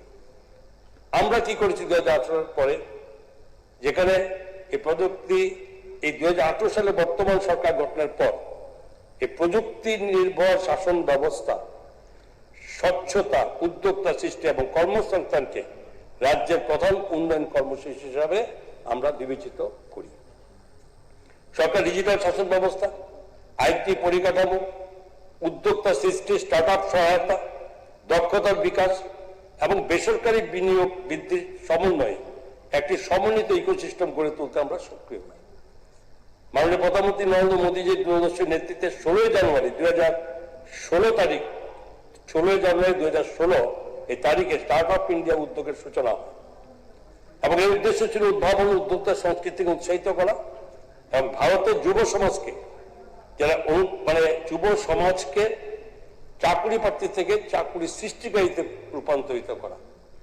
এবং এই চিন্তাধারা অনুপ্রাণিত আমরা মাননীয় প্রধানমন্ত্রীর দৃষ্টিভঙ্গিকে ত্রিপুরায় এগিয়ে নিয়ে যাওয়ার লক্ষ্যে রাজ্য সরকার ITITS স্টার্ট আপ স্কিম 2019 আমরা চালু করি এবং এই প্রকল্প রাজ্যের প্রযুক্তি নির্ভর স্টার্ট আপগুলির জন্য একটি গুরুত্বপূর্ণ প্রাথমিক সুযোগ সৃষ্টি করে এবং এর আওতায় প্রায় 26টি স্টার্ট আপ স্বীকৃতি পায়, যেখানে 1 কোটিরও বেশি সহায়তা বিতরণ করা হয় এবং 130টি কর্মসংস্থানের সুযোগ সৃষ্টি হয় 2019 সালে। মাই গভর্নমেন্ট ত্রিপুরা ডিজিটাল মনিটরিং ব্যবস্থা মুখ্যমন্ত্রী যুব যোজনা, যার এর মতো প্ল্যাটফর্ম রাজ্য জুড়ে যেখানে ডিজিটাল অন্তর্ভুক্তিমূলক এই পরিষেবার পরিধি বৃদ্ধি করেছে এবং ইন্দ্রনগরে অবস্থিত 6তলা IT ভবন, যার আয়তন প্রায় 89,290 বর্গফুট, একটি সমন্বিত প্রযুক্তি কমপ্লেক্স হিসাবে গড়ে তোলা হয়েছে। এখানে Agartala city area network directorate of IT, TSC এবং STPI অফিস রয়েছে। ভবনটিতে উচ্চগতি ইন্টারনেট সংযোগ, ভিডিও কনফারেন্সিং, বিদ্যুৎ ব্যাকআপ, নিরাপত্তা ব্যবস্থা, অন্যান্য প্রয়োজনীয় ICT পরিকাঠামো সেখানে রয়েছে এবং দ্বিতীয় STPI সুবিধা 2018 সালের জানুয়ারিতে কার্যকর হয়। 2018 সালের পূর্বে যারা 80টি সার্ভার এবং 130টি টিভি স্টোরেজ থাকা স্টেট ডাটা সেন্টার বর্তমানে 200 টিভি এরও বেশি ক্ষমতায় সম্প্রসারিত হয়েছে, আমরা এসে করেছি এবং প্রায় 200টি সরকারি অ্যাপ্লিকেশন ও ওয়েবসাইট পরিচালনা করছে। Tripura software technology parks of India ইকোসিস্টেমকে লিচু বাগানের 8,072 বর্গফুট এবং IT ভবন ইন্দ্রনগরের 8,266 বর্গফুট কেন্দ্রের মাধ্যমে কাজে লাগিয়েছে। এই কেন্দ্রগুলিতে প্লাগ অ্যান্ড প্লে ইনকিউবেশন, উচ্চগতি সংযোগ, বিদ্যুৎ ব্যাকআপ, কর্মকর্তা অন্যান্য ব্যবসায়িক সহায়তা রয়েছে। 2টি কেন্দ্র এবং IT সংস্থাগুলোকে 100টিরও বেশি যুবা কর্মরত এবং রাজ্যের ITITS ইকোসিস্টেম গড়ে তুলতে গুরুত্বপূর্ণ ভূমিকা পালন করছে। তবে সীমিত 120টি প্লাগ এন্ড প্লে আসন স্টার্ট আপ প্রযুক্তি সংস্থা সম্ভাব্য বিনিয়োগকারীদের ক্রমবর্ধমান চাহিদা পূরণের জন্য যথেষ্ট নয় এবং 2022 সাল থেকে বর্তমান সরকারের প্রধান সাফল্য সমূহ মাননীয় অধ্যক্ষ মহোদয় আইটি ও স্টার্ট আপ ইকোসিস্টেমের জন্য সরকার নীতি প্রাতিষ্ঠানিক কাঠামোকে আরো শক্তিশালী করেছে। ডিজিটাল শাসন ব্যবস্থার বড় সাফল্য আমরা অর্জন করতে পেরেছি। কি করেছি? ই অফিস বাস্তবায়ন। যে ডিজিটাল শাসন ব্যবস্থা ক্ষেত্রে বর্তমান সরকারের অন্যতম গুরুত্বপূর্ণ সাফল্য হল বৃহৎ পরিসরে ই অফিস বাস্তবায়ন করা এবং 2017 সালের একটি প্রাথমিক উদ্যোগ নেওয়া হয়েছে রাজ্যের জন্য প্রয়োজনীয় পরিসর ব্যাপ্তি এবং দীর্ঘস্থায়ী বাস্তবায়ন লক্ষ্যে পৌঁছাতে পারেনি। আমাদের সরকার বর্তমান 3 লক্ষেরও বেশি ই ফাইল আবার তৈরি হয়েছে, আর 75 লক্ষেরও বেশি ই ফাইল ইলেকট্রনিক পদ্ধতিতে স্থানান্তরিত হয়েছে এবং ই অফিস এখন রাজ্য সরকার থেকে পঞ্চায়েত স্তর পর্যন্ত আবার সমগ্র প্রশাসনিক কাঠামো সম্প্রসারিত হয়েছে এবং ই অফিসের ফলে ফিজিক্যাল ফাইল পরিবহন উল্লেখযোগ্যভাবে হ্রাস পেয়েছে, স্বচ্ছ জবাবদিহিতা বৃদ্ধি পেয়েছে এবং সিদ্ধান্ত গ্রহণের প্রতি খুব ত্বরান্বিত হয়েছে যে ই ক্যাবিনেট ই বিধানসভা ত্রিপুরা ডিজিটাল শাসন ব্যবস্থাকে আরো শক্তিশালী করেছে এবং আমাদের নেক্সট লক্ষ্য যে আমরা এটা ডিসি লেভেল পর্যন্ত আমাদের গিয়ে পৌঁছানোর জন্য সরকারের আমাদের লক্ষ্য নিয়ে আমরা কাজ করার আমরা এগিয়ে চলেছি। ত্রিপুরা আইটি অ্যাড্রেস পলিসি 2022 এর সফটওয়্যার উন্নয়ন, বিপিও কেপিও পরিষেবা, e commerce, animation, data processing, hardware অন্যান্য প্রযুক্তি নির্ভর উদ্যোগকে উৎসাহিত করার জন্য একটি শিল্পমুখী কাঠামো প্রদান করেছে। এখন পর্যন্ত 7টি আইটি সংস্থা এই নীতির অধীনে সুবিধা গ্রহণ করছে এবং ত্রিপুরার 80টারও বেশি যুবকের কর্মসংস্থান সৃষ্টি হয়েছে এর কারণে এবং এই নীতির লক্ষ্য হল ত্রিপুরাকে প্রযুক্তির ভোক্তা থেকে ধীরে ধীরে প্রযুক্তি, ডিজিটাল পরিষেবা এবং উদ্ভাবনের একটি উদীয়মান উৎপাদক রাজ্যে পরিণত করা। Sector agnostic Tripura start up policy 2024 পরবর্তী সরকার sector agnostic Tripura start up policy প্রবর্তন করে। এই নীতিতে 5 বছরের একটি কাঠামো নির্ধারণ করা হয়েছে এবং যার আনুমানিক আর্থিক বরাদ্দ 50 কোটি টাকা এবং যোগ্য স্টার্ট আপের জন্য পর্যায়ক্রমে যেখানে প্রায় 25 লক্ষ পর্যন্ত সহায়তা প্রদানের ব্যবস্থা করা হয়েছে। 24 জানুয়ারি 2025 তারিখে চালু হওয়া এই নীতি বিভিন্ন ক্ষেত্রে উদ্ভাবনকে সহায়তা করে এবং অন্যান্য সুবিধা প্রদান করে। প্রুফ অফ কনসেপ্ট এর জন্য 10 লক্ষ টাকা পর্যন্ত সহায়তা করা হয় এবং মার্কেটিং অ্যাসিস্ট্যান্সের জন্য 5 লক্ষ টাকা পর্যন্ত সহায়তা করা হয় এবং এরপরে ভারতীয় পেটেন্টের জন্য 2 লক্ষ টাকা পর্যন্ত এরা খরচের ফেরত পায়। বিদেশি পেটেন্টের জন্য 10 লক্ষ টাকা পর্যন্ত সহায়তা পায় এবং যোগ্য জিএসটি রিইনভার্সমেন্টের অন্যান্য স্টার্ট আপের সহায়তা নিহিত আরো রয়েছে। 50 কোটি ত্রিপুরা ভেঞ্চার ক্যাপিটাল ফান্ডের মাধ্যমে সম্ভাবনা স্টার্ট আপকে 25 লক্ষ থেকে 2 কোটি পর্যন্ত বিনিয়োগের সহায়তা প্রদানের প্রস্তুতি অলরেডি রয়েছে। 191টি স্টার্ট আপ অ্যাপ্লিকেশনের মধ্যে 149টি অনুমোদিত হয়েছে, 70টি স্টার্ট আপ আনুষ্ঠানিকভাবে স্বীকৃত হয়েছে এবং 28টি প্রুফ অফ কনসেপ্ট প্রপোজাল অনুমোদিত হয়েছে এবং ট্রাইসিট ফান্ডের আওতায় 1.34 কোটি টাকা বিতরণ করা হয়েছে এবং অপারেশনাল কস্ট সাপোর্ট হিসাবে 79.72 লাখ প্রদান করা হয়েছে। প্রুফ অফ কনসেপ্ট অ্যাসিস্ট্যান্স হিসাবে 1.68 কোটি টাকা অনুমোদিত হয়েছে। সম্প্রসারণ স্টার্ট আপ ইকোসিস্টেমে প্রায় 140টি নিবন্ধিত ব্যবসায়িক সংস্থা প্রায় 900 কর্মসংস্থানের সুযোগ সৃষ্টি করেছে। Sector agnostic Tripura start up পলিসির অধীনে নারী নেতৃত্বাধীন স্টার্ট আপগুলিকে অনুমোদিত অপারেশনাল কস্ট সাপোর্টের ক্ষেত্রে অতিরিক্ত 10% রিইনভার্সমেন্টে অনুমোদিত এই প্রোটোটাইপ স্টেজ অ্যাসিস্ট্যান্সের ক্ষেত্রে অতিরিক্ত 10% রিইনভেস্টমেন্ট প্রদান করা হয়। মানে যুবদের মধ্যে মহিলাদেরকেও পিছিয়ে রাখা হয়নি, তাদেরকে সমানভাবে আমরা এগিয়ে নিয়ে চলার চেষ্টা করেছি। উদ্দেশ্য হল প্রাথমিক পর্যায়ে প্রতিরোধ দূর করা এবং নারীদেরকে সফল উদ্যোগ গড়ে তুলতে সক্ষম করা। কারণ আমরা বাইরে দেখেছি, বারবার বলি আমরা এখান থেকে সমস্ত ছেলে মেয়েরা বাইরে চলে যায়, প্রচুর যারা মেয়েরা এরা যে বাইরেও তারা বাইরে বিভিন্ন বেঙ্গালোর, দিল্লি, বম্বে, পুনে, হায়দ্রাবাদ তারা কাজ করে। তো তাদেরকে এখানে কাজের তাকে ফিরিয়ে আনার চেষ্টা এবং সেই সঙ্গে নতুন যারা তৈরি হচ্ছে তাদেরকে বাইরে না যাওয়ার জন্য যাতে এটাকে এখানেই রাখা যায় কাজের মাধ্যমে, সেই চেষ্টা যেটা বলেছেন আপনারা অলরেডি সরকার শুরু করে দিয়েছে এবং তার বিনিময়ে এগুলো হচ্ছে। 2024 সালে স্টার্ট আপ ইন্ডিয়া রিপোর্ট অনুযায়ী গত 5 বছরে স্টার্ট আপ স্বীকৃতি ক্ষেত্রে ত্রিপুরা 66% বৃদ্ধির হার বজায় রেখেছে। ত্রিপুরা উত্তর পূর্বাঞ্চল নারী নেতৃত্বাধীন স্টার্ট আপের ক্ষেত্রে শীর্ষস্থান দখল করেছে। নর্থ ইস্টের মধ্যে যদি স্টার্ট আপ ক্ষেত্রে এই রাজ্যের মহিলারা সর্বোচ্চ স্থানে আছে। এটা জানবেন যে সরকার কোথাও পিছিয়ে নেই, এটার জন্য আমরা এগিয়ে রেখেছি এবং সেটা আমাদের লক্ষ্য আছে। এবং টিনেজ অলরেডি জানেন Tripura nurturing entrepreneurship and startups already এর উদ্বোধন 26 ফেব্রুয়ারি 2026 আগরতলায় হাপানিয়া রাজ্যের ফ্ল্যাগশিপ ইনকিউবেশন হাব হিসাবে করা হয় এবং এটি উদ্যোক্তা সৃষ্টির বিকাশ, স্টার্ট আপকে পরামর্শ প্রদান, বিনিয়োগকারীদের সঙ্গে সংযোগ স্থাপন এবং রাজ্যের উদ্ভাবনমূলক ইকোসিস্টেমকে শক্তিশালী করার জন্য একটি প্রাতিষ্ঠানিক প্ল্যাটফর্ম প্রদান করে। পিছিয়ে নেই, যখন যেটা করা যায় ডেভেলপ তাতে আমরা দিই। ত্রিপুরা এনআইটি আয়োগের অটল ইনোভেশন মিশনের সঙ্গে সহযোগিতা স্টেট ইনোভেশন মিশন চালু করা দেশের প্রথম রাজ্য হিসাবেও আমাদের রাজ্যে গুরুত্বপূর্ণ সাফল্য অর্জন করেছে। এটি যুব সমাজের উদ্ভাবন ও উদ্যোক্তা সংস্কৃতির প্রসার একটি গুরুত্বপূর্ণ পদক্ষেপ।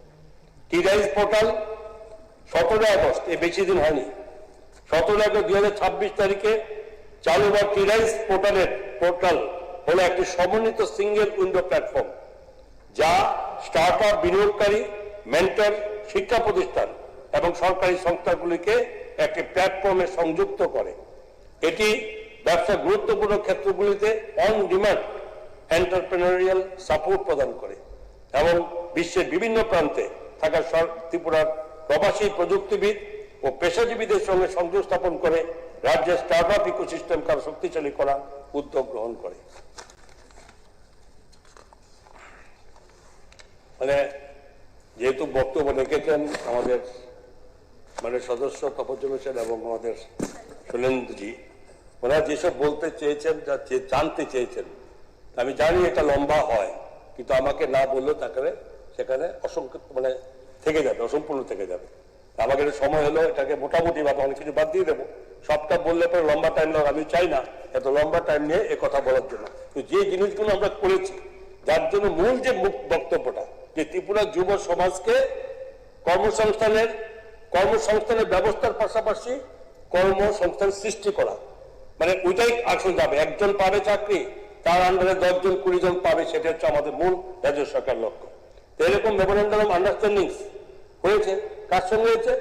ত্রিপুরা উদ্ভাবনের শাখা ইকোসিস্টেমকে দ্রুত এগিয়ে নিয়ে যাওয়ার লক্ষ্যে ডাইরেক্টর অফ ইনফরমেশন টেকনোলজি বিভিন্ন বিশিষ্ট শিল্প সংস্থার গুরুত্বপূর্ণ মৌ স্বাক্ষর করেছেন।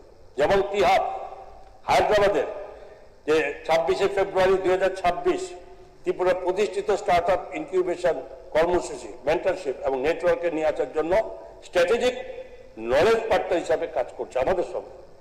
এবং টি-হাবের নলেজ পার্টনার হিসাবে এই অংশীদারিত্ব নীতি বাস্তবায়ন, mentoring, accelerator programme and fundraising, readiness এবং মার্কেট অ্যাক্সেসের ক্ষেত্রে সহায়তা করছে। এবং 17 আগস্ট 2026 তারিখে ডাইরেক্টর আইটি এবং টি-হাবের উদ্যোগে আগরতলা প্রজ্ঞা ভবনে building A unicorn in Tripura শীর্ষক একদিনের কর্মসূচি অনুষ্ঠিত হয়। এই অনুষ্ঠানে টি-রাইজ পোর্টালের উদ্বোধন করা এবং নিম্নলিখিত সংস্থাগুলোর সঙ্গে মৌ স্বাক্ষরিত হয়। অ্যামাজন সেলার সার্ভিসেস এই 17 আগস্ট তাদের সঙ্গে স্থানীয় কারিগর, তাঁতি ও বিক্রেতাকে অ্যামাজন কারিগর এই স্টোর ফ্রন্টের আওতায় নিয়েছে। তাদের পণ্যকে সারা দেশের বাজারে যাতে পৌঁছে দেওয়ার সুযোগ সৃষ্টি করেছে, তাদের জন্য আমরা একটা বহু চুক্তি জোহো কর্পোরেশন যে 17 আগস্ট, সেটা হচ্ছে যোগ্য স্টার্ট আপগুলিকে এন্টারপ্রাইজ সফটওয়্যার ব্যবহারের জন্য সর্বোচ্চ 1.86 লক্ষ ওয়ালেট ক্রেডিটস প্রদান করেছে, যার ফলে প্রাথমিক প্রযুক্তিগত ও পরিচালনা ব্যয় হ্রাস পাচ্ছে। এইচডিএফসি ব্যাংক সেই 17 আগস্টের মধ্যে স্টার্ট আপ বিল্ড আপ কর্মসূচির মাধ্যমে প্রাথমিক পর্যায়ে এই উদ্যোগগুলিকে উপযোগী banking service, credit guarantee scheme for start up এবং এর ওয়ার্কিং ক্যাপিটাল লোন, ফরেক্স সার্ভিসেস এবং এমপ্লয়ি ইন্স্যুরেন্স এরা প্রদান করেছে, হয়েছে এবং কাজ শুরু হয়েছে। স্কাইরুট এরোস্পেস এই মহাকাশ প্রযুক্তির সম্ভাবনা পথ। এই কোম্পানি খুব প্রমিনেন্ট, সারা ভারতবর্ষের মধ্যে প্রমিনেন্ট, যদিও এটা হায়দ্রাবাদ বেশ প্রমিনেন্ট। তারাও 17 আগস্ট এখানে এসেছিল, তাদের ভাইস প্রেসিডেন্ট সেখানে এসেছিল প্রজ্ঞা ভবনে, এবং বিল্ডিং এই ইউনিকর্ন ত্রিপুরা কর্মসূচিতে স্কাইরুট অ্যারোস্পেসের এই ভাইস প্রেসিডেন্ট শ্রী তেজস্বী ভগবতুল্লাহ অংশগ্রহণ করেন। এর ব্যাকগ্রাউন্ড কি ইসরোর প্রাক্তন বিজ্ঞানী পবন কুমার চন্দনা এবং নাগা ভারত ডাকার প্রতিষ্ঠিত স্কাইরুট ভারতের অন্যতম প্রধান বেসরকারি স্পেস টেকনোলজি সংস্থা, এবং যা Vikram series of launch vehicles এর নির্মাতা। সবাই জানি বিক্রম সম্পর্কে আমরা, এবং নির্মাতা। এই সংস্থার যাত্রা একটি ডিপ টেক স্টার্টআপ থেকে একটি জাতীয় গুরুত্বপূর্ণ স্পেস এন্টারপ্রাইজে পরিণত কাহিনী এই অনুষ্ঠানে তুলে ধরা হয়, একটা ডেমনস্ট্রেশন দেওয়া হয়, এবং যেখানে এই উদ্যোগের উদ্দেশ্য ছিল ত্রিপুরা ছাত্রছাত্রী, প্রকৌশলী, গবেষক এবং উদ্যোক্তাদের ডিপ টেক ভেঞ্চার বিল্ডিং এবং business scaling and private space সেক্টরের কর্মসংস্থানের সুযোগ সম্পর্কে পরিচিত করা। ত্রিপুরা ও বৃহত্তর উত্তর পূর্বাঞ্চলের প্রার্থীদের জন্য একটি ডেডিকেটেড ট্যালেন্ট কন্ট্যাক্ট চ্যানেলে চালু করা হয়েছে, যার মাধ্যমে স্থানীয় প্রযুক্তিগত প্রতিভাকে ভারতের দ্রুত সম্প্রসারিত এরোস্পেস অ্যান্ড স্পেস টেকনোলজি ইকোসিস্টেমের সঙ্গে যুক্ত করা হবে। তো স্বাভাবিকভাবেই আমাদের ত্রিপুরা যে আইটি সেক্টর, ত্রিপুরা সরকার বসে নেই। এই দেশের বৃহৎ বৃহৎ সংস্থা যাদের মাধ্যমে আইটি আরো বেশি ডেভেলপ হবে এবং আইটি হাব এবং বিভিন্ন ক্ষেত্রে যেখানে আমাদের রাজ্যের ছেলেমেয়েরা, যুব সমাজ সেখানে পিছিয়ে থাকবে না, এগিয়ে যাবে, তার ব্যবস্থা থেকে আমরা বন্ধ করেছি। আর এই সূচনা শুধুমাত্র স্নাতক হওয়ার পর আমাদের শিক্ষা প্রতিষ্ঠানের মধ্যে হওয়া উচিত। যেটা বলেছেন সেগুলো নিয়ে আমাদের এই প্রতিষ্ঠানের মধ্যে আমাদের এই বিষয়বস্তু আমাদের অধীনে এসেছে। নিউ জেনারেশন ইনোভেশন নেটওয়ার্কের অধীনে যেখানে 12টি প্রতিষ্ঠানকে অনবোর্ড করা হয়েছে, 1.7 কোটি ইনকিউবেশন অপারেশন সাপোর্টের জন্য প্রদান করা হয়েছে, এবং 81টি স্টুডেন্ট প্রজেক্ট অনুমোদিত হয়েছে। এবং এই উদ্যোগের অধীনে নির্বাচিত প্রতিটি 62 কোটি টাকা 63,249 জন ছাত্রছাত্রী অনুমোদন করা হয়েছে। স্টুডেন্টদের নিয়ে আমরা পিছিয়ে নেই, শুধু পরবর্তী স্টুডেন্টদেরও এগিয়ে। আজকে স্টুডেন্ট আগামী দিনের ভবিষ্যৎ, আজকে স্টুডেন্ট আমার আগামী দিনের এই ভারতবর্ষের যুব সমাজের সঙ্গে যুক্ত সমস্ত পৃথিবীতে তারা সুনাম অর্জন করবো। পিছিয়ে নেই, আমরা সেই জায়গায় লক্ষ্য নিয়ে কাজ করেছি। এবং 30টি গভর্নমেন্ট ডিগ্রি কলেজের জন্য সুরক্ষিত ফ্রি ওয়াইফাই উদ্যোগটি 2024 সাল থেকে পর্যায়ক্রমে বাস্তবায়িত হয়েছে। এবং সেখানে অনেক মানুষ আছেন, অনেক পরিবার আছে, তার ছেলে মেয়েরা পয়সা খরচ করে তারা ইন্টারনেট কানেকশনের সাথে যুক্ত থাকতে পারে। মাননীয় উচ্চ শিক্ষামন্ত্রী এখানে আছেন। 30টি কলেজকে আমরা যুক্ত করেছি। কবে? 2024 সাল থেকে আমরা শুরু করে দিয়েছি। এবং প্রথম পর্যায়ে 19টি কলেজ ছিল 21 অক্টোবর 2024, এবং পরবর্তী পর্যায়ে 11টি কলেজ অন্তর্ভুক্ত করা হয়। এবং প্রায় 12.32 কোটি বিনিয়োগ এবং 100 Mbps ব্যাকবোন সহ এই প্রকল্পের মাধ্যমে 50,000-এরও বেশি ছাত্রছাত্রী উপকৃত হয়েছে। এবং ডিজিটাল শিক্ষা, গবেষণা, ক্যাম্পাস প্রশাসন আরো শক্তিশালী হবে। অতএব আমাদের দৃষ্টিভঙ্গি শুধুমাত্র পরিকাঠামো নির্মাণের সীমাবদ্ধ নয়, আমরা access, connectivity, skills, opportunity and পার্টিসিপেশনের সমগ্র ব্যবস্থাকে শক্তিশালী করছি। ডেস্টিনেশন ত্রিপুরা বিজনেস রাজ্য আমরা জানি, এরা সম্পর্কে এরা যে সাড়া দিয়েছে সমস্ত বিজনেসম্যান যারা এই উদ্যোগপতিরা, সেটা এ রাজ্যের প্রতিটি মানুষ, প্রতিটি গ্রাম থেকে শহর পর্যন্ত সকলে জানি। আমরা কি করেছি, যেটা হয়েছিল, এটা আমাদের ইন্ডাস্ট্রিয়াল ডিপার্টমেন্ট, আমাদের মাননীয় মন্ত্রী এখানে উপস্থিত আছেন, ছাত্র মহোদয়া। তো সেখানে কি হয়েছিল এই সম্মেলনে, যে বিনিয়োগকারী, শিল্পপতি, শিক্ষা প্রতিষ্ঠান, সরকারি দপ্তরগুলো একত্রিত হয়ে যেখানে বিজনেস টু গভর্নমেন্ট এঙ্গেজমেন্টকে সুদৃঢ় করে বিভিন্ন খাতে সম্মেলনের মাধ্যমে 40টিরও বেশি স্ট্র্যাটেজিক মুভ এবং 11টি ইনভেস্টমেন্ট ইন্টারনেট পোর্টালে স্বাক্ষরিত হয়, যা ত্রিপুরার প্রতি বেসরকারি ক্ষেত্রে ক্রমবর্ধমান অবস্থার প্রতিফলন। আইটি সেক্টরের ক্ষেত্রে সম্মেলনটি AI, cloud of data infrastructure, digital inform transformation, drones, ABGC, XR, skills এবং ইনোভেশনের ক্ষেত্রে নতুন অংশীদারিত্বের পথ সুগম করেছে। গুগল এবং সেলসফোর্সের সঙ্গে গুরুত্বপূর্ণ অংশীদারিত্ব এবং অন্যান্য প্রযুক্তি সংস্থার অংশগ্রহণের বিনিয়োগ টেকনোলজি ট্রান্সফার, ইন্ডাস্ট্রি কোলাবোরেশন এবং এমপ্লয়মেন্ট জেনারেশনের নতুন সুযোগ সৃষ্টি করেছে।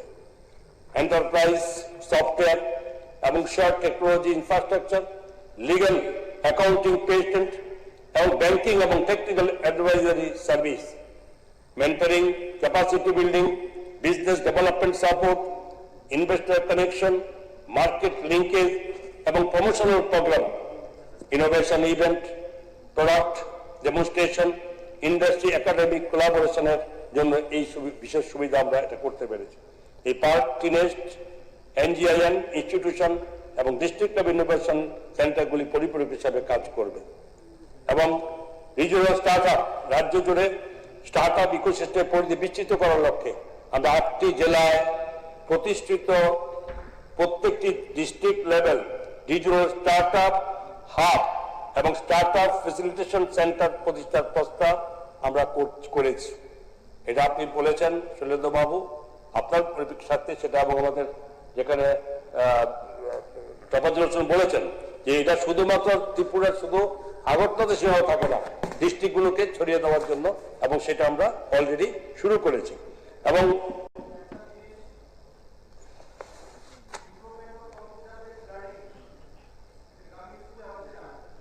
আমি মাত্র শুরু করেছি বলেছি হয়ে গেছে না, এটা আপনি জবাব দেননি, কিন্তু আপনি বলেছেন হচ্ছে, মাত্র হয়েছে যে ডেস্টিনেশন অফ ত্রিপুরা, এগুলোতে যে আলোচনা হয়েছে, যে সমস্ত বউ হয়েছে, আমরা শুধু আগরতলা রাখার জন্য না, সমস্ত ডিস্ট্রিক্টে ছড়িয়ে দেওয়ার কাজ হয়েছে। আইসিটি তে টিচার রাখা হয়েছে, তারা কম্পিউটারের লার্নিং করাচ্ছে না, তারা নরমাল ক্লাস এখানে যায়নি। আমি আপনাকে বলছি নতুন করে আমরা শুরু করছি সমস্ত ডিস্ট্রিক্টে এগুলো তৈরি করতে, আমি ওইটা বলছি। তো এই তো স্বাভাবিকভাবেই এগুলো আগামী দিন আপনাদের যেরকম সমস্ত ডিস্ট্রিক্টে এটা সরবে, এটা কোনো জায়গাতে নয়। এবং টিনেজ টিরাইজ এই প্ল্যাটফর্ম সংযুক্ত কেন্দ্রগুলি স্থানীয় স্টার্টআপ এবং অ্যাসপায়ারিং এন্টারপ্রেনার এর নিম্নলিখিত সাহায্য করবে। কেমন কি করবে? রেজিস্ট্রেশন অ্যাসিস্ট্যান্স, আপনার mentoring, incubation referral, funding and grant guidance, সরকারি সুবিধা ও অ্যাডভান্স টেকনোলজিতে অ্যাক্সেস করা, মার্কেট লিঙ্কেজ এবং কন্টিনিউয়াস হ্যান্ড হোল্ডিং, এগুলো এই উদ্যোগে রাজধানীর বাইরে উদ্ভাবন উদ্যোক্তা সৃষ্টির সুযোগ সম্পাদিত করবে। বিদেশ, বিশেষভাবে নারী উপজাতি সম্প্রদায় উদ্ভাবকদের ক্ষমতায়ন এবং সমস্ত রাজ্য আত্মনির্ভর বিকাশে গুরুত্ব দেওয়া হবে। আইটি পার্ক, আপনারা জানেন যে শুধু আইটি আমরা করছি, ইনিশিয়াল শুরু হয়েছে এবং এটার মধ্যে অনেক দূর আমরা এগিয়েছি। এ রাজ্যে অনেক কর্মসংস্থানের ব্যবস্থা করা হয়েছে, আরো সামনে আগামী দিনে বাড়তি থাকবে। নতুন কর্মসংস্থান সৃষ্টি করা এবং তার সঙ্গে যুব সম্প্রদায় যুক্ত হওয়া, রাজ্যের বাইরে না যাওয়ার প্রবণতা, সমস্ত কারণ আমরা করেছি, কিন্তু এর মধ্যে একটা থেকে যায় খালি। কেমন? যেমন যদি আমরা কখনো যারা গিয়ে থাকেন, যারা বেঙ্গালোরে গিয়ে থাকি, হায়দ্রাবাদ গিয়ে থাকি, যারা দিল্লি, বম্বে, পুনেতে গিয়ে থাকি, আরো জায়গায় সেখানে আইটি পার্ক আমরা দেখতে পাই বড় বড়। এই আইটি পার্ক গড়ে তোলার সঙ্গে সঙ্গে রাজ্যের আরো আইটি সেক্টরকে আরো বিশালভাবে অগ্রগতি আমরা নিতে পারবো, যেখানে এই রাজ্যের থেকে কোনো ছেলে মেয়ে বাইরে যাওয়া দরকার। ওখানে প্রচুর আইটি পার্ক যখন গড়ে তুলবো আমরা, তখন বিভিন্ন কোম্পানি অটোমেটিক্যালি এখানে আসবে। আর এটা সবাই জেনে যান, আমাদের রাজ্যে 3rd ইন্টারন্যাশনাল ইন্টারনেট গেটওয়ে এই রাজ্য 3য় নম্বরে আছে ভারতবর্ষের মধ্যে। এটা একটা অন্যরকম প্রাপ্তি আমাদের রাজ্যে, যে আমরা 3য় স্থানে আছি। এই ধরনের কানেক্টিভিটি অনেক উন্নত এবং শক্তিশালী, যেটা আমাদের আগামী দিনে এগিয়ে নেওয়ার জন্য অনেক আমরা সুবিধা করবে। তো আইটি পার্ক কি হবে? সরকার আগরতলা আমতলী বাইপাসে একটা অত্যাধুনিক আইটি পার্ক স্থাপনের প্রস্তাব করেছে এবং যা প্রাথমিক বিনিয়োগ হয় প্রায় 500 কোটি টাকা এবং অনুদান ও সহায়তার জন্য প্রস্তাবটি ভারত সরকারের কাছে জমা দেওয়া হয়েছে। সম্প্রতি ডোনারের একটি উচ্চ পর্যায়ের দল আমাদের এই স্থান তারা সমীক্ষা করে গেছে, পরিদর্শন করেছে এবং এই পার্কটি সমন্বিত প্রযুক্তির অবকাঠামো কেন্দ্রে গড়ে তোলার পরিকল্পনা সেখানে থাকবে। আমরা খুব আশাবাদী, খুব সহসায় এই ডোনার মিনিস্ট্রি থেকে যে আমাদের এই অনুদান আমরা পাবো এবং আগামী দিনে যেটা আইটির জন্য একটা উন্নত পথ খুলবে, সেটা এই আইটি পার্ক আমাদের তৈরি হবে। নিশ্চিন্ত সেখানে আমরা এই জায়গায় আছে থাকবো না।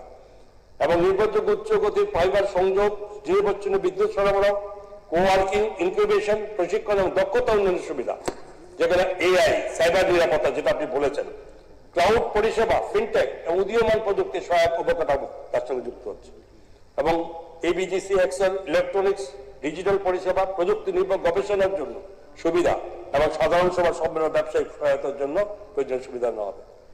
এবং আমাকে মাননীয় অধ্যক্ষ মহোদয়, আমি আগেও বলেছি যে সবটা বলা যা কি করেছি, যারা চেয়েছিল কি জানতে রাজ্য কিভাবে আইটি সেক্টর কি করছে, আগামী দিনে যুব সমাজের জন্য কি ব্যবস্থা নিয়ে আমরা এগিয়ে চলেছি, কোন কোন কোম্পানির সঙ্গে আমরা মুভ করেছি, এবং সেগুলো যাতে আগামী দিনে রাজ্যের যুব সমাজের মধ্যে এক অন্যতম একটা কর্মসংস্থান এবং কর্ম সৃষ্টিকারী এক আইটি হাব, যেখানে হাব তৈরি হয় তার ব্যবস্থা আমরা করেছি, এবং সেটা যাতে আগামী দিনে আরো প্রচন্ড ভাবে প্রচলিত থাকে সেই জন্য স্কুল থেকে কলেজগুলোতে আমরা পৌঁছানোর ব্যবস্থা করছি, যে আজকে যে সেই স্টুডেন্ট আগামী দিনে তাতে আরো বেশি ভাবে ব্যাপ্তি লাভ করে, এবং সেই ব্যবস্থা নিয়ে গিয়ে চলেছি।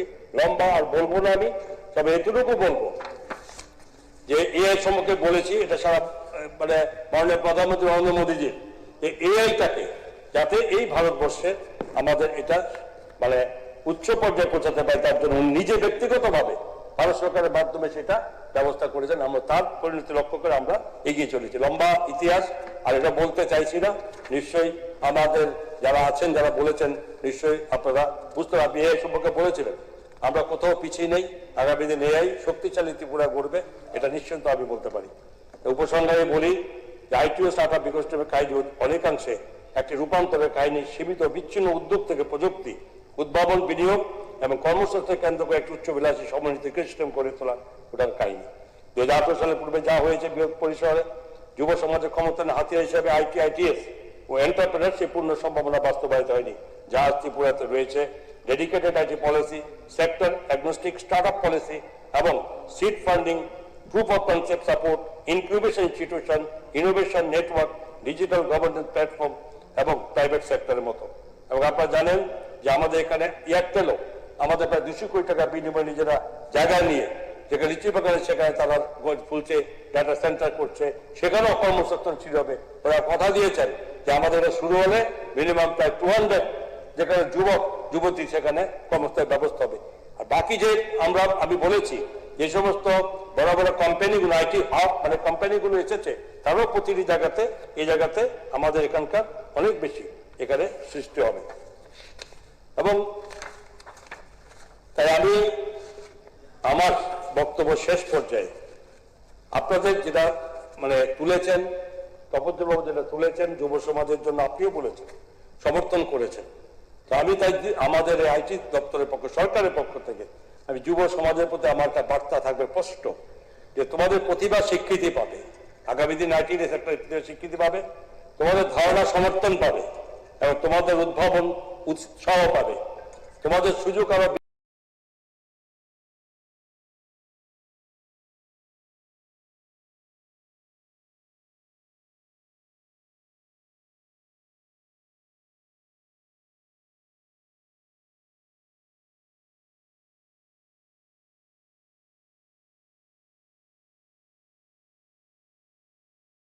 সুরেন্দ্রনাথ মহাশয় যেটা সমর্থন করেছেন।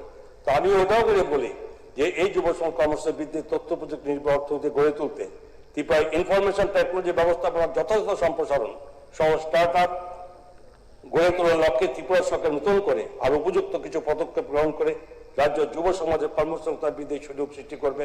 এবং এও আশা রাখছি যে সমস্ত বিরোধী বেঞ্চের মাননীয় সদস্যরা উপস্থিত আছেন, যারা আমাদের কংগ্রেস বেঞ্চে যারা আছেন, মাননীয় বয়োজ্যেষ্ঠ আমার সদস্যবৃন্দ এবং যারা আপনার এই আমাদের যারা বলেছেন তারা এবং তাদের আনিত প্রাইভেট মেম্বার রেজলিউশনের সঙ্গে সহমত পোষণ করে রাজ্যের সমস্ত যুবকদের কর্মসংস্থান বৃদ্ধি ও স্বনির্ভর হওয়ার প্রতি আন্তরিক থাকবেন। ধন্যবাদ।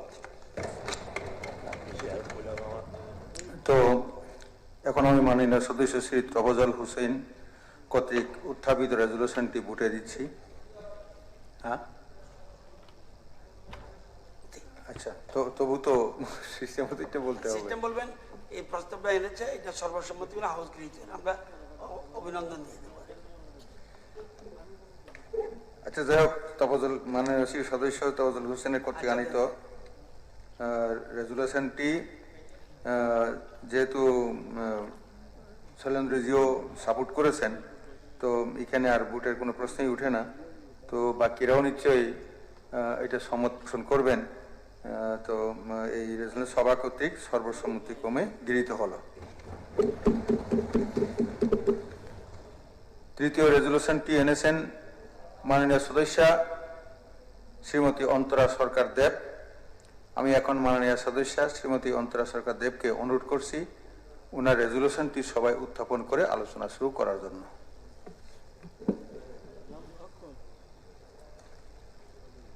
মাননীয় অধ্যক্ষ মহোদয়, নারী স্বনির্ভরতা এবং অর্থনীতি উন্নয়নের লক্ষ্যে ত্রিপুরার মহিলা ও উন্নয়ন প্রকল্প বিষয়ে ত্রিপুরা সরকার কর্তৃক উপযুক্ত পদক্ষেপ গ্রহণের লক্ষ্যে এই মহতী সভায় আমার প্রস্তাব উত্থাপন করছি।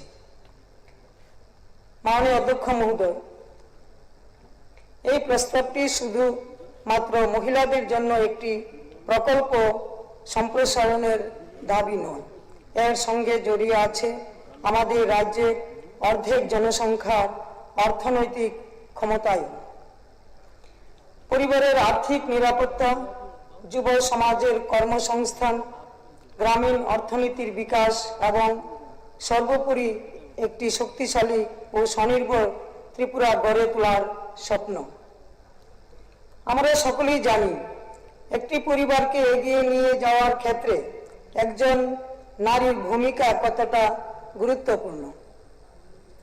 একজন নারী যখন নিজের উপার্জনের পথ তৈরি করতে পারেন, তখন শুধু তার ব্যক্তিগত জীবনেই পরিবর্তন আসে না, সেই আয়ের সুফল পৌঁছে যায় তার সন্তান, পরিবার এবং শেষ পর্যন্ত সমগ্র সমাজের কাছে। তাই একজন নারীকে স্বনির্ভর করা মানে শুধু একজন মানুষকে স্বাবলম্বী করা নয়, একটি পরিবারকে শক্তিশালী করা। আর হাজার হাজার নারীকে স্বনির্ভর করা মানে গোটা রাজ্যের অর্থনীতিকে শক্তিশালী করার পথে এগিয়ে নিয়ে যাওয়া। মাননীয় অধ্যক্ষ মহোদয়, ত্রিপুরার মহিলাদের মধ্যে প্রতিভার কোনো অভাব নেই। আমাদের গ্রামের মহিলা, শহরের মহিলা, পাহাড়ি এলাকার মহিলা, চা বাগান এলাকার মহিলা অনেকে নিজেদের দক্ষতা ও পরিশ্রম দিয়ে বিভিন্ন ধরনের কাজ করছে। কেউ বাঁশ বেতের সামগ্রী তৈরি করছেন, কেউ তাঁত ও হস্তশিল্পের সঙ্গে যুক্ত, কেউ খাদ্য প্রক্রিয়াকরণ করছেন, কেউ মাটির তৈরি বিভিন্ন সামগ্রী তৈরি করছেন, কেউ মশলা, আচার, পাঁপড় বা অন্যান্য খাদ্যদ্রব্য তৈরি করছেন, কেউ পশুপালন, হাঁস মুরগি পালন বা কৃষিভিত্তিক কাজে যুক্ত, আবার কেউ মৃৎশিল্প, ছোট দোকান, বিউটি কেয়ার, সেলাই বা অন্যান্য পরিষেবা ভিত্তিক উদ্যোগ পরিচালনা করছেন। কিন্তু সমস্যা হচ্ছে অনেক ক্ষেত্রে তাদের প্রতিভা ও পরিশ্রমের সঙ্গে প্রয়োজনীয় প্রশিক্ষণ, মূলধন, আধুনিক প্রযুক্তি, বাজার এবং সঠিক বিপণন ব্যবস্থার সংযোগ ঘটছে না। ফলে একজন মহিলা ভালো পণ্য তৈরি করেও তার পণ্যের ন্যায্য মূল্য পাচ্ছেন না। কেউ ব্যবসা শুরু করার ইচ্ছা থাকা সত্ত্বেও প্রয়োজনীয় ঋণ বা আর্থিক সহায়তার অভাবে পিছিয়ে যাচ্ছে। মাননীয় অধ্যক্ষ মহোদয়, আজকের দিনে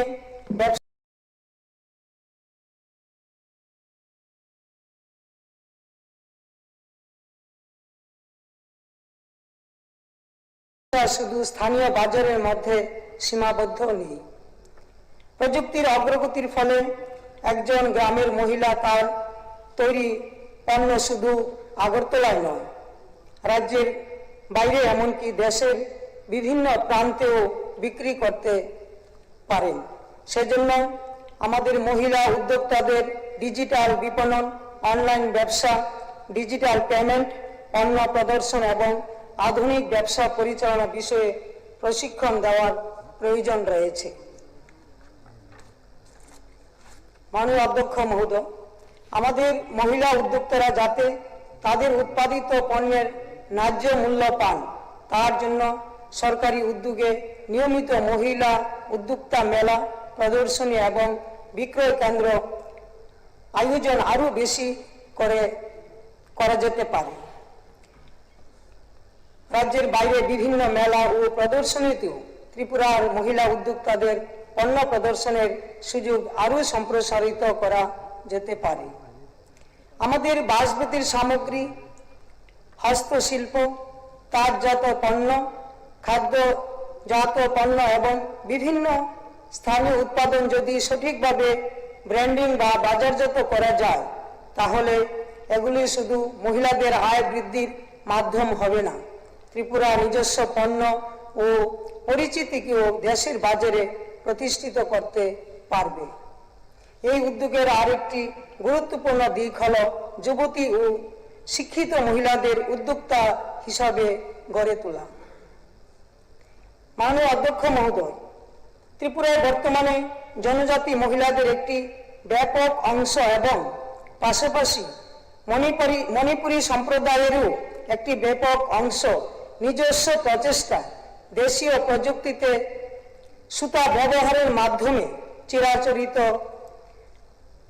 পাসরা, রিসা, গজ, ব্যান্ডেজ, গামছা, তোয়ালে, বেডকভার ইত্যাদি কাপড় বুননের এই শিল্পকে উন্নত এবং আধুনিকরণ করার লক্ষ্যে তাদের প্রশিক্ষণ, আধুনিক যন্ত্রপাতি সরবরাহ, ত্রিপুরার পতিত জমিগুলোকে চিহ্নিত করে ব্যাপক পরিমাণে রেশম তথা গুটি পোকা চাষের সম্প্রসারণের লক্ষ্যে প্রয়োজনীয় অর্থ বরাদ্দ সহ সংশ্লিষ্ট দপ্তর তথা সরকারি উদ্যোগ আসু প্রয়োজন। আমার ক্ষুদ্র অভিজ্ঞতা দেখার সৌভাগ্য হয়েছে, দক্ষিণ ভারতের মহিলারা ছোট ছোট ক্লাস্টারের মাধ্যমে স্থানীয় উৎপাদিত সুতা ব্যবহার করে বিভিন্ন পোশাক শিল্পে উৎপাদিত কাজে নিজেদের নিয়োজিত রাখছেন, উৎপাদিত সামগ্রী বাইরে রপ্তানি করছেন, নিজেদের এবং এলাকার আর্থিক সমৃদ্ধিতে যোগানদাতার ভূমিকা পালন করছেন। তেমনি আমাদের পার্শ্ববর্তী রাজ্য আসাম রাজ্য যে গামছা, তোয়ালে তারা নিজেরা হাতে তৈরি করছেন। বহিরাজ্য থেকে আসাম রাজ্যে কোনো গামছা বা তোয়ালি মানে দৈনন্দিন জীবনে যা লাগে এটা বহিরাজ্য থেকে আনা হয় না। আমি এই হাউসে বলতে চাই, যদি আমাদের ত্রিপুরা রাজ্য যে টিআরএমের মাধ্যমে মা বোনরা যে স্বনির্ভরতার বা আমাদের সরকারের যে দিশা এক ত্রিপুরা শ্রেষ্ঠ ত্রিপুরা গড়া বা আমাদের লাখপতি দিদিদের মাধ্যমে যদি আমাদের সরকারি যে গজ ব্যান্ডেজ আছে বিভিন্ন হসপিটালে বা আমাদের সরকারি হসপিটালে বিভিন্ন যে বেড কভার লাগে ওইগুলো যদি আমাদের সরকারি উদ্যোগে যদি যে বাইরের রাজ্য থেকে আনা হবে না, এটা যদি ম্যান্ডেটরি করা হয় যে ত্রিপুরা রাজ্যের মা বোনরা বা জনজাতি জাতি মণিপুরী সম্প্রদায়, যে কারণ তাঁত শিল্পী আমাদের এখানে অভাব নেই, অনেক শিল্পীরা আছে, মায়েরা আছে, ঘরের কাজ ফাঁকে ফাঁকেও সন্তান প্রতিপালন বা সংসারের বিভিন্ন কাজের ফাঁকেও ওইগুলা করা যায়। তো আমাদের অন্যখানে যদি হয় আমাদের ত্রিপুরা রাজ্যে কেন হবে না? কারণ আমাদের এই ত্রিপুরা রাজ্য কুটির শিল্পে বিখ্যাত, আমরা জানি। তো আমাদের এখানে টিআরএমের মাধ্যমে সেলফ হেল্প গ্রুপের দিদিদের আর্থিক সহায়তা করা হয়। বরাদ্দকৃত অর্থের একটা অংশ যদি এই কাজে যোগান দেওয়া হয় তাহলে মহিলা সশক্তিকরণ সহ তাদের এলাকার এবং সমগ্র রাজ্যের আর্থিক সমৃদ্ধির নূতন দ্বার উন্মোচিত হতে পারে।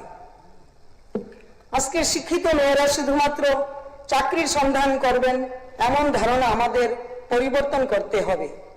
আমাদের তাদের এমন সুযোগ করে দিতে হবে যাতে তারা নিজেরাই কর্মসংস্থান সৃষ্টি করতে পারেন এবং অন্যদেরও কর্মসংস্থানের সুযোগ করে দিতে পারেন। একজন সফল মহিলা উদ্যোক্তা যদি 5 জন বা 10 জন মহিলাকে কাজের সুযোগ করে দিতে পারেন তাহলে একটি ছোট উদ্যোগও স্থানীয় অর্থনীতিতে বড় ভূমিকা পালন করতে পারে। আমি বিশেষভাবে গ্রামীণ ও প্রত্যন্ত এলাকার মহিলাদের কথা বলতে চাই। শহরাঞ্চলে সুযোগ সুবিধা তুলনামূলকভাবে বেশি থাকলেও প্রত্যন্ত এলাকার বহু মহিলা এখনো নানা সীমাবদ্ধতার মধ্যে রয়েছেন। তাদের নিজেদের বাড়ির দায়িত্ব রয়েছে, সন্তান প্রতিপালনের দায়িত্ব রয়েছে এবং অনেক ক্ষেত্রে যাতায়াতের সমস্যাও রয়েছে। তাই মহিলা উদ্যোগ উন্নয়ন কর্মসূচিকে এমনভাবে পরিকল্পনা করতে হবে যাতে স্থানীয় পর্যায়ে প্রশিক্ষণ, উৎপাদন এবং বিপণনের সুযোগ তৈরি হয়। এতে তারা তাদের পারিবারিক দায়িত্ব পালন করার পাশাপাশি আয় করার সুযোগ পাবেন। মাননীয় অধ্যক্ষ মহোদয়, এই প্রস্তাবের আরেকটি গুরুত্বপূর্ণ উদ্দেশ্য হল পারিবারিক অর্থনীতিকে শক্তিশালী করা। আমরা অনেক সময় অর্থনীতির বড় বড় পরিসংখ্যান নিয়ে আলোচনা করি, কিন্তু একটি পরিবারের মাসিক আয় যদি একজন মহিলা উদ্যোগের মাধ্যমে 5,000, 10,000 বা 15,000 টাকা পর্যন্ত বৃদ্ধি পায়, সেই পরিবারের জীবনযাত্রায় তার প্রভাব অত্যন্ত গুরুত্বপূর্ণ। সন্তানের পড়াশোনা, পরিবারের চিকিৎসা, পুষ্টি, বাড়ির প্রয়োজনীয় খরচ সব কিছুতে সেই অতিরিক্ত আয় গুরুত্বপূর্ণ ভূমিকা পালন করতে পারে। অর্থাৎ মহিলা উদ্যোগ মানে শুধু ব্যবসা নয়, মহিলা উদ্যোগ মানে পরিবারের আর্থিক নিরাপত্তা, মহিলা উদ্যোগ মানে সন্তানের ভবিষ্যৎকে আরো নিরাপদ করা, মহিলা উদ্যোগ মানে সমাজে নারীর আত্মবিশ্বাস ও মর্যাদা বৃদ্ধি করা। মাননীয় অধ্যক্ষ মহোদয়, আমাদের মনে রাখতে হবে নারীর ক্ষমতায়ন শুধু নারীর বিষয় নয়, এটি পুরুষেরও বিষয়, এটি পরিবারেরও বিষয়, এটি সমাজেরও বিষয় এবং এটি রাজ্যের ও দেশের সামগ্রিক উন্নয়নের বিষয়। তাই এই প্রস্তাবকে কোনো রাজনৈতিক দৃষ্টিকোণ থেকে দেখার প্রয়োজন নেই। এটি এমন একটি বিষয় যেখানে সরকার এবং বিরোধী দল উভয়েরই একসাথে দাঁড়ানোর সুযোগ রয়েছে। আমরা রাজনৈতিক আদর্শে ভিন্ন হতে পারি, সরকারের কাজের মূল্যায়ন নিয়ে আমাদের মত পার্থক্য থাকতে পারে, কিন্তু ত্রিপুরার মা বোনদের স্বনির্ভর করে তোলার প্রশ্নে আমাদের মধ্যে কোনো বিভাজন থাকা উচিত নয়। মাননীয় অধ্যক্ষ মহোদয়, তাই এই পবিত্র বিধানসভার অধিবেশনে উপস্থিত সমস্ত সম্মানীয় সদস্য ও সদস্যবৃন্দের কাছে আমার বিনীতভাবে আবেদন জানাচ্ছি, দলীয় রাজনীতির ঊর্ধ্বে উঠে এই প্রস্তাবটিকে পূর্ণ সমর্থন করুন। মাননীয় অধ্যক্ষ মহোদয়, আমি বিশ্বাস করি এই সভা যদি আজ সর্বসম্মতভাবে এই প্রস্তাব গ্রহণ করে তাহলে এর একটি অত্যন্ত গুরুত্বপূর্ণ বার্তা গোটা রাজ্যে পৌঁছাবে। ত্রিপুরা নারীকে আমরা শুধু সহায়তার প্রাপক হিসাবে দেখতে চাই না, আমরা তাকে একজন উদ্যোক্তা, একজন উৎপাদক, একজন কর্মসংস্থান সৃষ্টিকারী এবং রাজ্যের অর্থনীতির একজন গুরুত্বপূর্ণ অংশীদার হিসাবে দেখতে চাই। মাননীয় অধ্যক্ষ মহোদয়, শেষে আমি আবারও বলতে চাই, এই প্রস্তাব ত্রিপুরার প্রতিটি মা, বোন, কন্যা এবং মহিলা উদ্যোক্তাদের ভবিষ্যতের পক্ষে। আমি চাই আজকের এই সভা থেকে আমরা একটি শক্তিশালী ও ইতিবাচক বার্তা দিই। ত্রিপুরার মহিলারা পিছিয়ে থাকবেন না, তাদের প্রতিভা শুধুমাত্র ঘরের চার দেওয়ালের মধ্যে সীমাবদ্ধ থাকবে না। তাদের শ্রমের ন্যায্য মূল্য নিশ্চিত করার জন্য আমরা কাজ করব। তাদের উদ্যোগকে পুঁজি, প্রশিক্ষণ, প্রযুক্তি ও বাজারের সঙ্গে যুক্ত করব এবং তাদের হাত ধরে আমরা গড়ে তুলব আরো শক্তিশালী পরিবার, আরো সমৃদ্ধ সমাজ এবং আরো আত্মনির্ভর ত্রিপুরা। মাননীয় অধ্যক্ষ মহোদয়, আমি আশা করি এই সম্মানীয় সভার শাসক ও বিরোধী উভয় দলের সমস্ত মাননীয় সদস্য ও সদস্যবৃন্দ দল মতের ঊর্ধ্বে উঠে আমার এই বেসরকারি প্রস্তাবটির প্রতি তাদের পূর্ণ সমর্থন জানাবেন এবং সর্বসম্মতিক্রমে প্রস্তাবটি গ্রহণ করার জন্য এই সভাকে সহায়তা করবেন। আজ যদি আমরা সর্বসম্মতিক্রমে এই প্রস্তাব গ্রহণ করতে পারি তাহলে তা শুধু বিধানসভার কার্য বিবরণীতে একটি প্রস্তাব হিসাবে লিপিবদ্ধ হবে না, এটি ত্রিপুরার নারী সমাজের প্রতি আমাদের সম্মান, আস্থা এবং দায়বদ্ধতার একটি গুরুত্বপূর্ণ দলিল হয়ে থাকবে।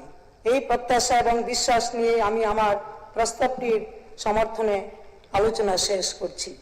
ধন্যবাদ মাননীয় অধ্যক্ষ মহোদয়, ধন্যবাদ এই সভায় উপস্থিত মাননীয় সদস্য ও সদস্যবৃন্দকে। বন্দে মাতরম, ভারত মাতা কি জয়, জয় হিন্দ। নারী নির্ভরতা ও পারিবারিক অর্থনীতি উন্নত করার লক্ষ্যে যে ত্রিপুরা মহিলা উদ্যোক্তা উন্নয়ন এই বিষয়ে আলোচনা রাখবেন এখন রঞ্জিত দেববর্মাজি। মাননীয় স্পিকার স্যার, শ্রীমতী অন্তরা সরকার দেব মহোদয়া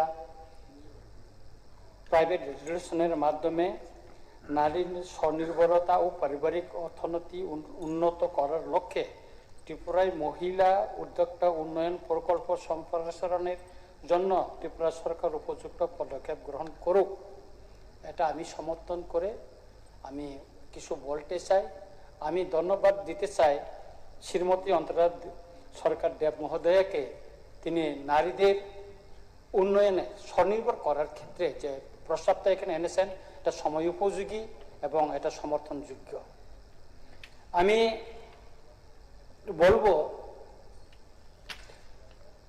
যদি আমি বাংলায় বলি সেটা হয়তো আমাদের ত্রিপুরার আনাচে কানাচে, বিশেষ করে এদেশে এলাকায় যে ত্রিপুরা সারা থাকে তারা হয়তো বলতে পারে না, বুঝতে পারে না বাংলা। তো সবাই অনেকে বলে আমরা গ্রামে গেলে স্যার আপনি কক বড়কে বলুন, তাই আমি কক বড়কেই বলবো।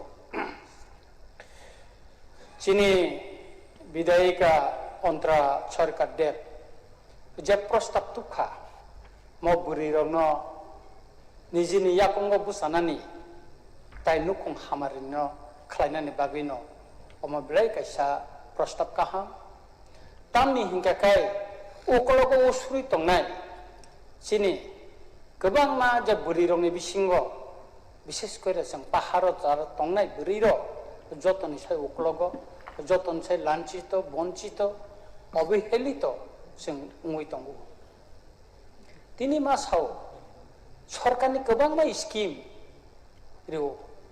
ग्राम अंचल सेल्फ हेल्प ग्रुप TRLM नि माध्यमे बरंनो याकंग बोसानानि बागै चेष्टा खालायजागौ किन्तु चिनि बररक ताबुकबो नालान्तान सरकारिनि जे सुजुग सुबिदा मानानि क्षेत्रआव गोबां मा केबें मुं दंमानि बागै चिनि बररक ताबुकबो याकंग बोसावै माया प्रति बছর गोबां मा स्किम বিভিন্ন ব্লক থাঙ্গো ট্রাইবেল ওয়েলফেয়ার ডিপার্টমেন্টनि মাধ্যমে থাঙ্গো কিন্তু পাহাড়नि যে ত্রিপুরা বুরির শিক্ষিত অশিক্ষিত गोबां मा বড়র তাবুকব উকলগ সুজা आं किसा सानानि मुसुंगो বিশেষ করে ট্রাইবেল হেলথ ডিপার্টমেন্টनि মাধ্যমে प्राय समयनो ट्राइबल हेल्थ मिनिस्टार तंगिया जखन जों सावो टिप्रासान बागै असमय बतंगिया र बखनाया आं नुखा जे सरकार फाइमानि परेबो गोबां मा स्किम निनि ट्राइबल हेल्थ डिपार्टमेंटनि माध्यमे तिख्राय जाखा आबोनि बिसिङाव बुरि रङै बागै बोसोर तम बसे खलाई जाखा तामु खलाई क्या बिनके कोनो दाता तंगो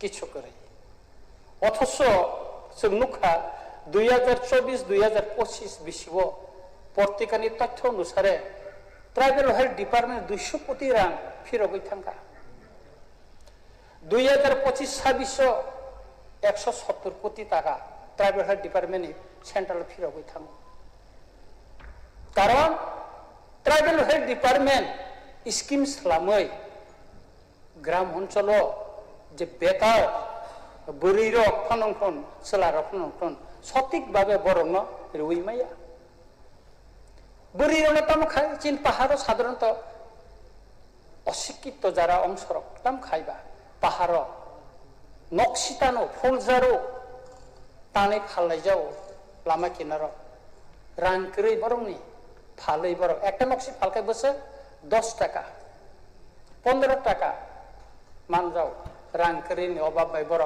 সংরক্ষণ খাই বাইরে শহর তো বই ফালি মেয়া কিছু ব্যবসায়ী রঙে থাকবো কিন্তু যদি তিনি ট্রাইবেল হেলথ ডিপার্টমেন্টে হয়তো স্কিম সালামে বা প্রজেক্ট সালামে বা যে কোনো কারণে বর্ণ যদি সহযোগিতা খাই ও নকশিতানি ফালনের উপর এখন অবস্থায় মা খামো তিনি হাইওয়ে আগরতলা তো আম্বাসাও থাকাকাय जों लामा किनाराव आम्बासानि लामा किनाराव जे एडिसिटिनि तरफ থেকে যে आरो जे मार्केट सेट तांगे रिजाखा आरो गोबां बा बुरि रक ताबो विशेष करे रियां होदानि बुरि रक ताबो तामो खाय आरो निने व्यवसा खायै माइरो मुया गोबां बा बर फालै ताबो निजेनि परिवार न नखुं न हामारि खाय माखा याकं बसाय माखा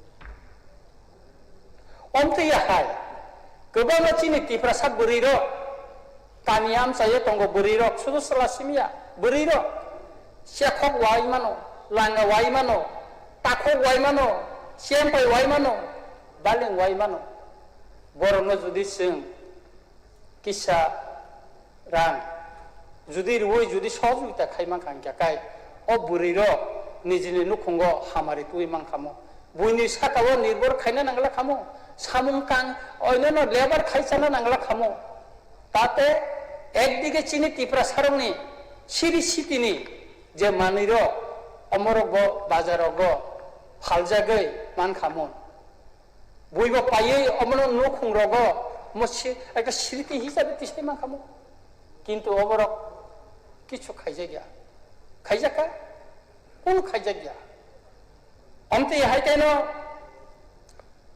যদি লামা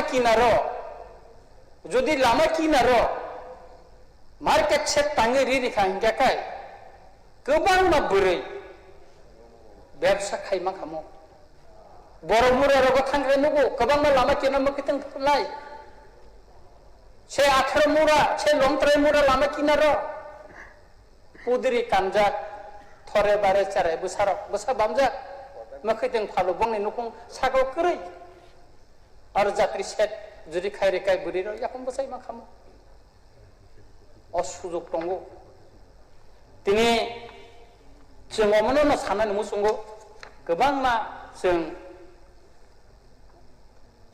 वामानि ताकमानि बिसिंतै बुरिरंनो ताबो गमनि चिनि रिगनाय रिसा ताकमानि ग्राम अञ्चल बब बुरि रि ताकमाया तं तिप्रासाद बुरि मैक्सिमाम न रिगनाय रिसा तागै मानो কিন্তু রাংনি অভাব বাই বরক তিনি অবন মুসুং ফানো অনেক কিছু খাইনানি মুসুং ফানো মাইয়া বরং উন্নত ধরনে তারপর শিকন লুবই বরং খাইমানো তিনি সিন যে রিসা ততারা সঙ্গিব বরং ফাই হায়দ্রাবাদনি ফাইও হায়দ্রাবাদনি আসামনি ফাইও বাইরেনি বরক আপনার তাগে তাবু চীনের মার্কেটিং খাইও অথচ চিনি বরক চীন ট্রেডিশনাল रिगनाय रिसा रित्रा चिनि तांगन सुजुग करे अब खाइमा खामो जों तात्पर सिकन दुबै मणिपुर फान तांगे तात्पर सिकन गोबां व्यवस्था खाइमा खामो आनेर 5 जना आं मणिपुर ट्रेनिंग दितुफा आं चेष्टा नाखाय आनि स्किम बाय आनि एमएलए फान बाय देन बगे आं चेष्टा खालायका किन्तु आबो जे एमएलए फान जे स्किम आबो बाय आबोनो अमिसिन पाइरिमेया मेसिन बिसिन दानिया माननीय स्पीकर सर 3.5 लाख टाका और मेसिन बायखाय रिगनाय रिसा जेता मणिपुरी रक बरं रिगनाय रिसा तागो रिमाय आबो आरो बादा हेकाके स्किम बर्तंबा एकमात्र जनजाति बा उपजाति बरं डेभलपमेंट खायना थाखाय ग्राम अञ्चल नि ट्राइबल वेलफेयर दंगो अबनि क्षेत्र ट्राइबल वेलफेयर डिपार्टमेंट तामो सामुं टांखा बरं तामो सामुं खायका तेबो दुखनि को माननीय स्पीकर सर आं ननो सावन चिनि आनि रामचंद्र गातो गोबां कोचिं सेंटर दंगो और बुरिर गर्ल्स स्टूडेंट गोबां दंगो बर स्टार्टेन नबाबाय बर परिमेया जों लकेल एमएलए चिन्तानिफ्राव सार आं कोचिंआव परिमाने बेतननि माया अथच आं चेलेन्जनि सायाव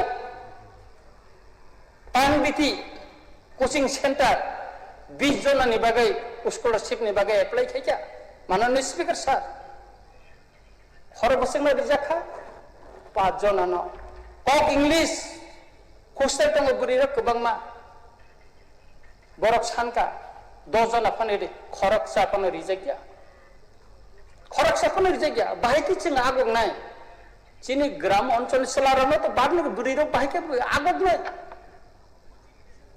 अथच रां 2024-25 प्रत्येकनि तथ्य अनुसार काटिं प्रमाण थानि प्रत्येकनि तथ्यनो 200 कोटी टाका फेरत थांगो 2025 से 170 कोटी टाका फेरत थांगो प्रत्येकनि तथ्य अनुसार तानि खाइजा गया के अन्ति हाय गोबां नातेबो तिनि जों साजागो लाखपति दिदी उद्योग खर बसे तिप्राजक लाखपति तो खर बसे गंखा लाखपति दिदी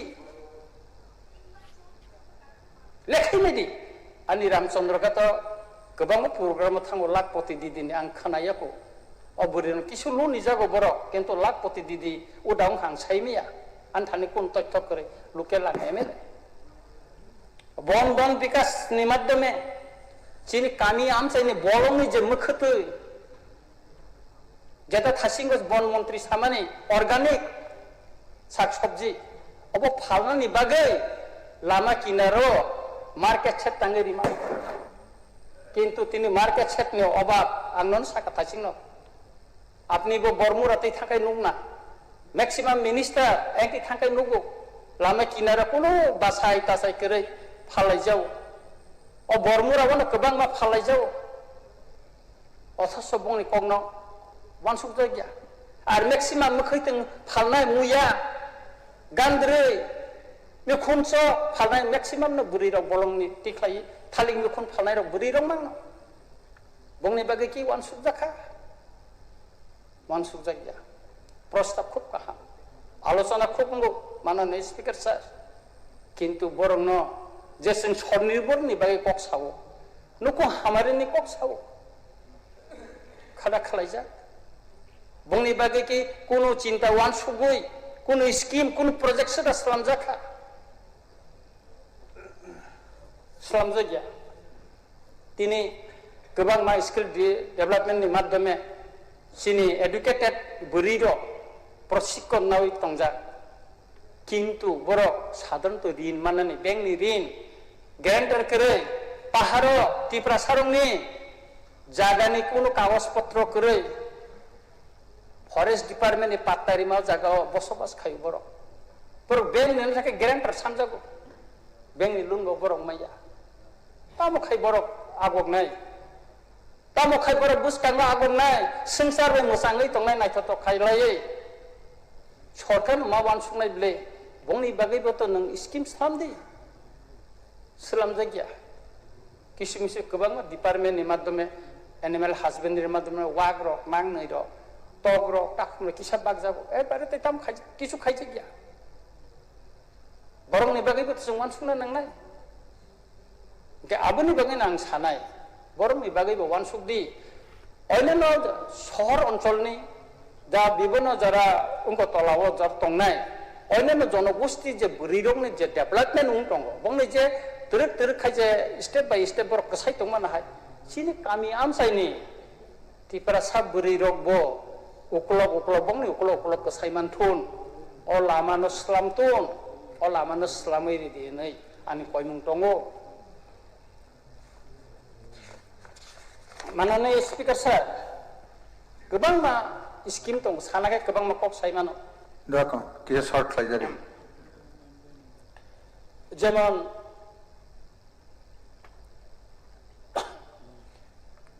credit linkage national level of जों पंचम स्थानाव दं किन्तु सिनि पाहारि रंनि बुरि रग बेंक सुबिदा बसक मांखाबा नों नायनो दि तिप्रासा बुरि रग बेंक बसक सुबिदा मांखा कोनो सुबिदा माया सार আপনি নিজের এলাকাবো মাইয়া আন এলাকাबो माइया जों जिहेतु एडिस एलाका दङ এবং পাহাড়ি হিনজাবো जों माइया साबो खायनाय आबोनि बागै तो गभर्नमेंट मावान सुंनाय बिले सार আর আবুনি বাগै ট্রাইবেল ওয়েলফেয়ার জনজাতি কল্যাণ দপ্তর খাইরি চাখা সবচেয়ে দায়িত্ব বিনি ও গ্রাম অঞ্চলনি যে বুড়ি রোগনি যে বঞ্চিত অবহেলিত অংটমানি বরং বাগै তো অল ডিপার্টমেন্ট সে ওয়ানসুক জাখা কিছু ওয়ানসুক জাগিয়া তাই আবুনি বাগैनो आं सानाय बायथ' गोबां दङ साजांनाय अर तथ्य गोबांमोन आं गुबै फायखा तबे आं सानाय जे आंनि कासे कयमुं दंनाय सिनि बरगनो बिशेष कइरा हस्त ताঁত शिल्पने माध्यमे रिगनाय रिसा टांगनानि अबनो उन्नत धरन ताबो मिसिन नखरका अमरनो जाहातेके सरलीकरण खालायो बेंक लोन मानानि बा सरकारनि रां रिउइ बरनो रिगनाय रिसा टांगनानि रेजिस्टार टांगनानि चिनी कालचार न मोठाङै नारंनानि अबनो एकटा व्यवस्था खायना नंथन अबनो तिनि आनि कयमुं दंनाय ताई चिनी बुरि रग जारा लामा किनार मोखैतों फालित जाजानाय नखं जारा अबनो मामानै फालै नखंनो जारा हामारि खाय दंनाय नखंनो तै दंनाय बरनि बागैबो लामा किनारगो मार्केट सेट द खलायै वातै पामतियो जाहाथे बर सातुं न मानजायथों अ व्यवस्था खायरितों ताई बरनो একটা লোননি ব্যবস্থা যাতে গ্যারান্টার সারা একটা লোননি ব্যবস্থা কম পয়সা অন্তত 50,000 নি বিসিংগ ফানো একটা লোননি ব্যবস্থা খাইনা নংথুন অবানি কয়মুং টংনাই তাই আं পাইথাগো সানাय আনি কয়মুং টংনাই যে ও যে চিনি মাননীয় বিধায়িকা অন্তরা সরকার মহোদয়া যে প্রস্তাব তুমানি মন আं ব্লেকেন খাফুর জাকা ব্লেকেন আं হামজাকা এবং সর্বসম্মতি কর্মে প্রস্তাব গৃহীত অংঠন অমন আংনায় যত্ন হামবাই মাননীয় স্পিকার স্যার নন বিলাইকে হামবাই পরবর্তী এখন আলোচনা অংশগ্রহণ করবেন মাননীয় স্পিকার স্যার ঠিক আছে গোপাল বাবু বলুক এরপর আপনি বলবেন মাননীয় অধ্যক্ষ মহোদয় ধন্যবাদ আমাকে সময় দেওয়ার জন্য আমি প্রথমেই আমাদের মাননীয় সদস্য অন্তরা সরকার মহোদয় কর্তৃক সরকার দেব মহোদয় কর্তৃক আনিত নারী স্বনির্ভরতা এবং পারিবারিক অর্থনীতি উন্নত করার লক্ষ্যে ত্রিপুরায় মহিলা উদ্যোক্তা উন্নয়ন প্রকল্প সম্প্রসারণের জন্য ত্রিপুরা সরকার উপযুক্ত পদক্ষেপ গ্রহণ করুক এটাকে আমি সমর্থন করে কয়েকটি কথা বলবো স্যার আমাদের সর্বজন বিদিত মহান মনীষী স্বামী বিবেকানন্দ বলে গিয়েছিলেন যে একটা অমৃত বাণী দিয়ে গেছিলেন যে সমাজে পাখির দুটি ডানার মতো মহিলা এবং পুরুষ আছে দুইটি জানা যদি শক্ত না হয় একটি যদি ভঙ্গুর হওয়া বা অচল হয়ে যায় কোনো পাখি উঠতে পারে না তাই উনি বলেছিলেন যে সমাজের মহিলা এবং পুরুষ দুইটাই সমানভাবে দুইটা পাখা চলতে হবে তাহলে সামাজিক এবং অর্থনৈতিক সব দিক আমরা উপকৃত হব আমার স্বনির্ভর হব এখানে নারী শক্তির কথা বলা হয়েছে আমি এই জন্যই সমর্থন জানার জন্যই আমি দাঁড়িয়েছি আমি একটি কথা বলবো স্যার যেমন আমরা এখানে একে অপরকে দোষারোপ করলে চলবে না we should be in practically আমরা প্র্যাকটিক্যাল জিনিসটা আমরা চিন্তা করতে হবে কারণ এখানে নারী শক্তি আমাদের আরো মজবুত করার জন্য স্বনির্ভর করার জন্য আমরা শুধু বললেই চলবে না আমার কাছে ফার্স্ট আওয়ারে যেখানে আমাদের এই কলিং অ্যাটেনশনে আমাদের আরেকজন সদস্য মাননীয় সদস্য শ্রীমতী স্বপ্না দেব বর্মন মহোদয়া উনি এনেছিলেন কি ওই যে ডন বস্কো স্কুলের সামনে বাজারে সেখানে এই এলাকায় সম্মেলনের সামনে ও বাজারে উচ্ছেদ করা হয়েছে। সেখানে মহিলারাও ছিল, আমার জনজাতির মহিলারাও ছিল। কিন্তু আমি বলবো তাদেরকে বিকল্প না করে কেন করা হলো?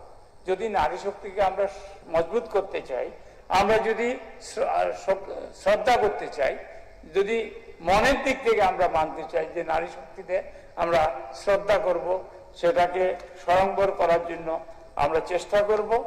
এবং নারীদের পরিবারে একটা বিশেষ ভূমিকা আছে, এটা আপনি মাননীয় উপাধ্যক্ষ মহোদয় আপনি নিশ্চয়ই জানেন যে ত্রিপুরাতে জনজাতি বলেন, জাতি বলেন, এসসি এসটি বা মাইনরিটি বলেন, সবখানে গরিব লোক আছে, বিলো পভার্টি লাইন আছে।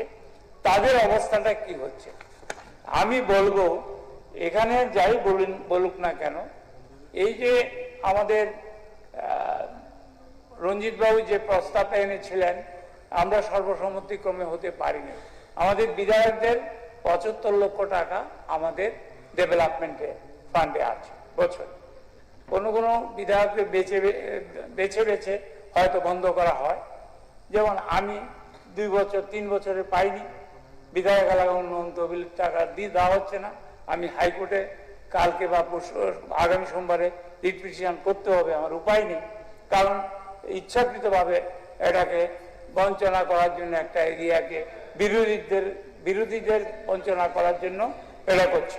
আমি যেটা বলবো, যেমন রঞ্জিত দেববর্মন মহোদয় যেটা এনেছিলেন, যদি আমাদের নারী মায়েরা বা আমাদের অভিভাবকরা শেষ বয়সে অসুস্থ হয়ে যায়, যদি 10 লাখ টাকা এমএলএ ফান্ড থেকে দেওয়া হয় এই চিকিৎসার জন্য, যে নারী শক্তিদের হেল্প করা যায়, এটা বাস্তব। আমি ওনার বক্তব্যটা রিপিট করলাম এই জন্যে, যেদিন উনি প্রপোজাল রেখেছিলেন এদিন আমরা কিন্তু আন্তরিকভাবে ওনাকে সম্মতি জানাতে পারিনি। এটা আমাদের ব্যর্থতা সবার। আমি এখানে বলবো যে আমি বেশি সময় নেব না। স্যার, আপনারা জানেন কিছুদিন আগে এপ্রিল মাসের শেষের দিকে পশ্চিমবাংলা নির্বাচন হয়েছিল। আমাদের প্রধানমন্ত্রী মহোদয় এসেছিলেন, আমাদের স্বরাষ্ট্রমন্ত্রী এসেছিলেন। কি বলেছিলেন? যদিও পশ্চিমবাংলায় লক্ষ্মীর ভান্ডার ছিল 1700 টাকা এসসিদের, জেনারেলদের 1500 টাকা, এখানে প্রধানমন্ত্রীজি বলে গিয়েছিলেন, স্বরাষ্ট্রমন্ত্রী বলেছিলেন, মুখ্যমন্ত্রী যিনি আছেন এখন শুভেন্দু অধিকারীজি, উনিও বলেছিলেন, সব নেতা বলেছিলেন আমাদেরকে ভোট দিন, বিজেপি নেতৃত্বে যদি সরকার আসে আমরা 1500 টাকাকে 3000 টাকা করা হবে। এটা অন্নপূর্ণা ভান্ডার। আমরা ধন্যবাদ জানাই পশ্চিমবাংলার গভর্নমেন্টের। প্লিজ প্লিজ প্লিজ বলতে দিন। আমি পশ্চিমবাংলার মুখ্যমন্ত্রীকে আমি ধন্যবাদ জানাই। উনি 4 মে রেজাল্টের পরে বলেছেন 9 মে শপথ নিয়ে উনি পশ্চিমবাংলায় অন্নপূর্ণা ভান্ডার চালু করেছেন। আসামে এটা আছে আসাম অন্নপূর্ণা আচনি, এটা নাম দিয়েছে আচনি। ওখানেও অগাস্ট থেকে আপনার 3000 টাকা দেওয়া হচ্ছে। যেহেতু ডাবল ইঞ্জিন সরকার, পশ্চিমবাংলায় হয়েছে, আসামের সাইডে হয়েছে, অন্য মণিপুরে হয়েছে, অন্যান্য রাষ্ট্রে হয়েছে, রাজ্যে হয়েছে, তাইলে আমি অনুরোধ করব এই সরকারকে পশ্চিমবাংলার দিকে তাকান, আসামের দিকে তাকান। আপনাদের অন্যান্য রাজ্যে যেখানে ডাবল ইঞ্জিন আছে সব জায়গায় নাম বিভিন্ন হতে পারে, কিন্তু মহিলাদের স্বনির্ভর হওয়ার জন্য মাসে মাসে নিজের থেকে ব্যয় করার জন্য, বাচ্চাদের জন্য, রোগীদের জন্য, বিভিন্ন মঙ্গল কাজের জন্য, নিজের অসুস্থতার জন্য, নিজের খাওয়ার জন্য 3000 টাকা যদি হয়, এখানে সর্বসম্মতিক্রমে যদি আমরা সিদ্ধান্ত নেই যে আমরা ত্রিপুরাতেও পশ্চিমবাংলার ন্যায়, আসামের ন্যায়, আমরা অন্যান্য রাজ্যের ডাবল ইঞ্জিন সরকারের ন্যায় ত্রিপুরাতেও নারী শক্তিকে আমরা স্বনির্ভর করার জন্য, নারী প্রতিনিধিদের আমরা আরো উন্নতি করার জন্য ত্রিপুরাতে যে কোনো নামই হোক, এটা আপনাদের ঠিক করবেন, আপনাদের ক্যাবিনেট। কিন্তু যদি আন্তরিকভাবে আমরা চাই নারী শক্তির ডেভেলপমেন্ট আমরা চাই, তাহলে এখানে আজকে সিদ্ধান্ত নেওয়া উচিত যে আমরা মহিলাদের জন্য যারা 25 বছরের উপরে, যেটা পশ্চিমবাংলা একটা বয়স নির্ধারণ করেছে, আসামেও করেছে, এখানে যাতে নারীদের, মায়েদের, বোনদের যারা বিজনেস করে বা বয়ন শিল্প করে, তারা কুটির শিল্প করে, তারা স্ব অর্থ দিয়ে, নিজের অর্থ দিয়ে কাজ করতে পারবে, তারা কুটির শিল্প করতে পারবে। সুতরাং আমার মনে হয় ট্রেজারি বেঞ্চ যদি এখানে ঘোষণা করেন যে অগাস্ট মাস থেকেই নারী শক্তিকে আরো স্বাবলম্বী করার জন্য, স্বনির্ভর করার জন্য আমরা 3,000 টাকা করে যে কোনো ভান্ডার, এটা আপনাদের নাম হোক, আপনারা যে কোনো ভান্ডার করে এটা যাতে অগাস্ট থেকে চালু হয়, এই দাবি আমি রাখছি। মুখ্যমন্ত্রী মহোদয় এসছেন, আপনার কাছে আমি বলবো নারী শক্তির স্বনির্ভরতার জন্য, আরো উন্নতি করার জন্য, ডেভেলপমেন্ট করার জন্য, এখন তো রতনবাবু তো চলে গেছেন, আমি বুঝলাম না, এখানে নারী শক্তিকে শক্তিশালী করার জন্য আমরা একদিন স্পেশাল আমরা সিটিং এখানে হয়েছিল গত 30শে এপ্রিল বৃহস্পতিবার আমরা এখানে বসেছিলাম সকাল 11 থেকে 5টা অবধি। তাইলে এটা সার্থক হবে তখনই। এখন যদি মাননীয় মুখ্যমন্ত্রী দায়িত্ব নিয়ে যে আমরা পশ্চিমবাংলা করেছে, আসাম করেছে, ডাবল ইঞ্জিন সরকার অন্য জায়গায়ও করেছে, সুতরাং আমরা আজকে অন্নপূর্ণা ভান্ডার বলেন, লক্ষ্মীর ভান্ডার বলেন, বা আপনার ত্রিপুরা সুন্দরী ভান্ডার বলেন, নারী শক্তির ডেভেলপমেন্টের জন্য প্রতি মাসে 3,000 টাকা করে ঘোষণা করা হোক, এই দাবি রেখে আমার বক্তব্য শেষ করছি। সবাইকে ধন্যবাদ জানাচ্ছি, আপনাকেও ধন্যবাদ জানাচ্ছি। ধন্যবাদ মাননীয় সদস্য গোপাল বাবু। এখন আমি সিপিআইএম থেকে বলার জন্য অনুরোধ করছি। মাননীয় উপাধ্যক্ষ মহোদয়, আজ মাননীয় সদস্য শ্রীমতী অন্তরা সরকার দেব যে বেসরকারি প্রস্তাবটি এই পবিত্র বিধানসভায় এনেছেন, নারীর স্বনির্ভরতা ও পারিবারিক অর্থনীতি উন্নত করার লক্ষ্যে ত্রিপুরা মহিলা উদ্যোক্তা উন্নয়ন প্রকল্পে সম্প্রসারণের জন্য ত্রিপুরা সরকার উপযুক্ত পদক্ষেপ গ্রহণ করুক, আমি এই প্রস্তাবের মূল উদ্দেশ্যের সঙ্গে একমত। নারী অর্থনৈতিক স্বাধীনতা শুধু একটি পরিবারের আয় বাড়ায় না, এর সঙ্গে সন্তানের শিক্ষা, পরিবারের স্বাস্থ্য, পুষ্টি এবং সামাজিক মর্যাদাও সরাসরি যুক্ত।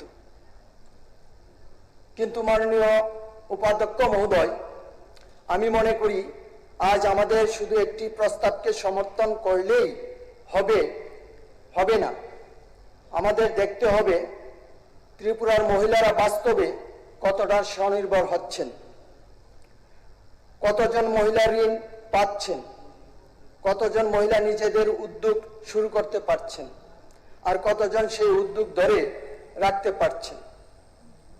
কারণ কাগজে প্রকল্প থাকা আর মানুষের জীবনে প্রকল্পের সুফল পৌঁছানো দুইটি এক জিনিস নয়। মাননীয় উপাধ্যক্ষ মহোদয়, ত্রিপুরায় বহু মহিলা সেলফ হেল্প গ্রুপ এর সঙ্গে যুক্ত। তারা পাপড়, আচার, মশলা, বাঁশ ও বেতের সামগ্রী, হস্তশিল্প, খাদ্য প্রক্রিয়াকরণ, কৃষি, পশুপালন, মৎস্য চাষ সহ বিভিন্ন কাজ করছেন। কিন্তু তাদের সামনে প্রধান সমস্যা তিনটি: ক্যাপিটাল, মার্কেট এবং টেকনোলজি। প্রথমত ক্যাপিটাল। অনেক মহিলা ব্যবসা শুরু করতে চান কিন্তু প্রাথমিক মূলধন নেই। ব্যাংক ঋণের জন্য কোলাটেরাল, পেপারওয়ার্ক এবং নানা প্রশাসনিক জটিলতার কারণে তারা পিছিয়ে পড়ছেন। তাই আমি সরকারের কাছে জানতে চাই, মহিলা উদ্যোক্তাদের জন্য ঋণ দেওয়া হচ্ছে, আর কত শতাংশ বাস্তবে নতুন ব্যবসা তৈরি করতে যাচ্ছে এবং কত শতাংশ এক্সিস্টিং অ্যাক্টিভিটিতে সীমাবদ্ধ থাকছে। দ্বিতীয়ত মার্কেট। একজন মহিলা যদি ভালো আচার, মশলা, বাঁশের সামগ্রী বা হস্ততাঁত শিল্প তৈরি করেন, তাহলে তার উৎপাদন করলেই হবে না, সে কিনবে কোথায় বিক্রি করবেন, কিভাবে অনলাইন মার্কেটিং এ পৌঁছাবেন। সরকার যদি মহিলা উদ্যোক্তাকে হাজার বা 1 লক্ষ টাকা ঋণ দেয়, কিন্তু তার উৎপাদিত পণ্যের বাজার তৈরি না করতে পারলে তাহলে সেই ঋণ এক সময় তার কাঁধে বোঝা হয়ে দাঁড়াবে। তাই আমি প্রস্তাব করছি গভর্নমেন্ট প্রকিউরমেন্ট পলিসিতে এসএইচজি ও মহিলা উদ্যোক্তাদের জন্য নির্দিষ্ট সুযোগ রাখা হোক। সরকারি দপ্তর, স্কুল, কলেজ, হাসপাতাল, পর্যটন দপ্তর এবং বিভিন্ন সরকারি অনুষ্ঠানে যে সমস্ত পণ্য কেনা হয় তার একটি নির্দিষ্ট অংশ যোগ্য মহিলা উদ্যোক্তা ও এসএইচজির কাছ থেকে কেনার ব্যবস্থা করা হোক। তৃতীয়ত, টেকনোলজি। আজকের দিনে শুধু হাতে তৈরি বালু পণ্য থাকলেই ব্যবসা সফল হয় না। Packaging, branding, digital payment, e-commerce, social media marketing এবং অনলাইন ডেলিভারি এসবের সঙ্গে মহিলা উদ্যোক্তাদের যুক্ত করতে হবে। আমি চাইছি প্রতিটি জেলায় ওমেন এন্টারপ্রেনিউরশিপ ফ্যাসিলিটেশন সেন্টার তৈরি করার হোক, যেখানে মহিলা উদ্যোক্তারা training, bank linkage, GST, accounting, assistant, packaging, branding এবং ডিজিটাল মার্কেটিং এর সহায়তা পাবেন। মাননীয় উপাধ্যক্ষ মহোদয়, রাজ্যের নিজস্ব সম্পদ ও সম্ভাবনা রয়েছে। রাবার, ব্যাম্বু, পাইনাপেল, জ্যাকফ্রুট, টি, হ্যান্ডলুম, হ্যান্ডিক্রাফটস, ফুড প্রসেসিং এবং ট্যুরিজম, এই প্রতিটি ক্ষেত্রে হাজার হাজার মহিলা উদ্যোক্তা তৈরি করা সম্ভব। উদাহরণস্বরূপ, আমরা যে ত্রিপুরা পাইনাপেল এবং ব্যাম্বুকে শুধু র মেটেরিয়ালস হিসেবে বাইরে পাঠাই, তাহলে ভ্যালু এডিশন এর বড় অংশ অন্য রাজ্যে চলে যায়। কিন্তু সেই পাইনাপেল থেকে juice, jam, squash, bread, fruit তৈরি করা এবং ব্যাম্বু থেকে ফার্নিচার, হ্যান্ডিক্রাফটস এবং মডার্ন ফ্যাসিলিটেশন প্রোডাক্ট তৈরি করে যদি আমাদের মহিলা উদ্যোক্তারা বাজারজাত করতে পারেন, তাহলে এই পণ্য থেকে অনেক বেশি ইনকাম এবং এমপ্লয়মেন্ট সৃষ্টি হবে। আমি জানতে চাই কতগুলি এসএইচজি গ্রুপ আজও সক্রিয়, কতগুলি এসএইচজি নিজেদের পায়ে দাঁড়িয়েছে, কতজন মহিলা নিয়মিত ইনকাম করছে, কতজন মহিলা নতুন কর্মসংস্থান তৈরি করেছে, গত 5 বছরে মহিলা উদ্যোক্তাদের আয় বাস্তবে কতটা বৃদ্ধি পেয়েছে। আমাদের হিসাব হওয়া উচিত নাম্বার অফ বেনিফিশিয়ারিজ দিয়ে নয়, number of sustainable women led entrepreneurship দিয়ে। আরেকটি গুরুত্বপূর্ণ বিষয়, ঋণ নয়, সম্পূর্ণ ইকোনমি সিস্টেম। মহিলা উদ্যোক্তাকে শুধু লোন দিলে হবে না, তার দরকার training, credit, technology, raw materials, production, packaging, branding, market, digital platform. এর সম্পূর্ণ ভ্যালু চেইন তৈরি করতে হবে। আমি সরকারের কাছে দাবি রাখছি ত্রিপুরা ওমেন্স এন্টারপ্রেনিউরশিপ মিশন নামে একটি দীর্ঘমেয়াদী কর্মসূচি গ্রহণ করা হোক। এর অধীনে প্রতিটি জেলায় ওমেন এন্টারপ্রেনিউরশিপ সেন্টার, মহিলা উদ্যোক্তাদের জন্য সহজ শর্তে low interest loan, collateral free credit guarantee ব্যবস্থা, বিশেষ স্টার্টআপ, আধুনিক skill development, packaging, branding, supporting, e-commerce, digital marketing training, সরকারি ক্রয়ে মহিলাদের উদ্যোক্তার জন্য পারফরমেন্স দেওয়া, ডিস্ট্রিক্ট লেভেল কমন প্রোডাকশন ও প্রসেসিং সেন্টার এবং সর্বোপরি উৎপাদিত পণ্যের অ্যাসুরেন্স মার্কেটিং লিঙ্কেজ নিশ্চিত করা, মহিলা উদ্যোক্তাদের জন্য একটি বিশেষ ফান্ড ব্যবস্থা করা।